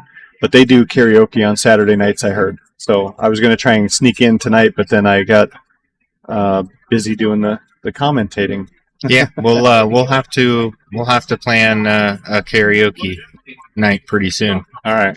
I just started listening to the Beatles, A Day in the Life of, and I want to try that one. Oh no, you might have lost me there.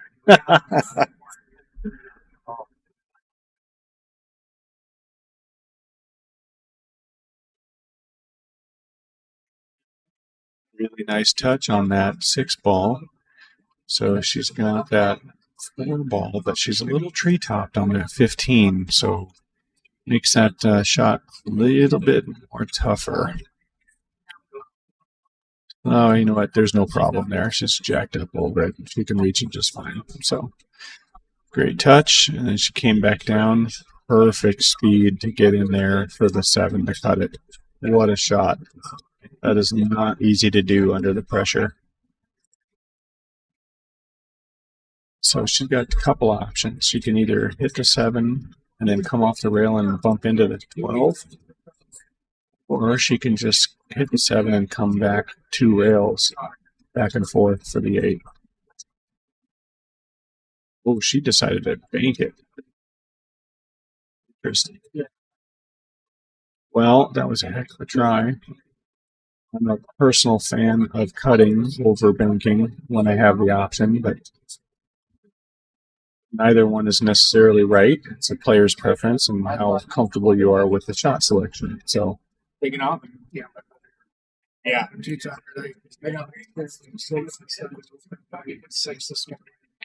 All right, so Jesse's on the table. Looks like he's going to try and get that 9 ball so he can break out the 13 and the 14.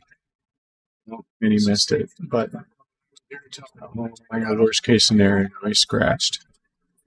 So looks like Chelsea's in good shape to tie this up 2-2. Right. You did great. Perfect. We'll do it again soon. Gotta be careful. I might be a 500 on to play with this guy. Well, depending if I do the same layout, or I thought about doing like a 64 person, but doing any Fargo, but do fair map. So, All right, tied up. So that was a costly mistake by Jesse, and she got second game. All right. So Chelsea got that one, so we're all tied up. Oh, 2-2. geez. Yeah, she asked the question. She's like, "Do I got to beat him twice?" And I was like, "Yeah." She's like, "So if I win this, I got to do it again?" I was like, "Yeah." Yeah, he hasn't lost yet. A double elimination tournament.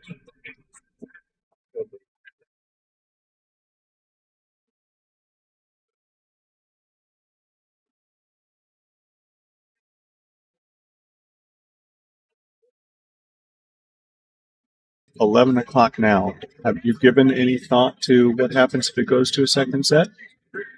Will they stay open? Well, they're open till 2 a.m. Oh, okay, perfect. So the midnight that you're used to is on during the week. Friday and Saturday they are open until 2 a.m. Perfect. But Jax would have had to have been out of here at midnight. So if Jax was still in it, then we would be in danger zone. Is it really midnight? I thought it was like 10. Well, it's 10 during the week when they close at midnight. Basically, they shut the kitchen down 2 hours Before they close? Okay. Yeah. All right. That makes sense.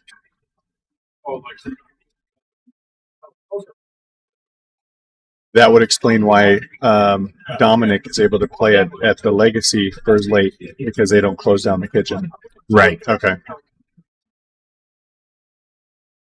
And I don't know if I have the pull yet to have them keep the kitchen open. Right.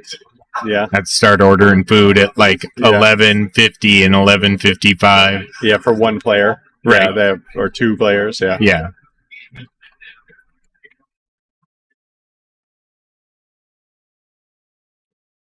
He doesn't seem to have problem balls.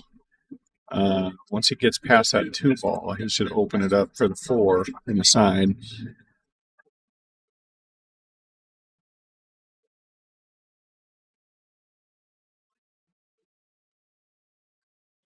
Speed. So I think that 5 ball goes past the 9, right? Let me. Oh yeah. Okay. Oh yeah. I was going to say that's the only challenge that I see, but he can just stop that and stop or draw the 7 back for the 8 in the same pocket. Yeah, great angle.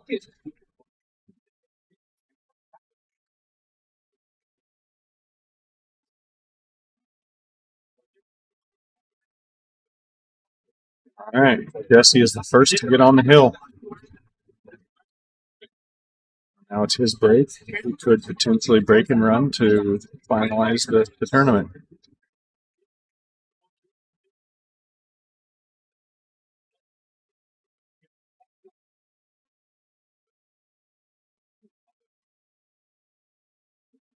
You know, I haven't been this deep in a tournament this late at night, so for the money. And to me, I wonder if the adrenaline and the fatigue kind of takes a little bit of that pressure away, because you're kind of exhausted. You know what I mean, mentally and physically. So you're just in fight mode. I know early in the tournament the pressure can get to you. Right. Yeah, it can, and it does. the fatigue definitely starts to set in, but it, at least for me, and I'm just talking about when I went to Lincoln City, the adrenaline and the nerves part didn't ever really shut off. Okay. All right. Good to know. Now, that could be my lack of experience because I have noticed that it has shut off a ton since I've been back. So, Just because you've had a lot more tournament experience. right. Yeah. Okay. That makes sense. Yeah, there's definitely some element to that. But I think if you're not nervous, you're not anxious, you don't have nerves, then why are you playing? Right. I think everyone should have some.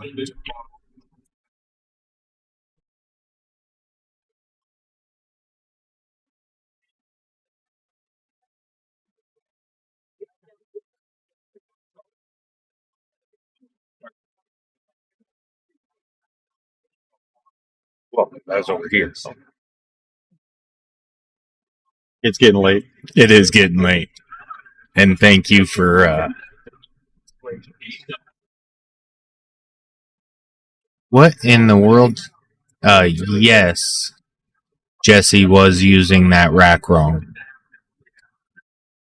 I mean, it still works just the same, but I've noticed that's how he racks it. Huh. Yeah. I wonder if he does that so it puts a dot on the 8-ball versus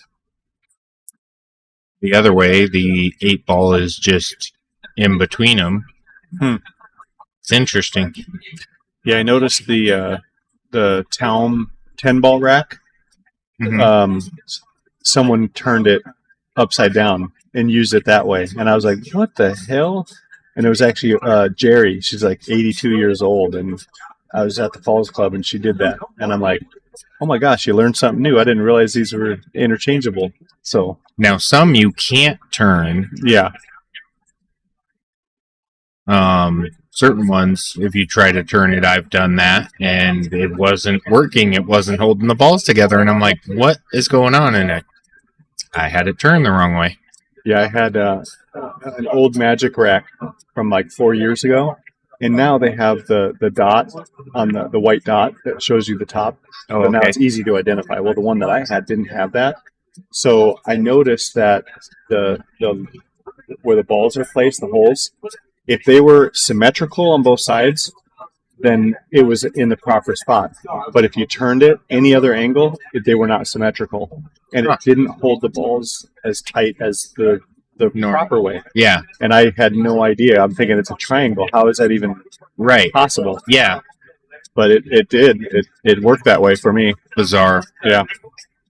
And maybe it was because of, well, yeah, I don't know why. I don't know. Uh-oh. It's a cue ball there. That is so, that has gotten me so many times where I go hitting the ball into one corner and I scratch in the opposite end, kitty corner across from it. Yeah, it definitely happens more on newer felt, it seems, than the older, for sure. This is a smart choice, and I think it doesn't look like it on screen, but I think he can get to 15. Yeah, He's got to be in the right spot to do it. kind of like the angle of where just in between the 8 and the 15, I think. He's basically, if he's where the 10 is, Yeah, he exactly. can get it. Yeah. But even then, it's like I'd have someone watch it.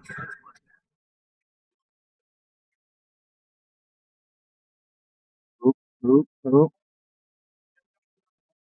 know, I think he can squeak that in the side. the 9? I think so. Oh, all right. Yeah.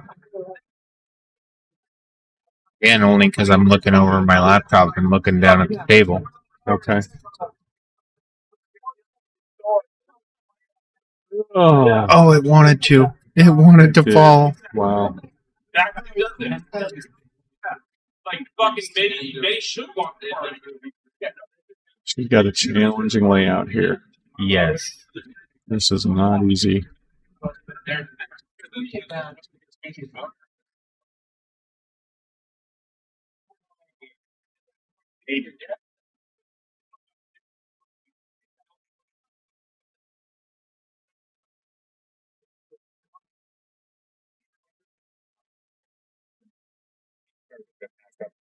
Yeah, I think I'd probably go for the 5-ball up top and come back in between the 6 and the 7. And if you don't get there, then you might have the 1. So again, I like multiple options here to give you a chance to give yourself a chance of less risk, more reward. Otherwise, the ideal shot would be is to top left to come directly in between the 6 and 7. But again, if you miss that, then you don't have shape on the 1. Then you're screwed.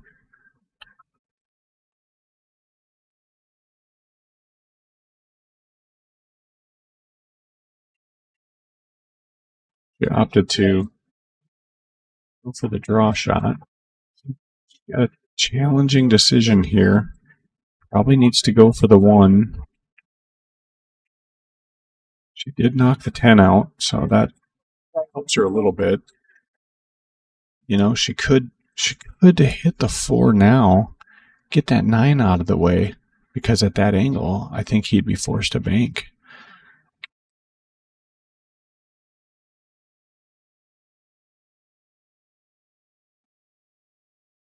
If she takes the 1, she might. She'll bump that 4. I think you. Wow. That was a good. Wow. Great job.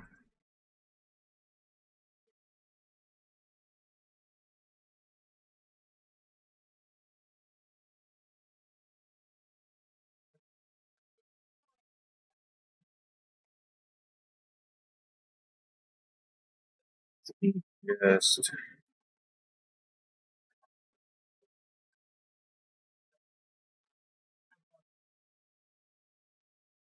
Now, what do you do here, Josh? Can you even shoot it up against a rail with enough spin to bring it back? Generally, you need a really dirty table to do that, because it'll grab and hold and take the spin. But on these tables, I don't think you can. I think that's too much angle. He's going to try to use that corner to shoot himself back into the side pocket. Yeah, and I think that 4's in the way. I don't think he can get there.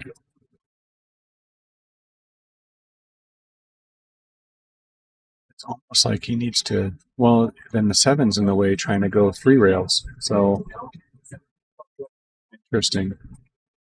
Oop. So you opted to leave it.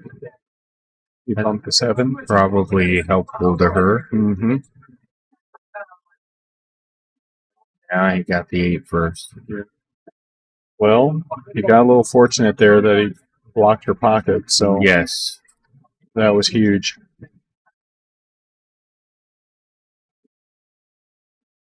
Interesting development. If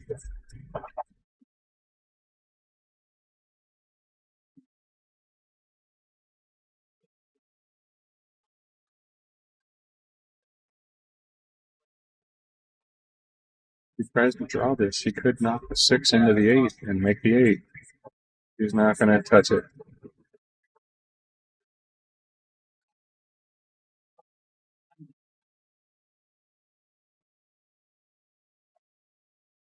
Well, strategy here is big. I think she's got to go 4 here and either knock that 9 out, knock it in.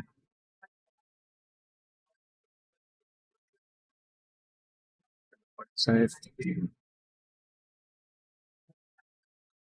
Get behind that 9, yep. Or the 1, I mean. So she took away both balls now.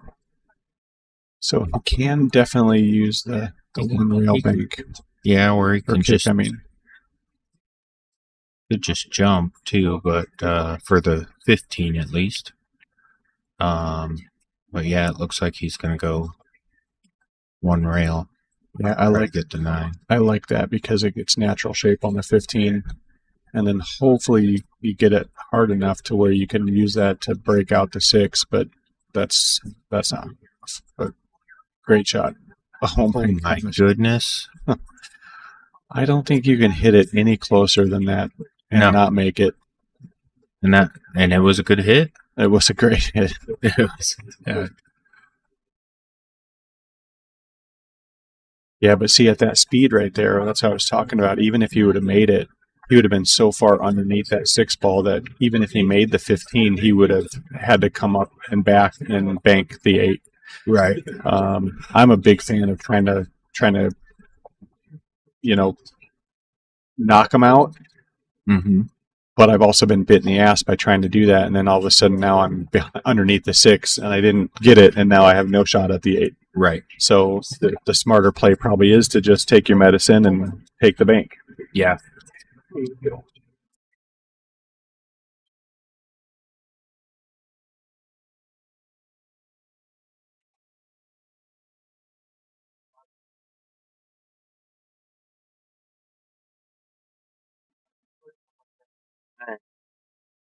She's got opted for the do or die, all or nothing, I think. So she's going to try and win it out right here. But she's got to bank the 6. There's no option around that. No. The only thing that you could do is come hit the 3 kind of thin, and then come all the way back up rail, and hopefully you clip the 6 on the way back. But that's Right. The risk is if you hit it too thick, and then you hit the 6 first, and then knock the 8 in. Right.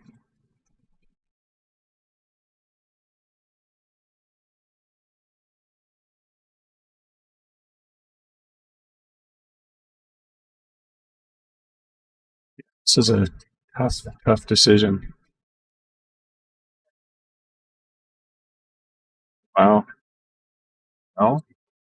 Now she took away the bank and everything.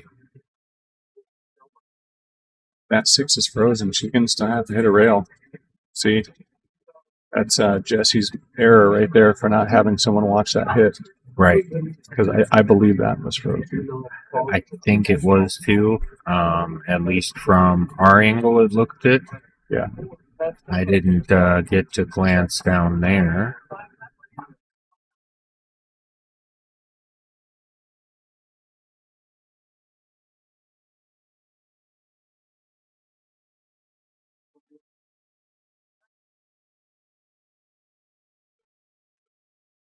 Yeah, that's the player's responsibility, the opponent's player's responsibility to have someone watch the hit.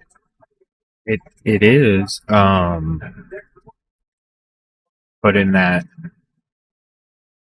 in professional, and I'm mainly talking about Yap's final hit. Oh yeah. The opponent has to stay in his chair. He can't. I mean, granted, he's got a ref there the whole time, but he can't even get up to get a better angle so he can see it to, ask the ref for a replay or whatever after. Yeah. So he was, at that level, you're just kind of stuck. Yeah. And I mean, I've been in this situation where I didn't even think about it being frozen, and I made a hit, and then someone questions it afterwards, and I'm like, I don't know. Yeah, I didn't even think of it. Yeah. And that's probably what happened. I mean, it right. It's late. Yeah. Oh, I'm sure. Yeah. And even if it did call foul on herself, for example, trying to break that out is still tough. I mean, right. He's still got to break it out. Look at this. He's going to make the 8. Oh, wow. Nope. What a freaking shot. That was amazing. But he got perfectly straight on that 15. Yeah, and he's gonna. He did it. He did it. Looks like this will do it. Is going to win. And we have our tournament champion. Congratulations, Jesse. Great job, Chelsea. All right. What a great tournament. What a great finish. Yes, it was. Thank you so much, Jason. You put on a hell of a show, man. Thank you for Good joining job. me. This would not have been the same if you weren't in here chatting with me. So I appreciate it. Glad I could make it. All right, Yeah. man. We'll have All yourself a great night, and we'll see you next time. All right. I'm going to cut the stream off. And thank you guys so much for tuning in. I will be posting the next tournament very soon.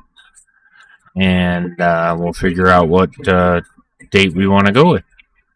All right. Thanks, everybody, for tuning in. We'll chat with y'all soon. Don't forget to subscribe and like.